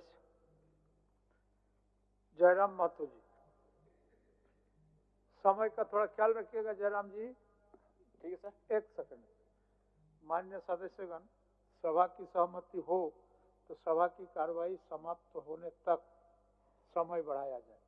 बोलिए। धन्यवाद अध्यक्ष महोदय। सरकार ने ग्रामीण विकास के लिए 9,841 करोड़, ग्रामीण कार्य के लिए 4,776 करोड़, पंचायती राज के लिए 2,144 करोड़ और वन पर्यावरण विभाग के लिए 1,381 करोड़ की मांग रखी है। सरकार ने कल्याण और शिक्षा के बाद 11% राशि को ग्रामीण विकास, ग्रामीण कार्य और पंचायती राज के लिए प्रावधान किया है। इस राशि को सरकार अगर खर्च कर पाए तो बहुत बड़ी उपलब्धि होगी अध्यक्ष महोदय, लेकिन विगत वर्ष 13,657 करोड़ की राशि ली गई थी, परंतु खर्च मात्र लगभग 10,176 करोड़ की राशि को खर्च कर पाए थे। यानी कि 3,481 करोड़ की राशि का खर्च नहीं हो पाना दुर्भाग्य है अध्यक्ष महोदय। जबकि ये ग्रामीण व्यवस्था की बात है, पंचायती राज की व्यवस्था है। ग्रामीण यानी गांव, और गांव तभी सशक्त होंगे जब उनका जो हिस्से की राशि है वह 100% खर्च हो पाए। बीते वर्ष देश की प्रति व्यक्ति आय 2,28,000 रुपये थी अध्यक्ष महोदय। गोवा में सर्वाधिक 4,61,000 रुपये, वहीं हमारे झारखंड में मात्र 68,612 रुपये थी, जो कि चिंताजनक है। अध्यक्ष महोदय, भारत की आत्मा गांव बस्ती है। ग्रामीण विकास को मापने के लिए प्रति व्यक्ति आय एक अच्छा पैमाना है। जब झारखंड राज्य को अलग किया गया था उस समय हम लोग प्रति व्यक्ति आय में 26वें स्थान पर थे, और बड़ी दुर्भाग्य का बात है आज भी हम लोग 26वें स्थान पर बरकरार है अध्यक्ष महोदय। अबुआ आवास योजना के तहत 6,01,135 निर्माण को स्वीकृति दी गई है। इसके लिए सराहनीय पहल है, लेकिन मैं बताना चाहूंगा अब तक 19,685 कार्य ही पूर्ण दिखाए गए हैं। अगर इसी गति से अगर काम होगा अध्यक्ष महोदय तो हमें लगता है 25 साल का समय लगेगा, जो कि एक चिंताजनक विषय है। अध्यक्ष महोदय, पंचायती राज की स्थापना इसलिए की गई थी ताकि गांवों को सशक्त किया जा सके, ग्रामीणों को सशक्त किया जा सके। लेकिन आज अगर बात करें झारखंड में पंचायती राज व्यवस्था की बात करें अध्यक्ष महोदय, तो ये व्यवस्था कहीं ना कहीं जो हमारे जनप्रतिनिधि चुन के आते हैं उन्हें उचित अधिकार नहीं दे पाई है। संविधान की धारा 243 के प्रावधान के अनुसार 11वीं अनुसूची में सूचीबद्ध 29 विषयों का अधिकार पंचायतों को देना है, लेकिन झारखंड में इन 29 विषयों पर त्रिस्तरीय पंचायती राज व्यवस्था जनप्रतिनिधियों के अधिकार से बहुत दूर रखा गया है। हमारा राज्य संविधान से ऊपर नहीं अध्यक्ष महोदय। अतः मैं आपके माध्यम से सरकार से ये मांग करता हूं कि जो संविधान अनुसूची 11 में 29 विषय पंचायती राज संस्थाओं को प्रदान किए गए हैं उन्हें पंचायत को मिलना चाहिए। अध्यक्ष महोदय, वन, क्योंकि झारखंड यानी वन एक महत्वपूर्ण अंग है हमारा, और आज अगर बात करें तो 29.81% वन भूमि है, जिसमें शायद अभी हाल ही में 2% का इजाफा हुआ है। लेकिन अगर घने वन की बात करें, घना जंगल, उसकी प्रतिशत मात्र 3.5 है, जो कि चिंताजनक है अध्यक्ष महोदय। अध्यक्ष महोदय, WHO का रिपोर्ट है कि झारखंड में प्रदूषण को लेकर अलर्ट जारी किया गया है, और अगर प्रदूषण की बात करें तो धनबाद जिला सबसे आगे है। मैं मंत्री महोदया विदुषी मंत्री हैं, मैं इनसे आग्रह करूंगा कि धनबाद जो कि आपको अर्थव्यवस्था के झारखंड राज्य के दृष्टिकोण से बहुत ही महत्वपूर्ण जिला है, और वह जिला आज कहीं ना कहीं बहुत ही दुखद अवस्था में, इस विषय पर ध्यान दिया जाए अध्यक्ष महोदय। अध्यक्ष महोदय, अगर जलवायु परिवर्तन की बात कहें तो बड़ा चिंताजनक विषय है। ये कहानी जादूगोड़ा की है, यह हमें लगता है अब वह धीरे धीरे विश्व स्तरीय मामला बनने जा रहा है। इसलिए इस मामले को जरा गंभीरता पूर्वक लेने की आवश्यकता है। चूंकि हमारी बड़ी बहन मंत्री महोदया इस विभाग की मंत्री हैं, वो एक स्त्री हैं, शायद भली भांति पीड़ा को समझेंगी। एक सर्वे की रिपोर्ट कहती है कि जादूगोड़ा के लगभग 1 दर्जन गांवों का सर्वे किया गया है। वो सर्वे की रिपोर्ट कहती है कि 47% महिलाएं मां बनने की क्रिया की इच्छा जागृत नहीं कर पाती हैं। यानी मां बनने की जो क्रिया है उस इच्छा को जागृत नहीं कर पाती हैं। वो रिपोर्ट कहती है 47%। 30% जो महिलाएं हैं अध्यक्ष महोदय, उनमें गर्भपात हो जाता है। कारण क्या है ये सबको मालूम है, यूरेनियम का खनन और उसके रेडिएशन से जो प्रभाव पड़ता है, कहीं ना कहीं जादूगोड़ा के जो जीवन है उसे अस्त व्यस्त करके रखा गया अध्यक्ष महोदय। और अध्यक्ष महोदय, ये थोड़ा सा अब शर्म कीजिए या हंसिए या अपने दुर्भाग्य को कोसिए, एक बड़ा विचित्र विषय सामने आता है अध्यक्ष महोदय। जादूगोड़ा की यूरेनियम खानों से निकाला जाने वाला प्रारंभिक ईंधन, जिसे येलो केक भी कहा जाता है, परिशोधन के लिए हैदराबाद स्थित ईंधन प्रक्रिया केंद्र भेजा जाता है, जहां यूरेनियम की छड़ें बनने के बाद शेष रेडियो एक्टिव कचरे को पुनः 1500 किलोमीटर दूर लाकर जादूगोड़ा के गांव में बिखेर दिया जाता है। अध्यक्ष महोदय, ये तो वही हुआ ना कि आप रांची से जाकर धनबाद में केला खरीदें, केला को लाकर रांची में खाएं और फिर छिलका आप धनबाद को सौंप दिए। कारण क्या है? ये बहुत गंभीर विषय है। अगर इन विषयों पर हम लोग चर्चा नहीं करेंगे और उन विषयों का समाधान नहीं करेंगे अध्यक्ष महोदय, तो हमारे हिसाब से बहुत ही दुर्भाग्य का विषय अध्यक्ष महोदय। अतः मैं आपके माध्यम से सरकार को ये कहना चाहूंगा कि जादूगोड़ा का जो विषय है अत्यंत ज्वलंत विषय है। इसके निराकरण की दिशा में सदन को, सरकार को बढ़ने की आवश्यकता है। मनरेगा क्योंकि एक माननीय सदस्य एक और मौका मिलेगा, और मौका 30 सेकंड मनरेगा बोल दे, 30 सेकंड दे दीजिए ना। मनरेगा में अभी केंद्र सरकार के माध्यम से 245 रुपए मानव दिवस है और झारखंड सरकार उसमें 27 रुपए एक्स्ट्रा दे रही है, यानी 272। अगर 100 दिन के आंकड़े को ले लिया जाए तो 272 इंटू 100 यानी 27,000 के आसपास होता है। अगर उसे फिर हम लोग 12 महीने होते हैं, अगर 12 महीने से डिवाइड करेंगे तो 2000 से ज्यादा उसका महीने का इनकम होता है। इससे क्या होता है कि नरेगा का काम लोग करना नहीं चाहते हैं, तो जब नरेगा का काम करना नहीं चाहते हैं, यही करप्शन सृजन होता है। क्या करते हैं, वह जेसीबी के माध्यम से काम कराते हैं, फर्जी तरीके से लेबर का रजिस्ट्रेशन करते हैं और यहीं से एक लूप होल मिल जाता है जिनको करप्शन करना होता है। इसलिए मैं ये मांग करूंगा कि जो मनरेगा का विषय है और मजदूरों का जो न्यूनतम दर है उसे कम से कम एक अकुशल मजदूर का आज के डेट में लगभग 400 से ज्यादा उनका दर है अध्यक्ष महोदय। तो अगर उस दिशा में अगर मनरेगा की योजना को लेकर हम आगे बढ़ेंगे तो शायद मजदूरों के साथ एक न्याय हो पाएगा। धन्यवाद अध्यक्ष महोदय, बहुत बहुत धन्यवाद। माननीय सदस्य श्वेता सिंह जी। धन्यवाद अध्यक्ष महोदय।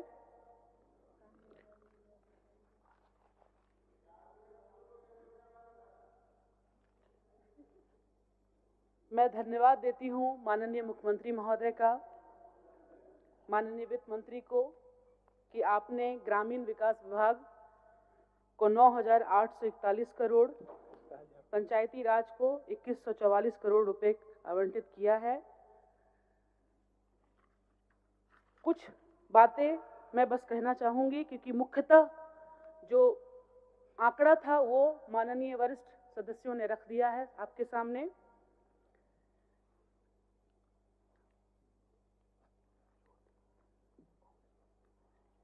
माननीय जो हमारी मंत्री महोदया हैं उनसे बस मैं कुछ कहना चाहूंगी कि 260 ब्लॉक और 4402 हमारे जो ग्राम पंचायत हैं उसको अगर हम लोग सुदृढ़ कर लेते हैं, क्योंकि पंचायत भवन के लिए 15,000 रुपये हर महीने मतलब दिया जाता है, उसके बावजूद वहाँ पर जो राजस्व कर्मचारी, जन सेवक, रोजगार सेवक, पंचायत सचिव उपस्थित होना चाहिए वो वहाँ नहीं रहते हैं, जिसके कारण क्या होता है अध्यक्ष महोदय कि ग्रामीणों को प्रखंड और अंचल कार्यालय का फेरा चक्कर लगाना पड़ता है।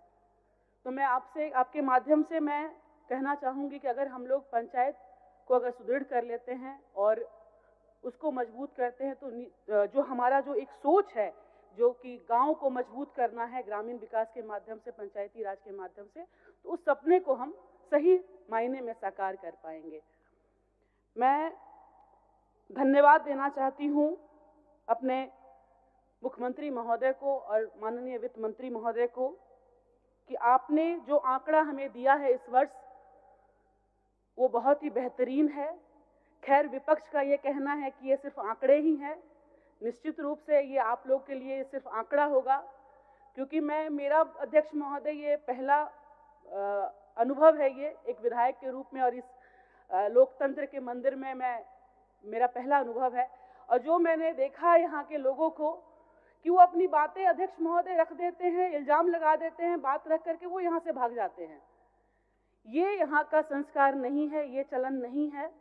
आपको बहुत आशा और उम्मीद के साथ हमें भी हमारे क्षेत्र के लोग यहाँ इस कुर्सी पे भेजते हैं ताकि हम लोग यहाँ बैठे और एक अच्छे तरीके से अपनी बातों को, बजट पे ही जब बात रखना है तो अगर कुछ कमियां हैं तो आप उस कमियों को रखेंगे और ताकि हम उसको अच्छे तरीके से और सुधार कर पाएं। ये सब इनकी आत्मा, अंतरात्मा अध्यक्ष महोदय जानती होगी कि हमारे माननीय मुख्यमंत्री का हृदय कितना बड़ा है, कैसे वो चाहे मंत्री महोदय जितने भी इस तरफ हमारे मंत्री बैठे हुए हैं उनका मन कितना बड़ा है कि वो कोई पक्ष विपक्ष की बात ना करके एक विधायक के रूप में हमेशा सबका स्वागत करते हैं।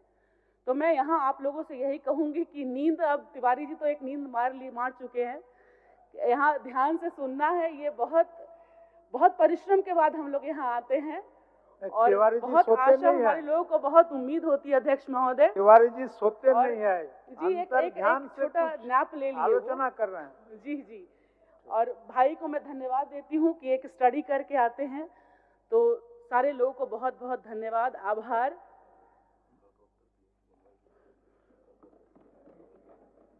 इनको बुलवा देते हैं। निर्मल महतो जी, आप अब समय मत लीजिए, आप शुरू से अभी तक धन्यवाद सर। 5-6 वर्ष आपको मौका, बोलिए शुरू से 5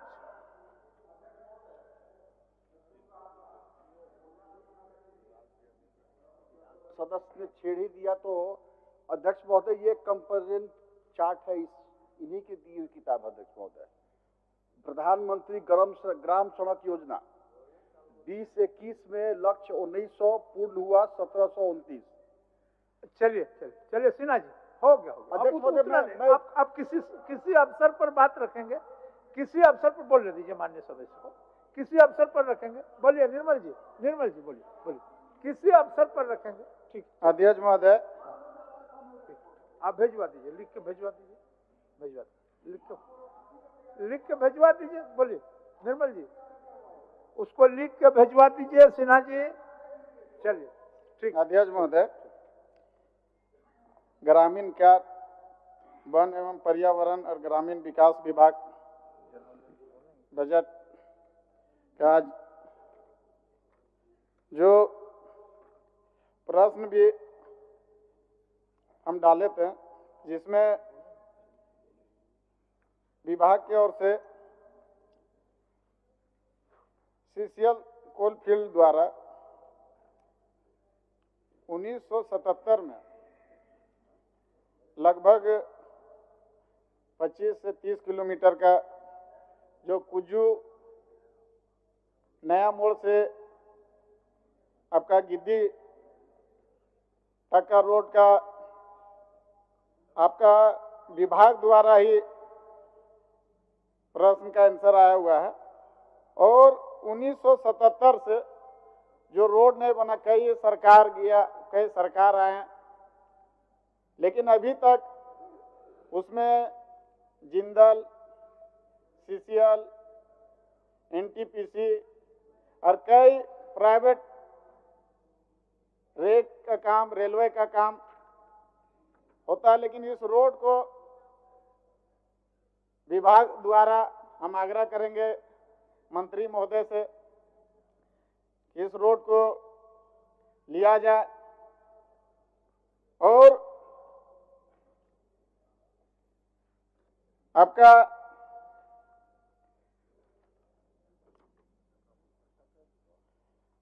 एक रोड है, वो भी उसी तरह 77 से भी पहले से NH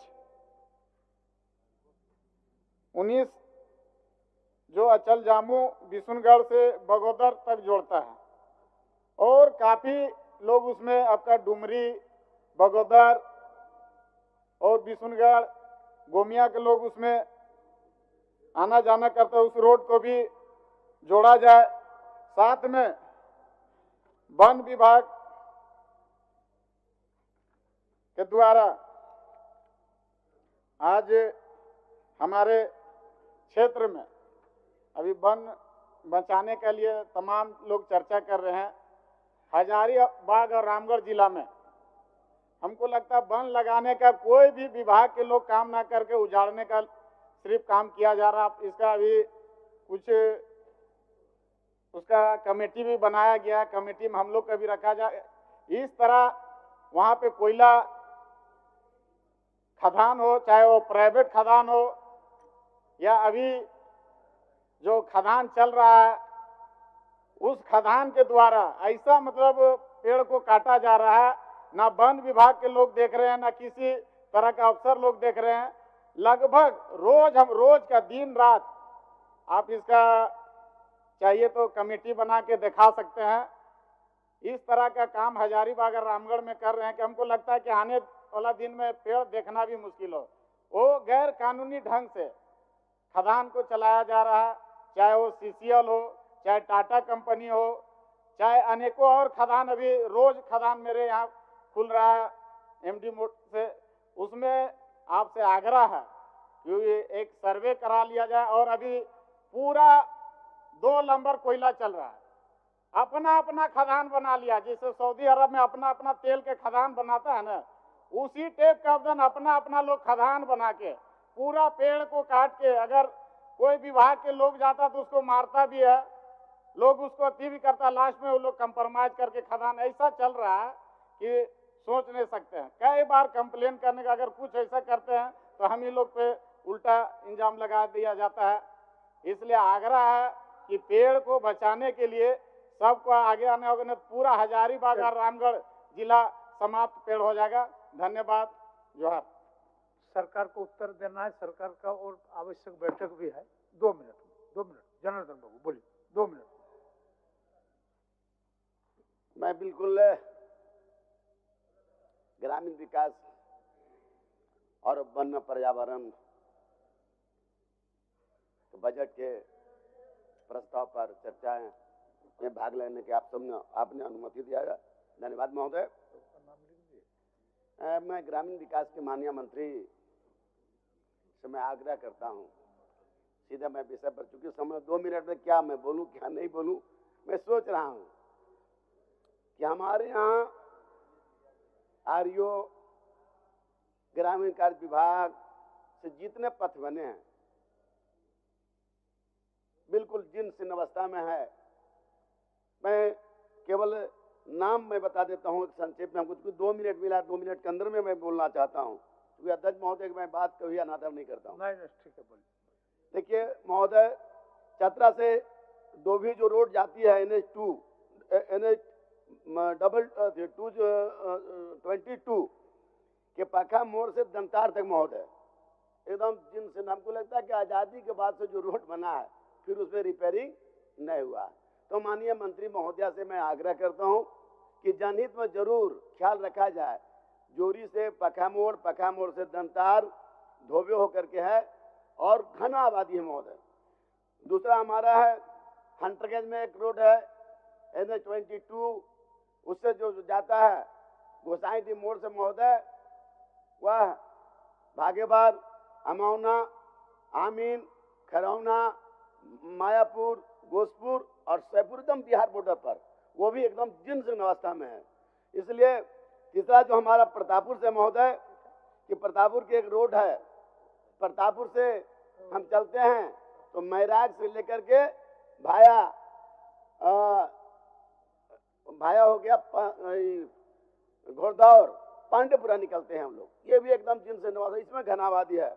इसी तरह से कुंदा महोदय, कुंदा से हम पांकी जाते हैं तो पांकी जाने वाला रास्ता में वहां से आपका एक गांव पड़ता है खपिया से सिकीदाग तक एकदम जीर्ण अवस्था में, मतलब जितने सड़क बने हैं महोदय वो सब जीर्ण अवस्था में है।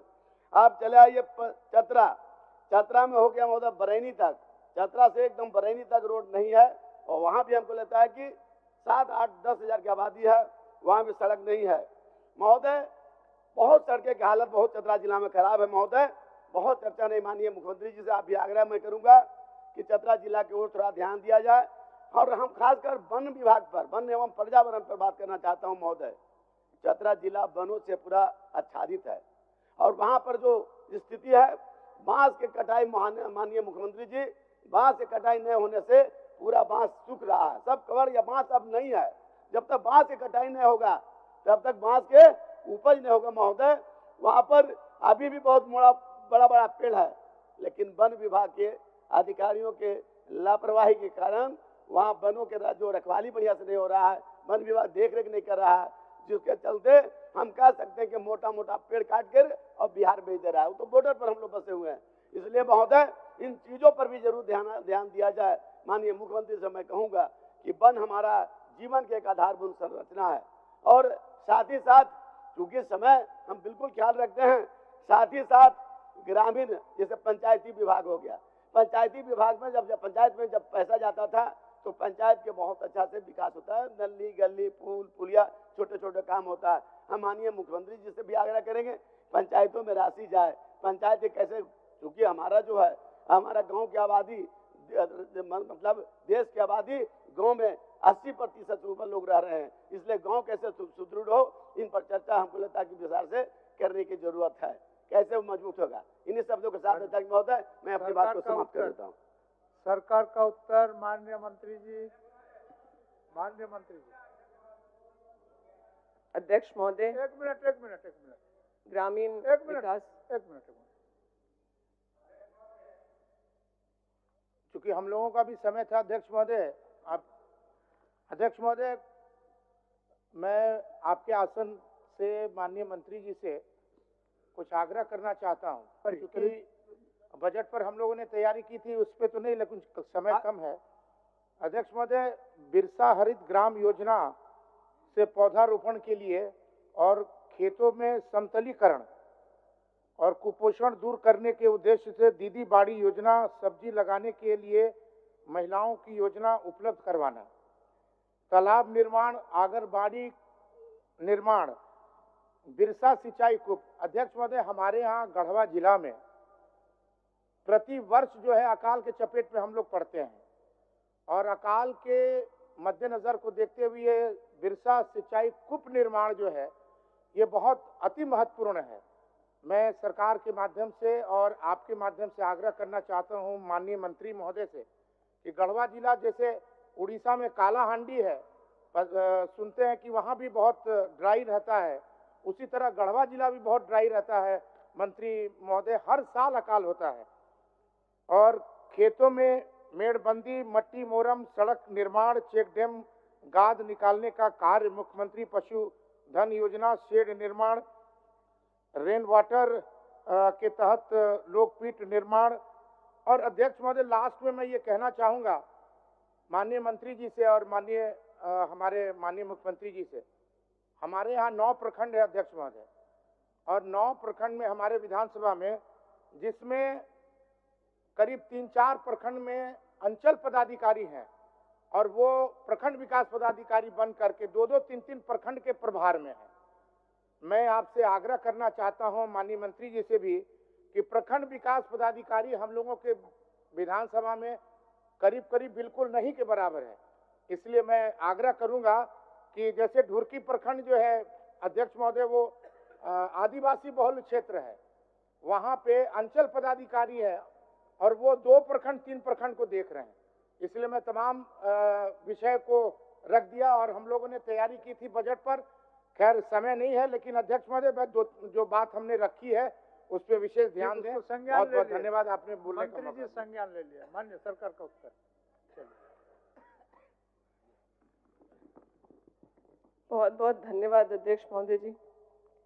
आज ग्रामीण विकास विभाग के डिमांड ऑफ ग्रांट्स पे जो यहाँ पर चर्चा हुई, उसमें पक्ष के और विपक्ष के माननीय सदस्यों ने हिस्सा लिया। उन सबों से बहुत महत्वपूर्ण सुझाव आए हैं और सरकार और हमारा विभाग उस पर गंभीर रहेगा और उस पर उचित कार्रवाई और निर्णय लिए जाएंगे, मैं आप लोगों को आश्वस्त करती हूँ। सम्मानित शशिभूषण मेहता जी, हेमलाल मुर्मू जी, प्रदीप प्रसाद जी, विक्सल कोंगाड़ी जी, सुरेश पासवान जी, बसंत सोरेन जी, अरूप चैटर्जी जी, जयराम महतो जी, श्वेता सिंह जी, निर्मल महतो जी, जनार्दन पासवान जी, अनंत प्रताप देव जी ने इस चर्चा में हिस्सा लिया। आप लोगों से आए जो सुझाव हैं या फिर जो क्रिटिसिज्म है, जो विभाग की कमियों को आप लोगों ने उजागर किया है, वो हम लोगों को काम करने के लिए आगे मार्गदर्शन देगा, मैं आप लोग को आश्वस्त करती हूँ। अध्यक्ष महोदय, राज्य की जनता ने जिस विश्वास के साथ हमारी महागठबंधन सरकार को वापस से इस राज्य के समावेशी विकास के लिए जिम्मेदारी दी है और एक अग्रणी राज्य स्थापित करने के लिए जो अवसर दिया है, उस विश्वास पर यह सरकार खरी उतरेगी। आदरणीय हेमंत सोरेन जी के नेतृत्व में ऐसा पूरा भरोसा है।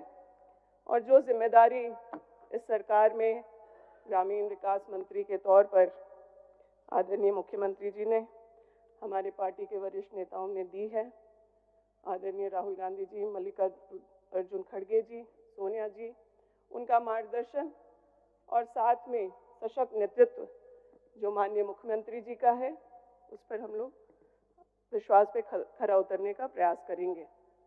अध्यक्ष जी, माननीय वित्त मंत्री जी ने ग्रामीण विकास को एक बड़ा अंश बजट का देने का काम किया। मैं उनको सदन के माध्यम से धन्यवाद देना चाहती हूँ कि ग्रामीण विकास को प्राथमिकता पर रखा गया है।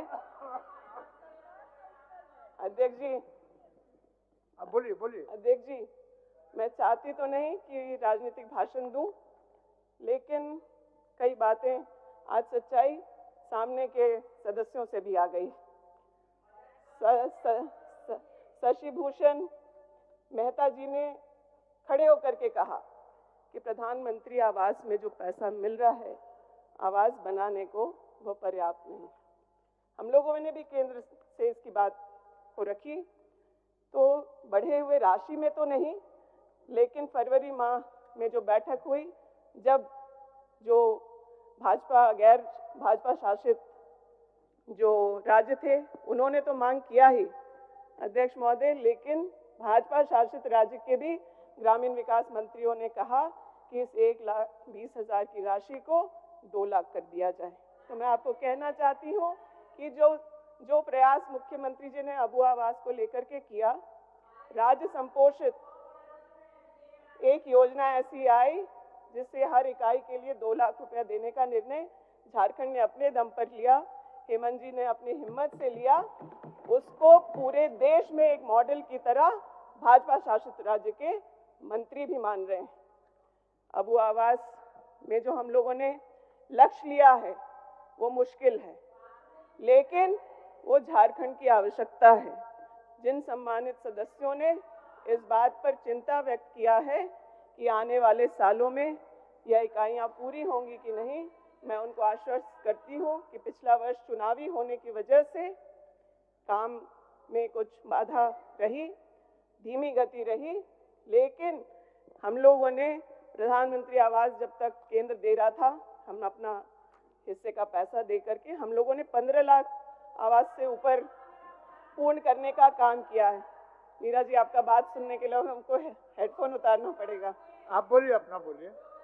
उसी प्रकार से मीरा जी का बात मत सुनिए, आप अपना बात बोलिए। आपका तो बात सुनने के मैं लिए यही कहना अस्थिर से बैठे हुए मैं हैं। यही कहना चाहूंगी अध्यक्ष महोदय, आंकड़े तो हमारे पुस्तिका में है, आंकड़े आपको मिल जाएंगे, लेकिन क्योंकि आज एक अलग अवसर भी है, आज 4 महीने के बाद इस सदन को नेता विपक्ष मिले हैं, है ना, और आपने भी, मीरा जी ने भी, नेता प्रतिपक्ष ने भी इस बात के लिए आश्वस्त किया है कि राज्य के बकाया राशि को हम लोग ला करके देंगे, उसमें पूर्ण सहयोग करेंगे। आप 1,36,000 करोड़ की राशि को बाद में रखिए, उस पर आप राजनीति कीजिए। वो पैसा भी झारखंड के अधिकार का पैसा है, लेकिन उसमें आप राजनीति कर रहे, झारखंड की जनता को बरगलाने का काम कर रहे हैं। आपको रोड नहीं लेना है मैडम, आपका क्षेत्र में रोड का आवश्यकता नहीं है। लेकिन जो पैसा मनरेगा का बकाया है, जो पैसा आवास का बकाया है, जो पैसा प्रधानमंत्री ग्राम सड़क का बकाया है, जो पैसा उग्रवाद प्रभावित इलाकों में पुल सड़क बनाने को बकाया है, उस पे क्या नेता प्रतिपक्ष राज्य का सहयोग करेंगे। और मटेरियल का पेमेंट छोड़ दीजिए अध्यक्ष महोदय, जो मजदूरी का पैसा है, जो झारखंड का गरीब आदिवासी मूलवासी मेहनत करके मजदूरी करता है, उस मजदूरी का भी 400 करोड़ रुपया बकाया है। मटेरियल का 620 करोड़ और करोड़ों रुपया प्रधानमंत्री आवास और सड़क का बकाया है। अध्यक्ष महोदय, अच्छी बात है कि नए सदन के नेता प्रतिपक्ष आए, तो इनके सदन में बैठने का समय कम से कम ढाई बजे से बढ़कर के 4:30 हो गया। ये नई शुरुआत है, कम से कम इतना धीरज इन लोगों ने दिखाया है। सच सुनने की क्षमता नहीं है। धन्यवाद दे दीजिए। राज्य का जो नुकसान राज्य के निर्माण के बाद, इतना राज्य देर के तक निर्माण आपके साथ के बैठे बाद रहे तो धन्यवाद तो दे दीजिए। सर सच भी सुन लेते तो हम और धन्यवाद देते। राज्य निर्माण के बाद जो दशा इस राज्य की गई, उसको सुधारने में हमें 5 साल लगे हैं। सच ये है कि जिस स्थिति में राज्य मिला था और जिस प्रकार से हेमंत सोरेन जी ने पिछला 5 साल विपरीत परिस्थितियों में भी कई उतार चढ़ाव हम लोगों की सरकार ने देखा, लेकिन विपरीत परिस्थितियों में भी जो ऊबड़ खाबड़ सड़क थी उसको समतल करने का काम किया है। अब विकास का पहिया पूरी तेजी से इन सड़कों पर दौड़ेगा हेमंत सोरेन जी के नेतृत्व में। यह मैं यहाँ पर उपस्थित सभी सदस्यों को आश्वस्त करती हूँ। मनरेगा को अकर्मण्यता का बड़ा स्मारक बताने का काम इस देश के प्रधानमंत्री ने लोकतंत्र के सबसे बड़े मंदिर में बताने का काम किया। लेकिन जैसे ही एहसास हुआ कि कोविड जैसे समय में भी अगर ग्रामीण अर्थव्यवस्था को कोई चीज बचा पाई तो वो यूपीए सरकार की स्वर्गीय मनमोहन सिंह जी के समय की मनरेगा जैसी योजना थी, जो ग्रामीणों को उनके कम से कम भोजन पानी का व्यवस्था कराने लायक मजदूरी जो मिलता था वो मनरेगा के माध्यम से है। लेकिन गलती सदन में बोल करके हो गई थी, उसका पश्चाताप तो करते रहे, लेकिन उनका जो मंशा है वो नहीं सुधरा। अध्यक्ष महोदय, मनरेगा के बजट में हर साल कटौती हो रहा है। हमारे राज्य को अगर 8,000 करोड़ चाहिए तो हमें 200-250 करोड़ रुपया भी मिलना मुश्किल हो जाता है।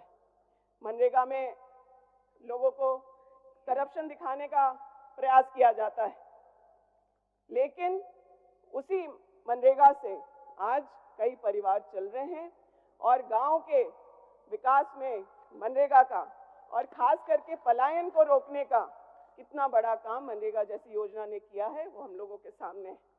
आज हमारे प्रवासी दूसरे राज्यों में जाकर के काम करते हैं। अच्छा नहीं लगता कि अगर किसी विपरीत परिस्थिति में उनके शव तक को लाने का काम माननीय मुख्यमंत्री जी सरकार को निर्देशित करके रखे हैं और हमारे प्रवासी इस हालत में बाहर से आते हैं। लेकिन भाजपा की सरकार ने कैसे देश के बाहर जो प्रवासी थे उनको हथकड़ियों में बांध करके लाने का काम किया और इतना उनका अपमान हुआ, उसको भी देश ने देखने का काम किया। आज मैं सब आप लोगों के बीच बात कर रही हूँ तो कई सारी योजनाएं मनरेगा के तहत जो चल रही हैं उसके माध्यम से राज्य सरकार ने अपने लक्ष्य से ज्यादा मानव दिवस का सृजन किया है। बिरसा हरित ग्राम योजना हो, जल छाजन से संबंधित योजनाएं हैं, बिरसा कूप योजना हो या फिर ऐसी छोटी बड़ी ऐसी योजनाएं जिसको हम पूर्ण दिखा सकते थे अगर केंद्र सरकार मटेरियल पेमेंट और मजदूरी पूरी तरह से उन कार्यों का देती, लेकिन वो न होने की वजह से हमारे कई सारे काम पूर्ण होने के बाद भी पेंडिंग दिखाते हैं कंप्यूटर में, क्योंकि उसका बकाया भुगतान हम लोग नहीं कर पा रहे। मानव दिवस सृजन के बारे में मुझे कहना है अध्यक्ष महोदय, झारखंड के साथ पहले भी पक्षपात रहा, लेकिन हम लोगों ने पिछले 3 महीने में केंद्र से अपने हक को मांगते हुए जो टाइम एंड मोशन स्टडी के हिसाब से 73 CFT मजदूरी करना पड़ता था यहाँ के ग्रामीणों को, तब 1 दिन की मजदूरी उसे मिलती थी। लेकिन प्रयास से, विभाग के प्रयास से, सरकार के प्रयास से, मुख्यमंत्री जी के दिशा निर्देश में आज वह मानव दिवस 53 CFT की हम करने पर 1 दिन गिना जा रहा है। ये सरकार की बड़ी उपलब्धि है और जो हमें 12 करोड़ मानव दिवस सृजन का टारगेट हम लोगों ने लिया, मैं आपको पूरी गंभीरता से कह सकती हूँ कि इस आने वाले वित्तीय वर्ष में हम 15 करोड़ मानव दिवस का सृजन करेंगे। और हाँ, मुद्दा यही है अध्यक्ष महोदय कि हमारे लोग मजदूरी करने को तैयार हैं, काम करने को तैयार हैं। यह झारखंड का नेचर है, यहाँ के लोग मेहनती हैं, लेकिन उसका बकाया भुगतान हम लोग कर पाएंगे कि नहीं, यह भी एक विषय है। लेकिन मुझे भरोसा है कि समय समय पर पिछले कार्यकाल में भी संबंधित मंत्रियों के नेतृत्व में भी राज्य सरकार ने राज्य संपोषित योजनाएं शुरू करी और उसको अच्छे से चलाने का काम हो रहा है। इन्होंने कहा कि बजट में कटौती कर ली गई, आउटले हम लोगों ने 11,400 का किया था, लेकिन जो रिवाइज्ड आउटले था वो 8,865 हुआ। ये कमी कैसे हुई अध्यक्ष महोदय, वो भी सदन को जानना होगा। यह कमी इस वजह से हुई कि केंद्र ने जो हमें ग्रांट्स देने का वादा किया था, जिसको हम लोगों ने अपने बजट में आउटले का हिस्सा बनाया था, केंद्र ने हमें वो बकाया नहीं दिया, इसकी वजह से ये कमी हुई। उसके बावजूद यह मैं सदन के सामने साफ करना चाहती हूँ कि उसके बावजूद 9,98 अरब 41 करोड़ 41,61,000 रुपए राज्य सरकार ने फिर हमें बजट में देने का काम किया है, और जिसमें मेजर हिस्सा राज्य सरकार का है। चुनावी वर्ष नहीं है तो हमें भरोसा है कि सरकार को बदनाम नहीं करना, पैसे रोक करके केंद्र हिस्सा नहीं देगी। प्रचार प्रसार भाजपा के लोग जाके कार्यकर्ता करेंगे कि राज्य सरकार आपको पैसा नहीं दे पा रही। चुनावी वर्ष नहीं है तो हमें उम्मीद है कि हमें जिस प्रकार से प्रधानमंत्री आवास बढ़ा करके 4 लाख इस वर्ष देने का, वो भी फरवरी के महीने में, लोग बोलेंगे कि 4 लाख आवास मिला, लेकिन आपने तो सिर्फ 1 लाख सैंक्शन किया है, लेकिन वो किस वक्त हमें मिला वह भी सदन के संज्ञान में आना जरूरी है, खास करके पक्ष के साथियों के सामने, ताकि जब इस तरह का दुष्प्रचार सरकार के खिलाफ किया जाए तो अपनी बातों को रखा जा सके। मनरेगा में जो करप्शन है, जिसकी चिंता साथियों ने की है, उसको किस तरीके से कम किया जाए, उसको दूर किया जाए, इसके लिए विभाग लगातार प्रयासरत है। वो चाहे मनरेगा हो, चाहे अबू आवास हो। अबू आवास में एक महत्वपूर्ण पहल सरकार ने लिया है, और इसके अंतर्गत बेनिफिशियरी लेवल जियो टैग करने का एप्लीकेशन राज्य सरकार ने आदरणीय मुख्यमंत्री जी के निर्देश पर, उनके मार्गदर्शन पर उसको लॉन्च किया है। अब कोई भी बेनिफिशियरी खुद के मोबाइल से जियो टैगिंग कर सकता है। मतलब अब उसे किसी पर निर्भर नहीं रहना कि या पंचायत सचिव आएगा तो करेगा, मुखिया जी करेंगे या अन्य। तो एक पारदर्शी तरीके से कैसे जो हमारी योजनाएं हैं, कल्याणकारी योजनाएं हैं, वो धरातल पर उतरे, उसके लिए हम लोग लगातार प्रयासरत हैं। मटेरियल पेमेंट को लेकर के भी कई शिकायतें आती हैं, उस पर भी सरकार प्लान बना रही है, और मुझे लगता है कि आने वाले समय में वो हम लोग साझा करने की स्थिति में होंगे। विपक्ष के लोग तो चले गए हैं, बहुत सारी बातें जो उनको बतानी थी, नीरा यादव जी खड़े होकर के बात कर रही थी। पिछले कई दिनों से चल रहा था, हम लोग ट्रेजरी बेंच की तरफ आ गए हैं, तो जवाब देना मुश्किल हो जा रहा है, हमें अपने पद की गरिमा रखनी पड़ रही है। लेकिन महिलाओं के प्रति असंवेदनशीलता जो केंद्र की और भाजपा के साथियों की है, वो ऐतिहासिक है। ये हमसे पूछ रहे हैं कि हम अपने अनुबंध कर्मियों का पैसा क्यों नहीं बढ़ा रहे, मैया सम्मान के बराबर क्यों नहीं कर रहे, क्यों उसमें देरी कर रहे हैं। वृद्धों की चिंता नहीं क्या, हमें दिव्यांगों की चिंता नहीं है क्या? लेकिन मैं उनसे पूछना चाहूँगी कि आज इस मांग को महिलाएं करने लायक इस स्थिति में पहुंची कैसे? आज मैया सम्मान जैसी क्रांतिकारी योजना अगर नहीं होती, घरेलू महिलाओं के परिश्रम को सम्मान देने का काम आदरणीय मुख्यमंत्री जी ने नहीं किया होता, तो आज वो जो अनुबंध कर्मी महिलाएं हैं, वो अपने हक की आवाज़ को उठाने का काम नहीं कर पाती। मैं आपको दावे के साथ, और ये पूरा भरोसा है हमें भी एक महिला प्रतिनिधि होने के तौर पर, कि आने वाले समय में राज्य सरकार और आदरणीय मुख्यमंत्री जी है यहाँ पर, उन महिलाओं को भी जो घर से बाहर निकल के भी परिश्रम कर रही हैं, उनको भी एक सम्मानजनक राशि हम लोगों की महागठबंधन की सरकार उपलब्ध करा पाएगी। ये विपक्ष के लोग 17 साल कुछ नहीं किए उनके बारे में, और अगर इनके पैसे बढ़ाने की मांग है। आंगनबाड़ी की भी बात कर लेते। आज राज्य में आंगनबाड़ी का राज्यांश क्या है और केंद्रांश क्या है, उसके बारे में इन्हें कुछ पता ही नहीं। तिगुना पैसा राज्य सरकार दे रहा है और केंद्र सालों से ऐसी राशि पर अटका हुआ है जो बढ़ा ही नहीं। तो पहले कम से कम राज्य के का जो अंश है उसके बराबर भी पहुंचते, तब इस प्रकार का आरोप राज्य सरकार पर लगता तो शायद हम लोग उस पर तत्काल कोई कदम उठाते। आज राज्य में ग्रामीण इलाकों में सम्मानजनक जीवन जीने के लिए जो हमारे गांव के रहने वाले हैं, वो या तो किसान हैं, मजदूर हैं, या सेमी स्किल्ड एक फोर्स है, युवाओं का है, शिक्षित युवाओं का है। हम लोगों ने मजदूर वर्ग के जो लोग हैं उसके लिए यूपीए 2 की सरकार ने मनरेगा जैसी योजना लाने का काम किया।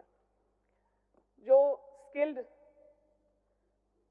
जो युवाओं की उम्मीद को पूरा करने का काम है, वो हम लोग जो ट्रेनिंग ग्रामीण इलाकों में ग्रामीण युवाओं को देकर करने का जो हम लोग काम कर रहे हैं, उसके तहत हम लोगों ने करीब 1 लाख युवाओं को 90,000 युवाओं को ट्रेन करने का काम किया। और जिस प्रकार से उन्हें रोजगार के अवसर दिए जा रहे हैं, 55% तक हम लोग उनको रोजगार देने में सफल हुए हैं और आने वाले समय में यह परसेंटेज बढ़ेगा, ये पूरा भरोसा है हम लोगों को। पिछला वर्ष चुनावी रहा, कई सारे हम लोग काम पेंडिंग रहे। इसके अलावा जो विभाग में जो रिक्तियां हैं, जो सरकारी रिक्तियां हैं, मैं आश्वस्त करती हूँ सदन को और सम्मानित सदस्यों को कि जो रिक्तियां हैं, चाहे वो सरकारी हैं या JSLPS में अनुबंध पे हैं, उन सभी रिक्तियों को पूर्ण करने का काम हम लोग आने वाले साल में पूरा करेंगे। ये अबुआ बजट जो है वो एक सिर्फ आर्थिक दस्तावेज नहीं है, ये झारखंड के गरीबों, किसानों, मजदूरों, आदिवासी महिलाओं और युवाओं के जीवन को बेहतर बनाने का एक दृढ़ संकल्प है। इसमें महिलाओं के लिए जो काम हम लोगों के राज्य में हुआ वो भी ऐतिहासिक है। मैया सम्मान योजना की बात हो, चाहे सर्जन पेंशन से महिलाएं लाभान्वित हो रही हैं, इसके अलावा ग्रामीण महिलाओं को आर्थिक गतिविधियों में कैसे जोड़ा जाए, उसका काम राज्य सरकार की JSLPS बहुत सफलता से कर रही है। महिलाओं को 32 लाख महिलाओं को समूह से जोड़ करके उन्हें चक्रीय निधि देकर अलग अलग रोजगार से जोड़ा जा रहा है। आज कई तरह के प्रोडक्शन का काम, घरेलू उत्पादों का महिलाएं कर रही हैं और जैसा कि वरिष्ठ हमारे सदस्य हेमलाल जी ने इस बात को कहा था कि उसकी मार्केटिंग की व्यवस्था अच्छी होनी चाहिए। पलाश एक सोच जो माननीय मुख्यमंत्री जी का था, उसे 2022 में लॉन्च किया गया और आज उस मार्केटिंग के माध्यम से, उस ब्रांड के माध्यम से 47 करोड़ रुपए महिलाओं ने अपने प्रोडक्ट्स को बेच करके कमाने का काम किया है और कई सारे व्यापार मेला में वो हिस्सा ले रही हैं और एक के बाद एक हर साल उनका जो आमदनी है उन मेला से बढ़ रहा है। लेकिन उन्हें एक और अलग लेवल पे उन महिलाओं को जो प्रशिक्षित हैं उन्हें लेके जाने की ज़रूरत है। जो स्वरोजगार से जुड़ रही हैं उन्हें हम क्रेडिट लिंकेज कर रहे हैं। जो बाज़ारों में अपना प्रोडक्ट लेके जाना चाहती हैं उन्हें वो माहौल दिया जा रहा है। पलाश मार्ट हर प्रखंड में, मैं आश्वस्त करती हूँ कि सरकार ने उसे अगर अपने प्लान का हिस्सा बनाया है तो हम लोग उसको सशक्त तरीके से उसे प्रखंड तक पलाश मार्ट को पहुंचाने का काम करेंगे। आज करीब 47 ऐसी यूनिट अलग अलग जगह पर बहुत सुचारू रूप से चल रही हैं और महिलाएं उससे अर्जित कर रही हैं। लेकिन ये जो प्रशिक्षित महिलाएं हैं उनकी क्षमता बहुत है और इस राज्य की गरीबी को अगर हटाने की बात हो तो मुझे लगता है कि जो हमारी सरकार है उसको उसमें महिलाओं को भी शामिल करना बहुत आवश्यक है।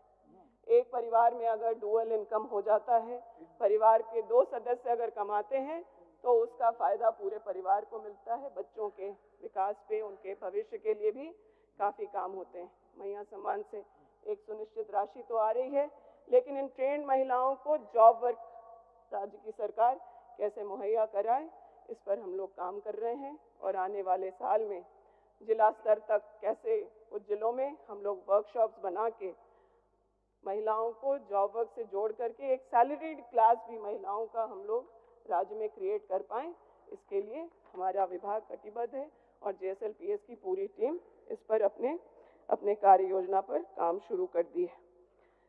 अध्यक्ष महोदय, हमारे इस विभाग के एक महत्वपूर्ण हिस्सा जो है वो ग्रामीण कार्य का है।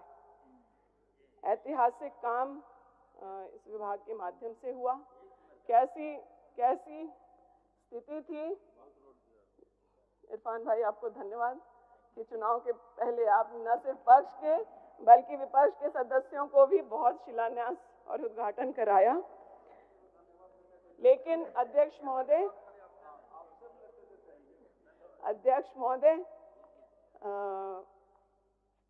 ये विपक्ष के लोग भी मानते हैं, सामने भले न बोलें लेकिन अलग अलग आके कभी मुख्यमंत्री जी को, कभी विभाग के मंत्री को, मेरे पूर्व रहे मंत्री को आके धन्यवाद देते हैं कि बरसों से 10 साल 15 साल से जो सड़कें जर्जर थी उसके सुदृढ़ीकरण का काम हुआ और क्वालिटी काम हो रहा है। ऐसा कि पहले कई सारे रोड को REO से PWD में अपग्रेड करना पड़ता था, लेकिन आज जो रोड का जो क्वालिटी है वो इस प्रकार से है कि PWD रोड के अपग्रेडेशन की आवश्यकता नहीं हो रही। ग्रामीण इलाकों में अगर ग्रामीण सड़क अच्छे क्वालिटी का है तो उससे भी ग्रामीणों का आवागमन और रोड कनेक्टिविटी अच्छा रहना है। लेकिन इसके साथ ही कई सदस्यों ने इस विषय को लाया है कि जो 10% से बिलो टेंडर्स हो रहे हैं उसमें जो संवेदक हैं आपस में काम की लड़ाई को लेकर के काम तो ले लेते हैं लेकिन उसकी शुरुआत करने में विलम्ब करते भी हैं, तो उस प्रकार से डिलीवर नहीं कर पा रहे हैं जिस सोच से राज्य सरकार इस योजना को लेकर के आई है। मैं आश्वस्त करना चाहती हूँ कि इस विषय में आदरणीय मुख्यमंत्री जी भी बहुत गंभीर हैं और विभाग जल्द एक प्रस्ताव जो संवैधानिक है उसको कैबिनेट में लाने का हम लोग प्रयास करेंगे, जिससे कि काम की गुणवत्ता भी बनी रहे और जो सरकार के निर्णय रहे हैं उसका भी सम्मान रहे। तो जल्द हम लोग कैबिनेट में लाएंगे, मैं आपको आश्वस्त करना चाहती हूँ। अब वो आवास, JSLPS और मनरेगा सड़क पुल के बारे में हम लोगों की चर्चा हो गई और एक जो सबसे महत्वपूर्ण विषय है, लेकिन उसके पहले मैं थोड़ा गरीबी के बारे में बहुत चर्चा हो रही थी। अध्यक्ष महोदय, आपने उस दिन मुझे समय नहीं दिया, लेकिन मैं ये कहना चाहूँगी कि आंकड़े खुद बाबूलाल जी दे रहे थे कि 1600 कुछ रुपए में का अगर एक व्यक्ति अर्जित करता है तो माननीय मंत्री जी अच्छा किए ब्रेक दिया। विधायक फंड हो और REO से कितना रोड माननीय विधायक लोग को मिलेगा महोदय, थोड़ा ये भी बता।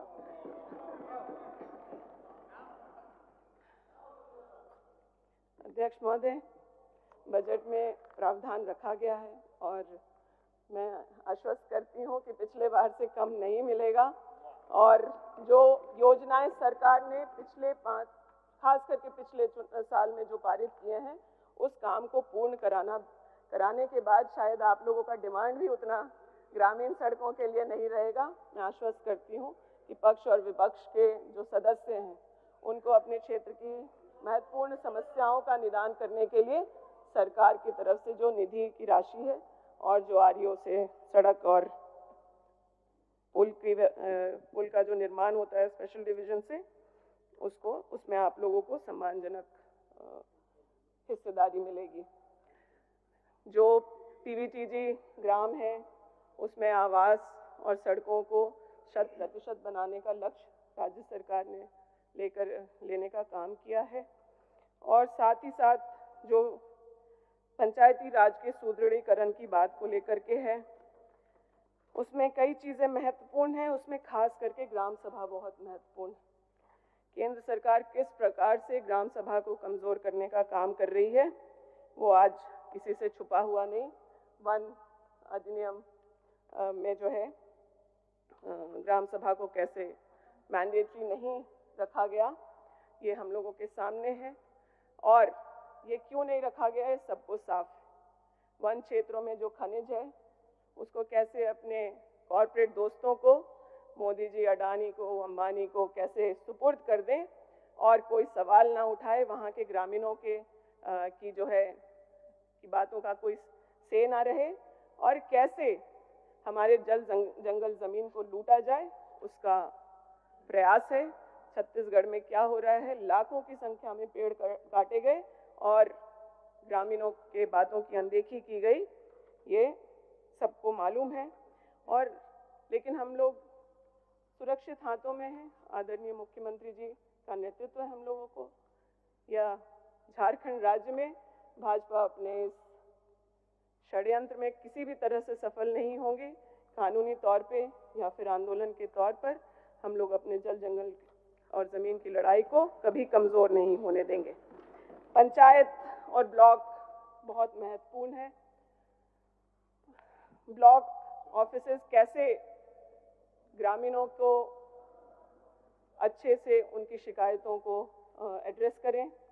कोई अगर ब्लॉक में जाए तो उसे किसी पदाधिकारी के द्वारा उसकी उपेक्षा ना हो, इस बात के लिए भी विभाग को निर्देशित किया गया है। ब्लॉक ऑफिस हमारा चेहरा है। आज हम लोगों के 5 साल के कार्यकाल में ब्लॉक बिल्डिंग्स हो या ब्लॉक के कर्मचारियों के आवास की बात हो, करीब 100% हम लोग बना करके तैयार हैं। कहीं कुछ निर्माण चल रहा है, वो भी पूर्ण हो जाएगा। लेकिन जब राज्य सरकार कर्मियों का इतना ध्यान रख रही है तो कर्मियों का भी यही जिम्मेदारी बनती है पदाधिकारियों की कि सरकार की बदनामी उदासीनता से, अनदेखी से ना हो। जिसके लिए ये सरकार बनी और जिन्होंने इस सरकार को बनाया है उनको पूर्ण सहयोग हो, उनकी परेशानियों का निदान प्रखंड से हो। यह 5 साल में प्रयास होता रहा और आगे भी बहुत सख्त कार्रवाई, जैसा कि मुख्यमंत्री जी ने सर्कल ऑफिसेस के लिए दिया है, ब्लॉक को भी बहुत सख्ती से निर्देशित है कि जो ग्रामीण जाएं उन्हें बार बार ब्लॉक ऑफिस के चक्कर ना लगाने पड़े। ऐसी कोई भी शिकायत आ रही है तो हम लोग तुरंत उसका संज्ञान ले रहे हैं। लेकिन इसको एक कदम और आगे बढ़ाते हुए हमें अपने पंचायत सचिवालय को सुदृढ़ करना है। हमारे पास आज पर्याप्त कर्मी हैं, जहाँ जो कमी है उसको भी पूर्ण किया जाएगा और राज्य सरकार की तरफ से पर्याप्त खर्च किया जा रहा है पंचायतों के पंचायत सचिवालय को सशक्त करने के लिए। डिजिटाइजेशन का काम हुआ है। किस प्रकार से जो रोज़मर्रा की ज़रूरत ग्रामीणों की है वो पंचायत भवन से ही उसका निदान हो जाए, इस पर हम लोग तेज़ी से काम कर रहे हैं। और मैं आपको आश्वस्त करती हूँ कि आने वाले समय में जिस भी पंचायत में जो संबंधित कर्मी हैं उपस्थित ना हुए समय पर, तो उन पर सख्त से सख्त निर्णय राज्य सरकार लेने का काम करेगी। 2026 तक हमारा जो ये पंचायत को डिजिटल प्लेटफॉर्म से जोड़ने का काम है पूरी तरीके से हो जाएगा, जिससे शासन ग्रामीण क्षेत्रों में शासन को पारदर्शी और सुगम बनाने का बड़ा काम हो जाएगा। 21 से अधिक सरकारी सेवाएं पंचायत सचिवालय से पूर्ण होगी और लोगों को चक्कर नहीं लगाने पड़ेंगे। 2026 तक जो पंचायत ज्ञान केंद्र स्थापित करने की बात है, जहां ग्रामीणों को वित्तीय साक्षरता, डिजिटल शिक्षा और सरकारी योजनाओं की जानकारी दी जाएगी, उसको पूर्ण कर लिया जाएगा। आने वाले वित्तीय वर्ष में 2500 ऐसे ज्ञान केंद्र हम लोग पंचायतों में स्थापित कर लेंगे। पंचायत भवनों को पूर्ण रूप से क्रियाशील करना विभाग की प्राथमिकता रहेगी। इस हेतु ग्राम पंचायतों में सहायक को चयन किया जा रहा है। इसका मुख्य कार्य पंचायत में हेल्प डेस्क की सुविधा, कमजोर वर्ग के लोगों को उनके घरों में सरकारी योजनाओं का लाभ दिलाना होगा। ग्राम सभाओं एवं पंचायत के सशक्तिकरण होगा। सरकार अपने द्वार के माध्यम से हम लोगों ने पिछले कार्यकाल के हमारे फ्लैगशिप प्रोग्राम, चाहे वो सर्जन पेंशन रही हो, ग्रीन कार्ड का रहा हो, सावित्रीबाई फूले योजना की बात हो या फिर अबुआ आवास हो और फिर बाद में मैया सम्मान, हर साल हम लोगों ने एक फ्लैगशिप प्रोग्राम को लेकर पंचायत तक, गांव तक पहुंचकर पदाधिकारियों को वहां उपस्थित करा के हम लोगों ने यह सुनिश्चित किया कि ग्रामीणों को कम से कम समस्या हो। अध्यक्ष महोदय, हमारी सरकार अनुसूचित क्षेत्रों में रहने वाले आदिवासी समुदाय को अपने क्षेत्र के प्राकृतिक संसाधन के प्रबंधन, परंपराओं, रीति रिवाजों के संरक्षण का अधिकार देने के लिए कृत संकल्पित है। इस निमित्त पंचायत उपबंध अनुसूचित क्षेत्रों पर विस्तार अधिनियम 1996 पेशा के लिए किए गए उपबंधों के अनुकूल ड्राफ्ट नियमावली का प्रकाशन 2022 में किया गया। नियमावली पर लोगों की आकांक्षाओं के अनुरूप बनाने के हेतु इस पर जनता का सुझाव और मंतव्य भी प्राप्त किए गए। इसमें कई सारे संगठन भी सम्मिलित हुए। इस प्रक्रिया से लगभग 262 सुझाव प्राप्त हुए थे, जिसमें से 145 सुझावों को नियमावली में समाहित किया गया है। वर्तमान में पेशा नियमावली को अंतिम रूप दिया जा रहा है। हमारे सदस्यों ने, विक्सल जी हों, हेमलाल जी हों, इसको प्रमुखता से अपनी बातों में रखा था। वो इसको जल्द मुख्यमंत्री जी के दिशा निर्देश के अनुरूप पूर्ण किया जाएगा। अध्यक्ष महोदय, इस झारखंड के गांवों को कैसे हम लोग गांधी जी, बिरसा जी और अंबेडकर जी के सपनों का गांव बनाएं, उसके लिए हमारा विभाग कृत संकल्पित है और हम लोग इस दिशा में आगे बढ़ रहे हैं। अबुआ बजट, अबुआ हक, इस संकल्प के साथ हम झारखंड को आत्मनिर्भर का और समृद्ध राज्य बनाएंगे। राहुल जी, सोनिया जी, मल्लिकार्जुन खड़गे जी के मार्गदर्शन और हमारे सम्मानित मुख्यमंत्री हेमंत सोरेन जी के नेतृत्व में यह यात्रा जारी रहेगी। जय हिंद, जय झारखंड। बहुत बहुत धन्यवाद। जोहार। अभी मंत्री जी पैसा हमसे मांगे ही नहीं। अध्यक्ष महोदय, विपक्ष चलेगा ना, कटौती प्रस्ताव भी इनका चला गया। मैं आपसे, अध्यक्ष महोदय, आपके माध्यम से मैं सदन से निवेदन करूंगी कि जो कटौती प्रस्ताव लाया गया इस बजट के अनुरूप उसको वापस लिया जाए। क्या माननीय सदस्य श्री कुशवाहा शशिभूषण मेहता जी अपना कटौती प्रस्ताव वापस लेना चाहते हैं? अनुपस्थित। जो इस प्रस्ताव के पक्ष में है वो हाँ कहें, जो इस प्रस्ताव के विपक्ष में है वो ना कहें। मैं समझता हूं कि प्रस्ताव के विपक्ष में बहुमत है, यह प्रस्ताव अस्वीकृत हुआ। अब मैं मूल प्रस्ताव लेता हूं। प्रश्न यह है कि ग्रामीण विकास विभाग के संबंध में 31 मार्च 2026 को समाप्त होने वाले वर्ष के भीतर भुगतान के दौरान जो व्यय होगा उसकी पूर्ति के लिए 98,41,41,61,61,000 रुपये से अनधिक राशि प्रदान की जाए। जो इस प्रस्ताव के पक्ष में है वह हाँ कहें, जो इस प्रस्ताव के विपक्ष में है वह ना कहें। मैं समझता हूं कि प्रस्ताव के पक्ष में बहुमत है, पक्ष में बहुमत है, यह प्रस्ताव स्वीकृत हुआ, मांग स्वीकृत हुई। माननीय सदस्यगण, सभा की कार्रवाई सोमवार दिनांक 10 मार्च 2025 के 11 बजे पूर्वाह्न तक के लिए स्थगित की जाती है।